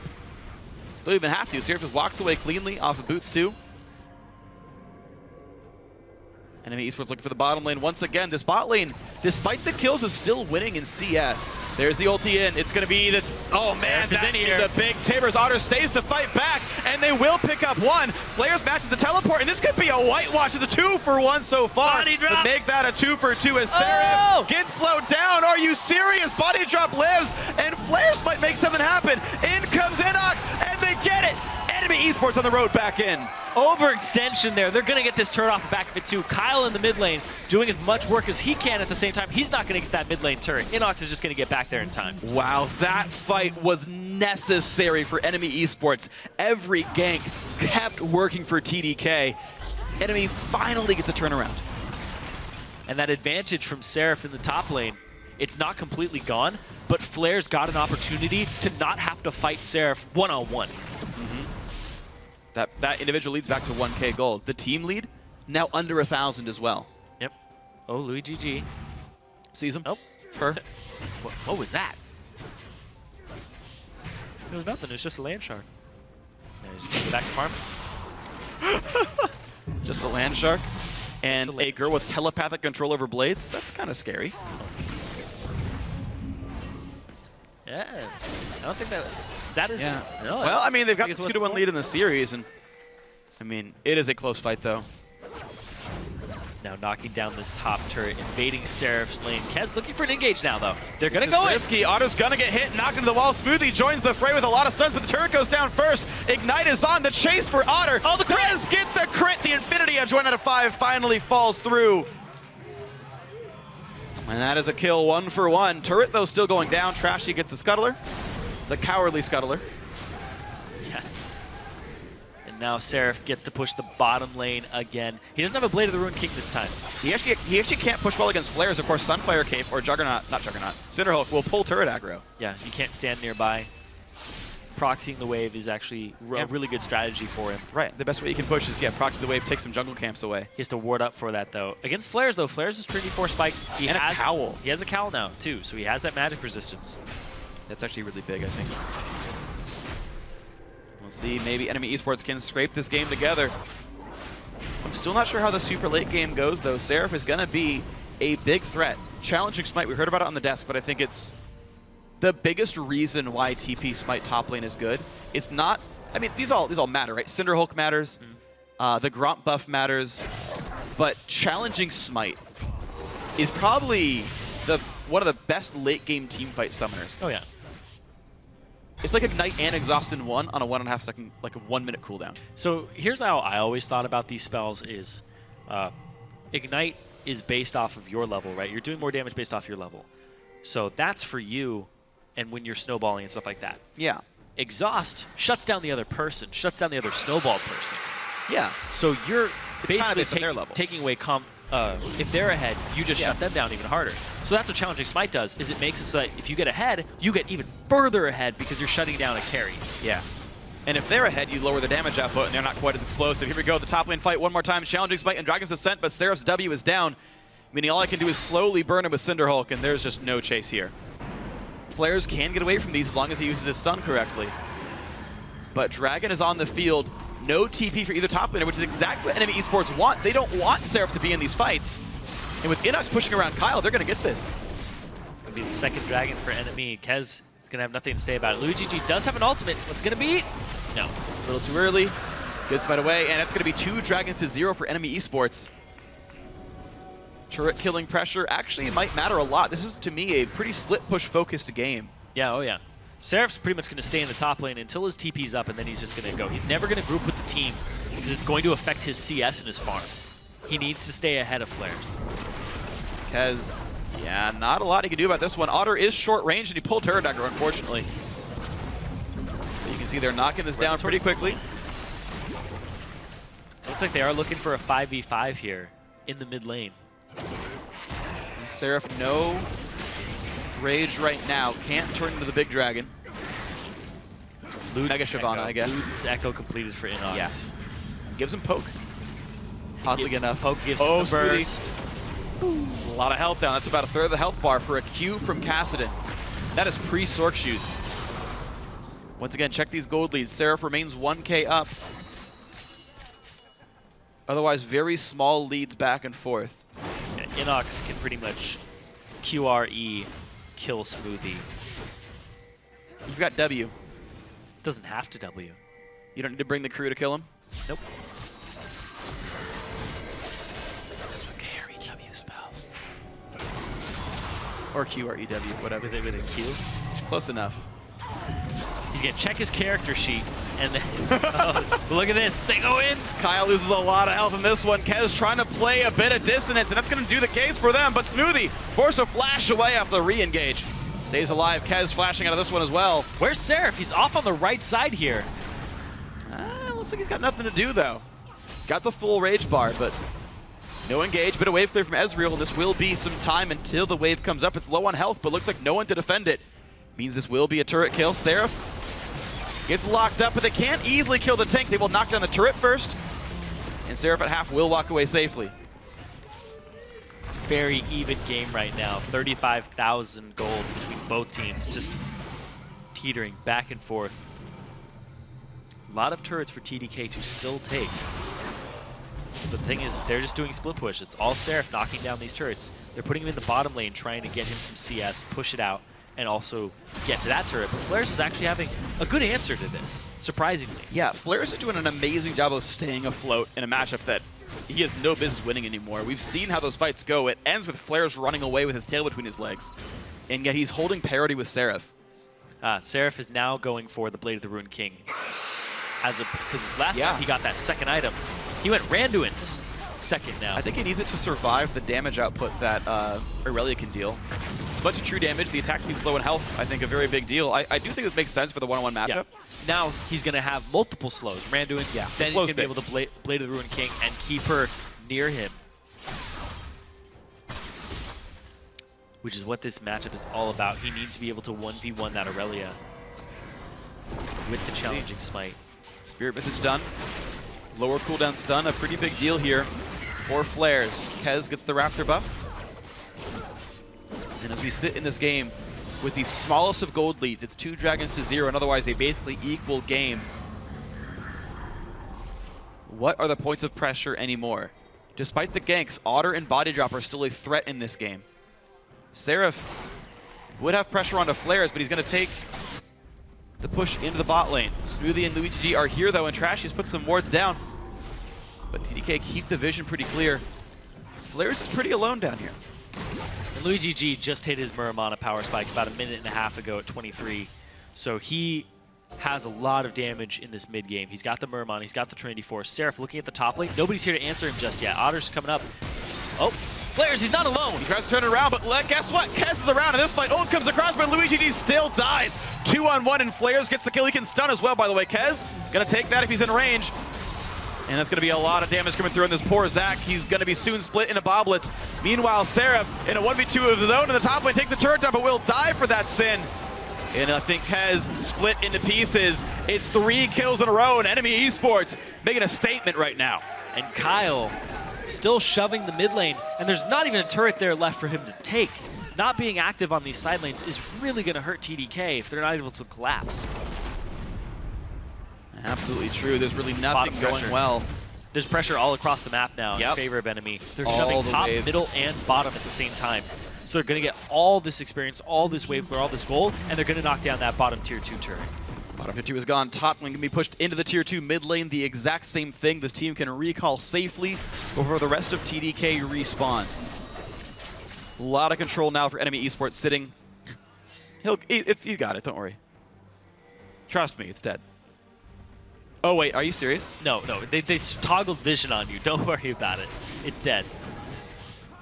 That was the other team, okay. Yeah. I thought you had my backup service. Oh. All right, we good. Red buff goes over to TDK. And Trashy with a bit of a greedy recall. In the middle of vision. Yeah, why not? There's 20 seconds on the dragon. Everybody from enemy backing convenient. so they can cash in on the turrets. You can see IE, Last Whisper, Luden's Echo, Rod of Ages. Weird. Inox. He bought a...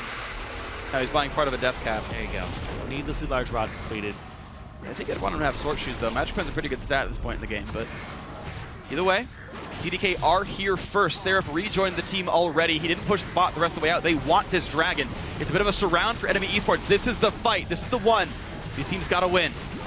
In they go. Trashy wants to steal. He doesn't get it. It goes to the blue team, and the fight begins. Kyle on the backside. A bunch of bursts on the front side, and Smoothie is the first one to go down. Otter forced out by Seraph, but still being chased. The enemy AD carry will fall over, and it's actually more kills going in for TDK. FLICKR's in the front lines getting whatever he can. Kyle about to get chunked out. Now Kez maybe the target. Seraph, though, still incredibly disruptive. He's going for FLICKR's his second smite this fight. One more hit will get him. He gets it. Seraph and Kez just brawling everybody, and the fight goes to TDK. These poor AD carries are just getting annihilated, and then it's the tanks just sitting around waiting for the damage dealers to come back in. Seraph chased Otter out of the fight, killed him, and then had to have Kyle survive. Kyle ulties himself just to stay alive long enough to bait enemy to stay in the pit with him. Blade of the Ruined King Seraph did a whole ton of work that game in that fight. Watching this again, Seraph is just going to do a ton of work onto Otter. He's extremely fast. He's got his ultimate pop, but it's all about this damage. The engage there from Smoothie is actually really good. That backline stun sets Seraph up for that initial burst of damage, and now it's all about surviving. Just stay alive so Seraph can come back into this and help clean up. Kez and Kyle buying time. You see there, popping the Zonias immediately after he ulties himself too, just so he's got vulnerability for as long as possible. I think he actually should have stunned someone else, though, because it actually let Luigi get chased down.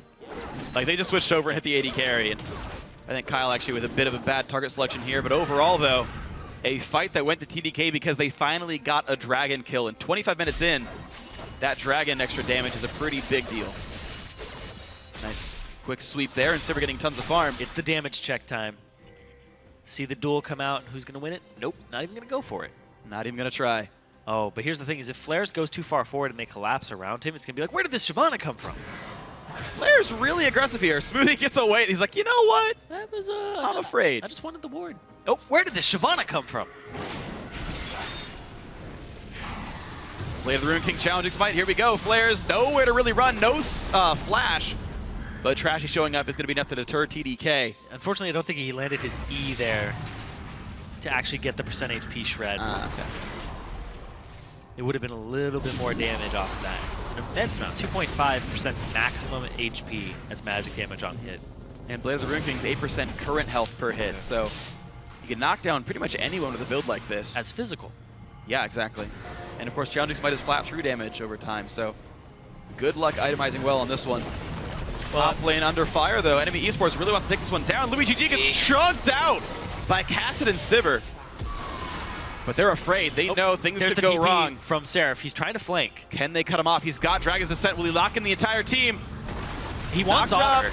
Losing a lot of health, goes in for Otter, a lot of damage out, and yes, oh my God, he can almost take down the AD carry. Kez does it with Smite in the middle of the air, and it's a 5-on-4. Kyle on the back lines pops the ult onto FLICKR's, who doesn't even care about stuns. More kills coming through. He solos the back line, looks for Smoothie, gets him as well. Inox gets a kill before trading his own life in. It's a 2-on-4. Nautilus and Aurelia versus Seraph and Kez. Ships in the night, trading blows, and Seraph will go down. Kez takes the support. One-on-one. Kez cannot possibly lose this fight, I imagine, and FLICKR's flash, stun, run, just trying to run, survive. run, run. Whee! Whee! I don't know. Aurelia's He pretty runs fast faster. with the Trinity Force.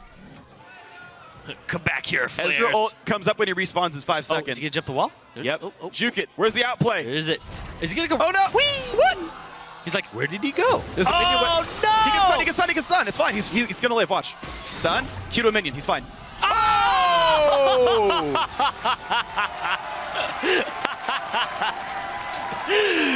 I was mostly right. I said Ez was Nailed gonna it! respawn. I said Ez was gonna respawn with ulti. I claim credit on that one. That's not fighting fair. Oh man. That was a 6v5 at the end of the day. Luigi died first and got the last kill in that team fight. Calculated. Oh. All right. Glorious. This game is awesome, by the way. Glorious fight. Not only is this game really fun, this game is for a spot in the NALCS, if you didn't know. These guys, how much pressure have they got to be under at this point? But the fact that that team fight went TDK's way, even after getting chunked out at the start, Luigi G took a huge amount of damage before that even happened. And now he's sitting at about half HP. Seraph jumps in for Otter. He doesn't even have Blade of the Ruined King active at this point because he just used it bot lane. And Kez jumps in with the smite for the kill. And you can see here, Luigi G's like, well, I have no HP, but I have to be a part of this fight. Amazing cleanup here for just both teams played this really well. The fact they're all just clustering in. Inox does overextend though and puts himself at risk as the Kassadin. You need to skirt around the fight while people and carries are still alive. You can't put your body right on top of them and get that rift walk damage. It's going to be hard, yeah. It's a really tanky team overall. Well, I guess it's not actually that tanky. It's 2 tanks, but they were the last ones alive, and they did a lot of damage in that team fight. Locket picked up for Kez, helps to keep the team durable. And Seraph now has Thornmail to make life even harder for his primary enemy, this Sivir, trying to auto-attack down the double tank lineup. Yeah. Oh, here's the thing too. Yeah. Is that... Oh, we'll talk about that in a second. Yeah, Seraph is going hard. There's the ulti in the backline. Luigi gets stunned up, and the fight has begun. Otter in a really bad spot. Will kite away from Seraph safely, and Nautilus, the first casualty, 2 kills picked up. Yeah, wow, somehow Sivir still died. Inox off over the wall. Luigi G is going to find him, trying to buy a bit of time, but it looks like TDK able to run over this enemy team. 2-0 Dragons theirs. Yeah, challenging smite is a damage over time, over 3 seconds. It looked like it was just enough true damage to finish Otter off on the side of the screen. And here's the thing. Thornmail returns damage pre-mitigation. So at this point, Otter is almost doing more damage to himself than he's actually dealing to Seraph. Yeah. And without any major lifesteal yet, he's still on just Vamp Scepter. And when you challenging smite the person and decrease their damage output by 20%, yeah, the Thornmail still returns full value. Oh, I know. It's hard. Interestingly, both of these... So I want to first preface. Both teams are running double tank, right? The junglers are both going Cinderhulk. The top laners are very durable. Seraph a bit more so, to be completely fair, but it's kind of a double tank lineup, and you could consider it maybe 3 as Nautilus kind of scales up over time. But both these AD carries are 2 of the worst auto attackers in terms of sustained DPS. Otter's so short range, he has to kite for more often than not. Luigi G just doesn't build crit because he's Ezreal, which makes his damage output actually on the lower end. Knocking down tanks is actually really hard for both these teams. Yeah. And yet, they're probably the biggest threats overall in the team fight. You want to eliminate them as soon as possible because they're the biggest threat with the easiest catch. Yeah. It's kind of like cost-benefit analysis, right?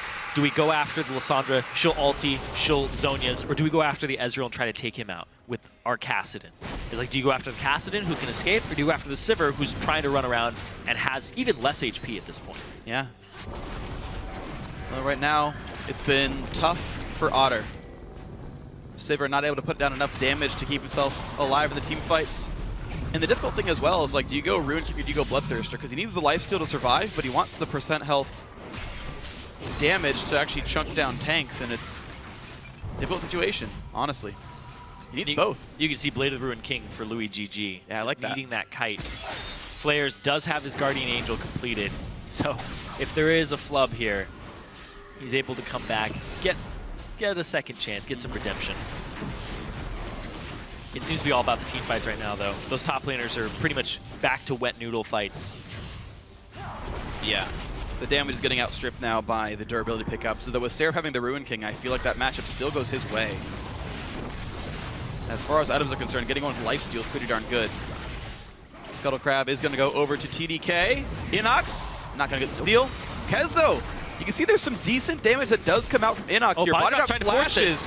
He's going to ult Seraph. That is not who you want. That does nothing at all. And Body Drop might be the first kill here. Inox also forced to jump away from this one. A very afraid cast, and into the backline they go. Flares cannot kill Louis GG. He's ulted by the Lissandra, but they're going to trade 1-for-1 support for mid laner. Inox still alive, but there's the revive from Flares. Louis GG still alive. Flares is not, though. Alive. Seraph chunked down by Trashy. Inox does have enough damage. Seraph has fallen to 2-for-2 top laners dead.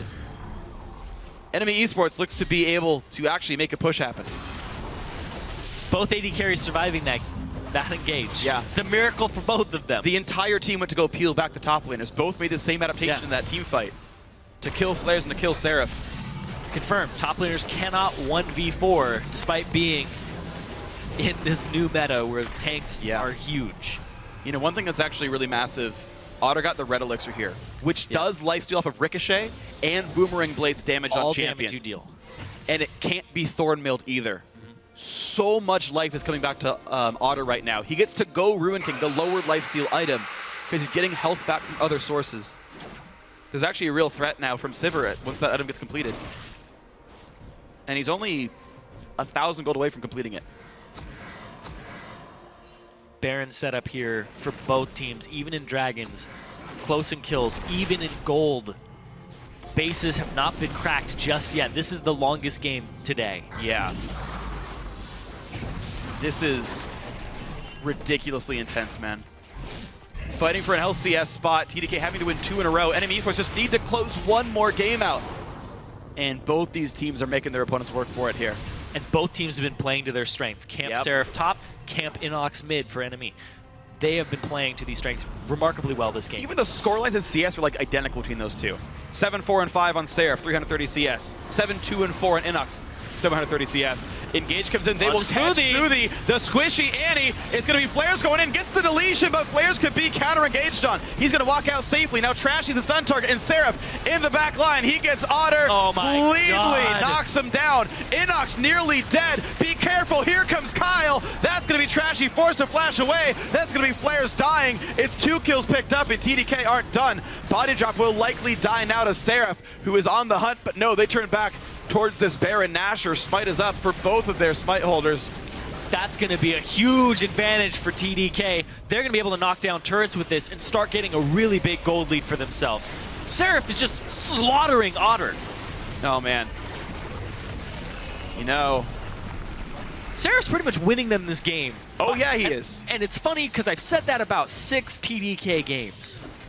Still true. His Mundo game, where people couldn't kill him, the game where he was playing Nidalee top and just split pushed and ended it. The Lissandra where he comes in, like there's this guy playing carry top laners and playing a style where the team is going to revolve around his split push seems to be working out for him. This is a much better depth charge than last time. It hits Smoothie, but this backline, Kez is disrupting, and Seraph TPs into the backline. On top of Otter. And they ignore it. They don't collapse onto Seraph, and he just destroys Otter.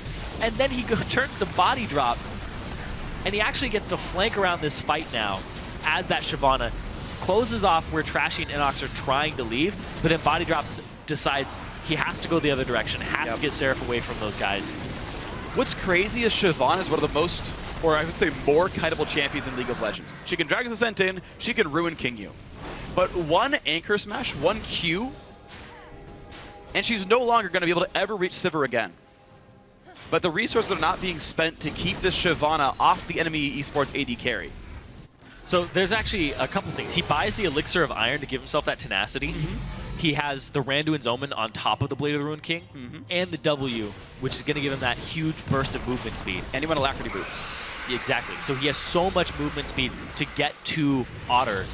Oh, Here comes Flares, this is the play. They Baron don't buff have is Seraph. on TDK. They don't have Seraph. Teleports down. It's a 4v5. In they go. Knockup from Trash. Doesn't find too much. Gets stunned by Kyle. But here comes the re-engage. Health bar's getting lower. Sivir ult helping NME Esports chase on in. 1 kill for Inox. He's going to get Smoothie. That's 2.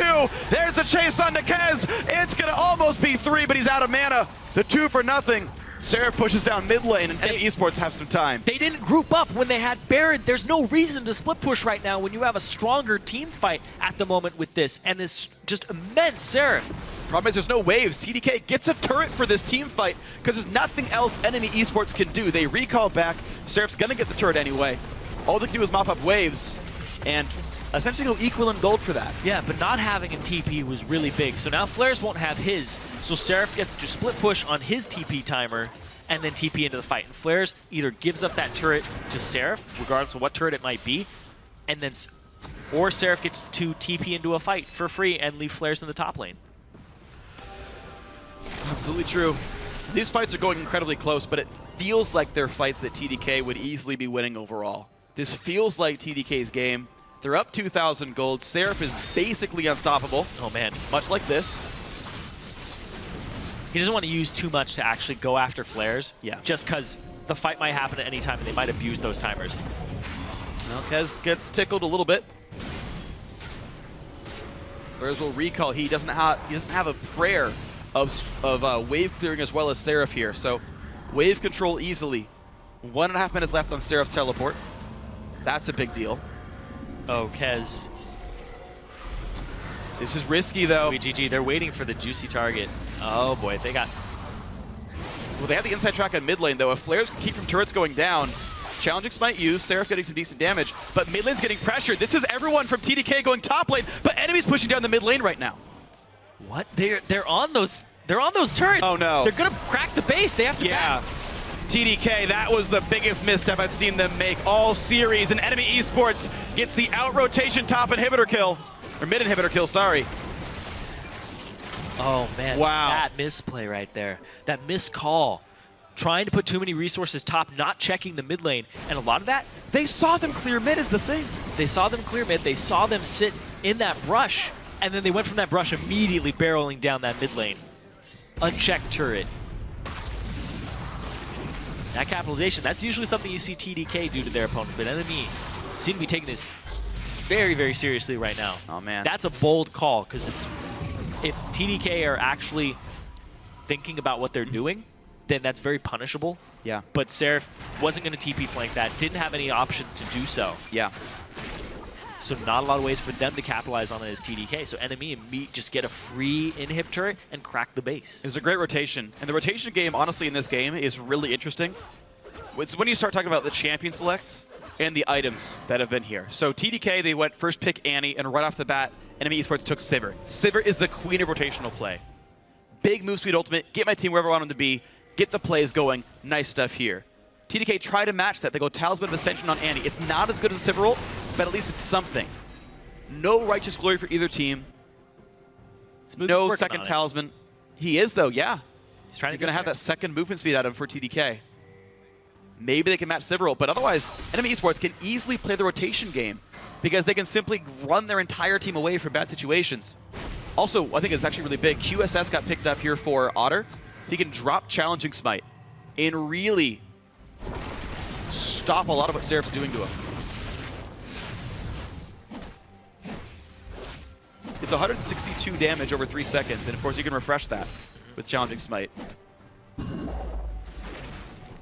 Trashy's on the split push duty right now while the TP from Flares is down, so he gets to use his ultimate to get back to the bottom, but he gets to shove out these waves. And that's the thing is TDK have to do damage control, have to control these waves right now. It's a minute for Dragon and Baron. Look at that. Oh, they caught Kyle! Pops his hoodie, he still has self-ult though. They can't go for this one. There's the engage. Flare's stunned up. He's got GA, but Body Drop is got to live up to his name. Down he goes. Kyle's traded though. It's a 1-for-1. There's the GA pop. Inox finds Luigi G, but can't get the kill. Into the backline goes Seraph. A flash by Otter. They're trying to get away. They're trying to peel him out, but Otter's got nowhere to go. But first he takes down Smoothie. It's going to be the 3 kills for 2 here. The base, they have to worry about the base a little bit. NME are TDK, running.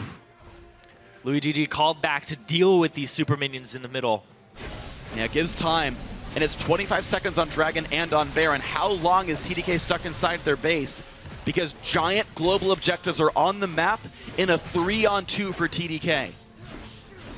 Both Dragon and Baron on the table. They'll at least get Dragon off of this. The Baron would be a slightly bolder call, but do you go bold? It's still kind of doable though.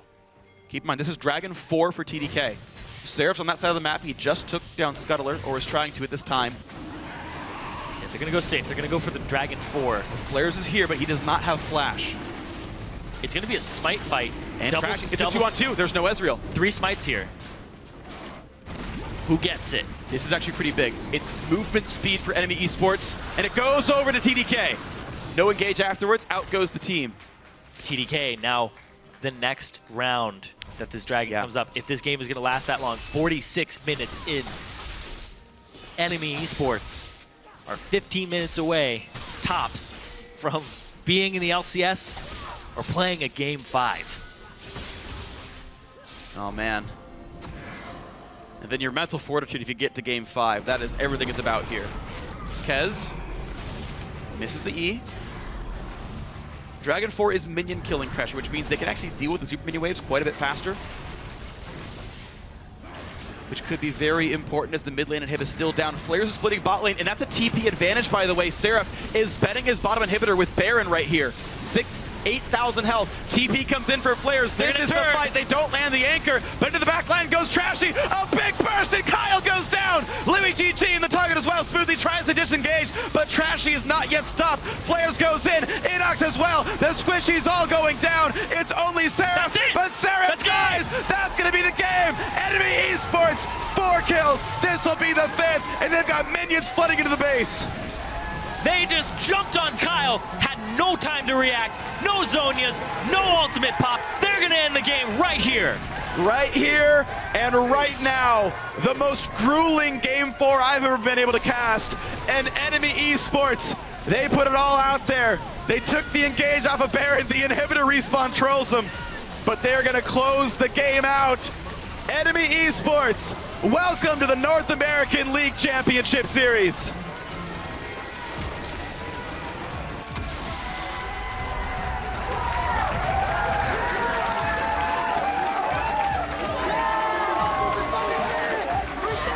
What a game. There was so much pressure in that game. It was a Game 4, it wasn't a Game 5, and you could still feel it. That's your North American LCS team. Oh, man. You're being auto-promoted. Oh, man. For summer. You can see TDK, they are not happy, but not all hope is lost. They will be in the summer promotion tournament. They put on a good showing today. And maybe they will be joining Enemy Esports after all in the North American LCS. Dignitas and Winterfox now have to choose who they're going to face. TDK, Team Fusion, we will see them again in a few more weeks, with 2 more spots on the North American LCS on the line. But today, it's all about Enemy Esports. 3-1 victory over TDK.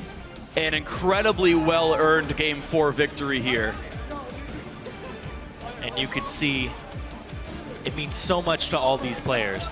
Otter and Body Drop, having been on a team together, Otter's been looking for this for 2 years plus. Body Drop, same story.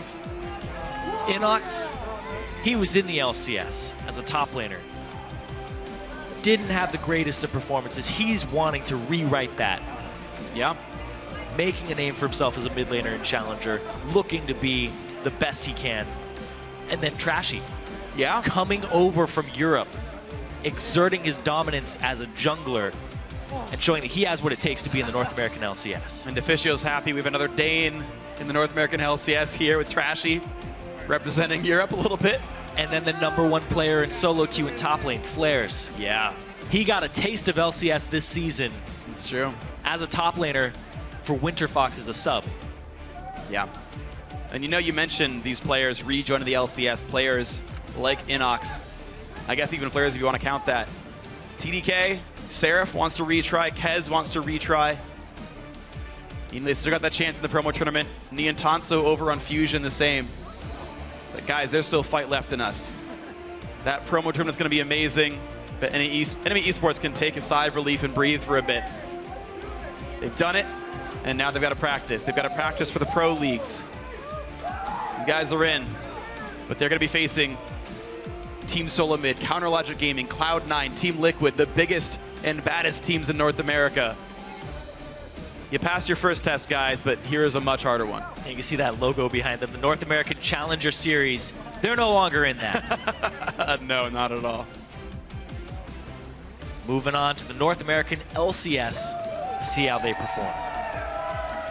Gotta say, they got a cool logo, they got cool looking jerseys. A lot of dreams, a lot of hard work.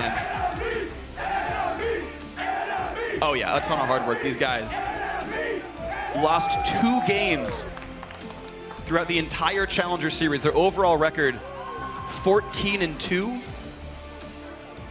#1 team in Challenger, joining the LCS, replacing Team Coast. We have to see what their aspirations lie as. I mean, there's a, like, if they really improve, they really make that stride, like, this is the split that leads to Worlds. They're in the summer split now of the North American LCS. If they keep that skyrocketing play, if they actually start competing with the best of the best, they could pull an LMQ, join the summer split, go to Worlds. That's true. It happened last year. There's a real possibility for these guys. We've seen a lot of great upstart teams do amazing in their first time in the LCS. And H2K, semifinalist. Yeah. Unicorns of Love, semifinalist in their first split in the LCS. And I've had my eye on Trashy for a while now, Yeah. since he was on Recent Gaming back in Europe, and he was on H2K. I was like, when is this guy going to be in the LCS? Because he's been a phenomenal jungler that's able to play almost every style. Yeah. He can play control. He can play forceful junglers. He can play reactionary. Yeah. And he's really, really just a dominant force in every game, in every team that he's been on. Yeah, absolutely dominant player. It's going to be a whole bunch of fun to see Trashy play. And overall, I like this NME Esports lineup. I like how they were able to adapt throughout the picks and bans, like how they were able to adapt throughout the team fights. Bodied out finally playing Peel for Otter, and Otter actually managed to solo kill Sarah for the very end of that team fight.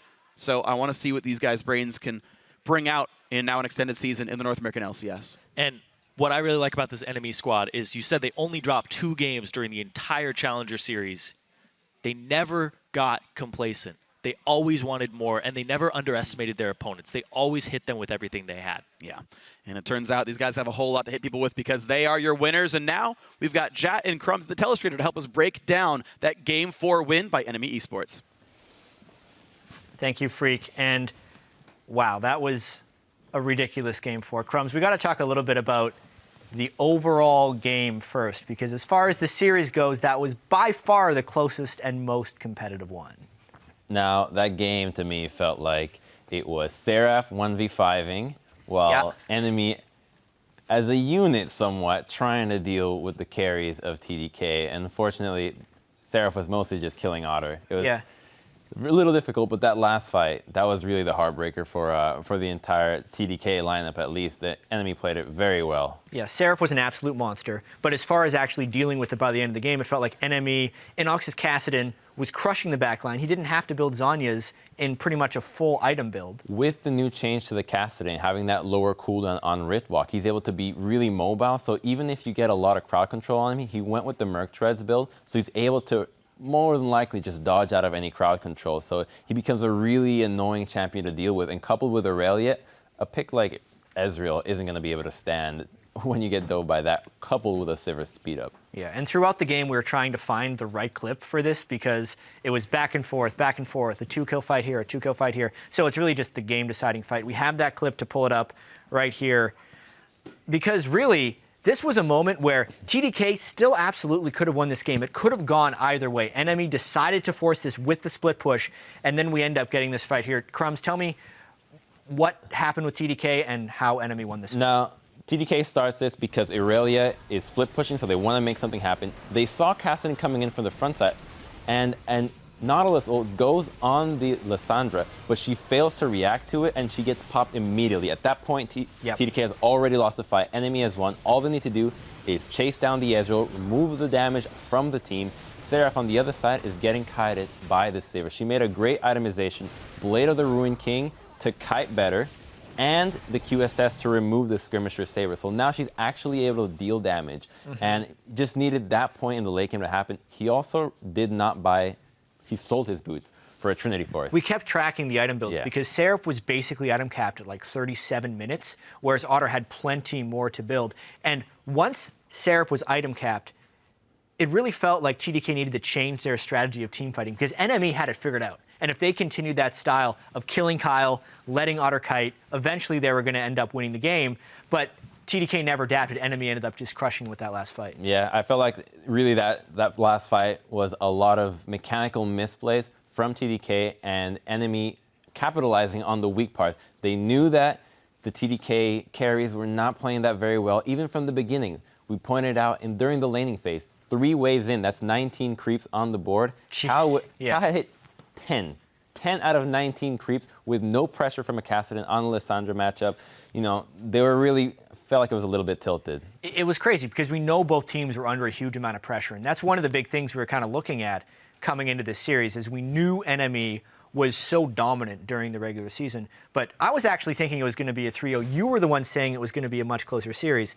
And it was actually much closer. I think the stage presence and the fact that an LCS spot was on the line contributed to some of these close games. Yeah, absolutely. And I wanted to see a little bit more diversity from the pick and ban phase from TDK. They really felt like they didn't quite understand what they wanted to do. Like, especially that last game, the Kassadin pick really snowballed out of control. The previous game, it showed they could not deal with Kassadin. They had no idea how to deal with this champion. And then they let it go again. They picked the exact same matchup, and the exact ganks happened left, right, and center. So, you know, poor adaptation, and congratulations to NME for getting their spot now. Newest member of the North American LCS, and we're actually going to hand it off to Dash to talk to 2 of those players from NME.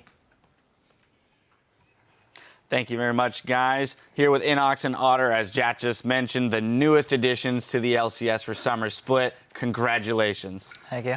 Thank you so much. If I were closer, I would shake your hand, Otter. I do want to ask you the first question, though. You have been trying to get into the LCS for quite a long time now. You've made it. You've made it. You've made it. How does it feel? It's probably the best feeling I've ever experienced. Like, I'm so extremely happy right now. Like, I'm so proud of everyone on my team, and I'm so proud of myself. Like, I'm just so happy. Well, congratulations again. And Inox, you have been in the LCS before. This is the story, the journey of your return to the LCS and moving from the top lane to the mid lane. So give me a little bit about what this has been like for you. Probably the most fun I've ever had playing League of Legends. Getting like onto an actual team where we work together. We have the analyst, the coach. I get like a team that trusts me. I can go into any game and they'll be like, pick what you want. You can do whatever. No one's playing Kassadin, you can play Kassadin. No one's playing Katarina. Well, I mean, there's been a few Katarinas. You can go ahead and play it. And whenever a meta would change, I just pick up that champion because my team trusts me. And so obviously that sounds like a fantastic team environment, but yours is a team that has many threats on it. So after we talk about TDK and Seraph being the major threat on that team, but on your end, you've got FLICKR in the top lane, yourself in the mid lane, Otter, and then you have Trashy in the jungle. Like, everyone can be a threat at different times, and we saw that in this series. I mean, talk to me about how many doors that opens for a team when you guys can play so many different things. Well, I think it's probably one of the best things we had going into this draft, because when we noticed that we were like, okay, maybe we need to run the more utility engaged bot lane, it was completely fine to take Otter off of the carry role, which we normally have him on, and he like excels at. We could just have, okay, FLICKR's carry, Inox carry. Trashy, you need to take this tank role to fulfill, because FLICKR's is going to carry. And everything just worked out, well, ever since we cleaned that up. Absolutely. And Otter, speaking of which, you had to deal with that Shyvana in your face every single time. I mean, it was just like, you know, we're back here on the analyst just going, oh my God, he's being left out to dry here. They talk about your fantastic itemization, but I mean, assuming that role on your team, I mean, your heart must have been just pumping knowing that, like, all I have to do is run, you know, dodge, duck, dip, dive, and dodge as much as I can there at the end of the game. Yeah, it actually felt like I was playing a completely different game because there was, like, this team fight going on that I wasn't even watching. I didn't know how it was going because all I was trying to do was run away from the Shyvana, and that's literally what the game came down to. It was just me running away from the Shyvana. Like, that's all I did. Now, going into this series as a whole, I want to take a step back and look at your guys' mentality as a team coming into this, because you were touted as the best challenger team. But there's a lot of pressure coming onto the stage for some of you the first time, and for others not. But coming onto the stage, playing in the LAN setting, and the jitters and the experience of the best of 5. Otter, what was the mindset like for the team coming into this series? Honestly, we were really, really confident. But as the series went on, it appeared that it wasn't as easy as we thought. So, I mean, We were really confident though going into it. And Inox, having had the experience of being on the stage and one of the most veteran players, what were you trying to do to assist your teammates in stepping up and like feeling comfortable in this new setting? Well, we were definitely confident going in, but then having everyone be like, yeah, I think enemy's gonna 3-0 or 3-1, like it'll be a completely stop. Everyone was just like, confidence slowly diminishing, starting to get nervous, starting to get anxious. I know I was starting to get, and I have a lot of stage experience. It kind of sets you up to fail, right? Yeah. Like you feel like there's no way you could possibly perform to the standards that everyone is setting for you. But you guys did, in all honesty. There was the one dropped game, but aside from that, seemed fairly in control. Really, the final thing I want to ask you guys is, in that last game, you guys are going into the 40th, 50th minute, right? And you know that all you need is one and done. One and you're in. That's it. I mean, hearts pounding, the emotion. What were the comms like? How were you guys communicating with each other and keeping your heads cool during this, huge moment? Well, for me, I was actually just trying to stay a bit quiet because I was a bit sad from the Shyvana just killing me over and over. So I wasn't trying to influence everyone else by that way.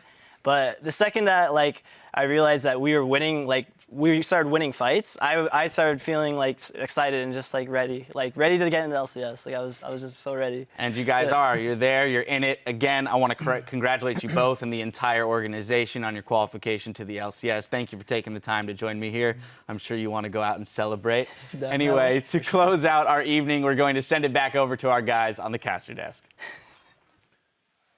Oh, man, thank you very much, Dash. This has been an absolutely amazing series to cast. I know in Europe it was like, all right, Origin, congrats on your 3-0, man. Took like an hour and a half total. This one, I am so happy I got to cast. This is, I think, one of my favorite series I've gotten to cast because of how amazing the last game was. Yeah, that's definitely probably one of my favorite Game 4s ever because Game 5s get that hyped. That's true, no matter what. This one already was that amazing just because it was so darn close, and you're like, dude, if TDK pulls that one, how shattered is NME Esports going to be? Is Game 5 going to be a walkover? It could be the turnaround there, Yeah. where it's like, how do we deal with this Shyvana in the top lane?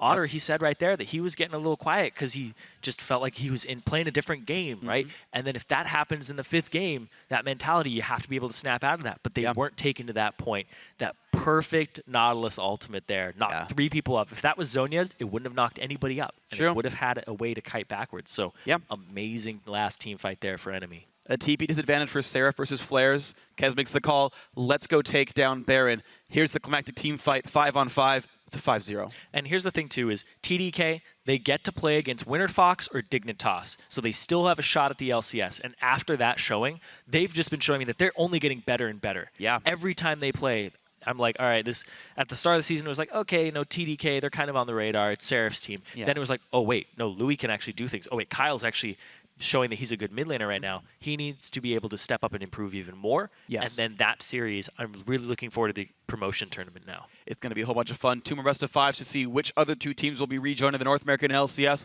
But as we finish out this series, there was one player who stood out today above the rest, had a huge impact for his team, and it was Enemy's mid laner, Inox.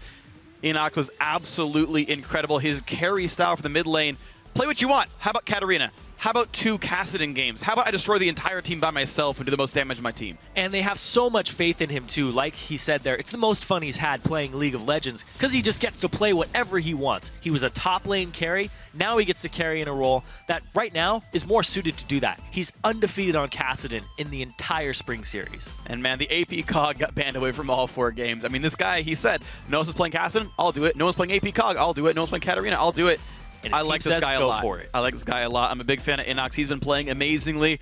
Congrats on your MVP, man. Congrats joining the LCS. NME Esports will be seeing you next split. Now, if you guys at home are missing your weekly dose of Primetime League today, never fear. PTL is on tomorrow with a special post-season preview at 4 p.m. Pacific Daylight Time, 1 a.m. Central European Summertime. And the LCS playoffs continue this weekend, starting in Europe with Fnatic against H2K Gaming. Immediately following the conclusion of that best of 5 series, we will bring the action back to North America for Cloud9 versus Team Liquid. Our playoff coverage on Saturday starts at 8 a.m. Pacific Daylight Time, 5 p.m. Central European Summertime. We'd like to congratulate one more time NME Esports for joining the North American LCS, and thank you very much to our guest analyst Crumbs. But now for myself, the casters, and the entire broadcast crew, thanks for watching, and we'll see you next time. Toodaloo, guys. Toodaloo. Toodaloo.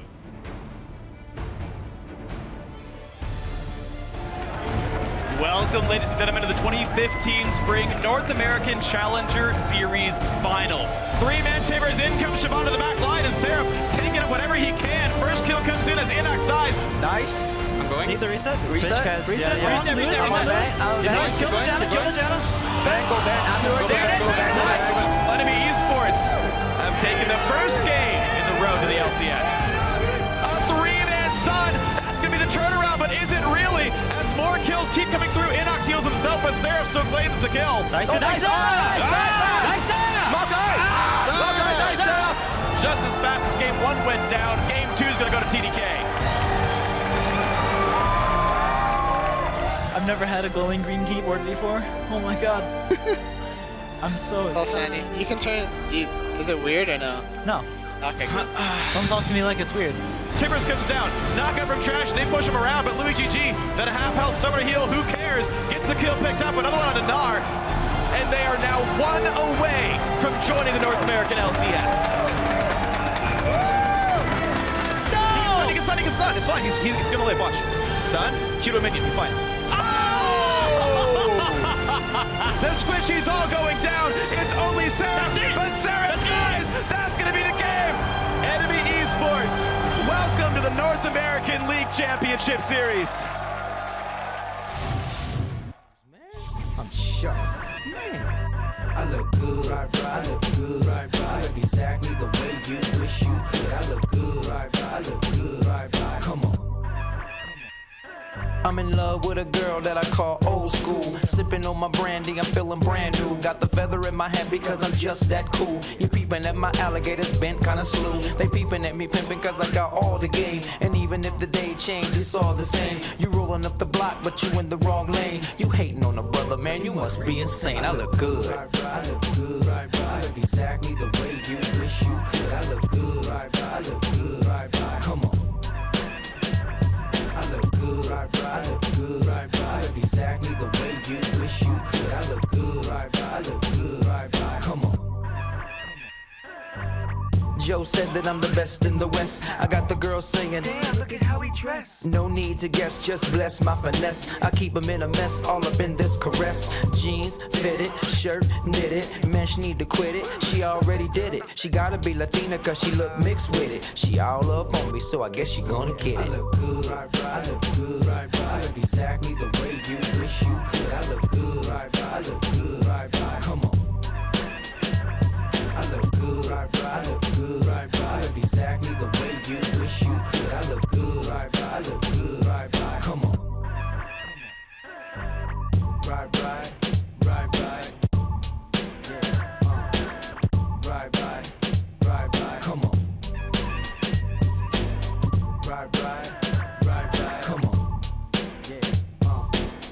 Right. Come on. I look good. Right. Give me a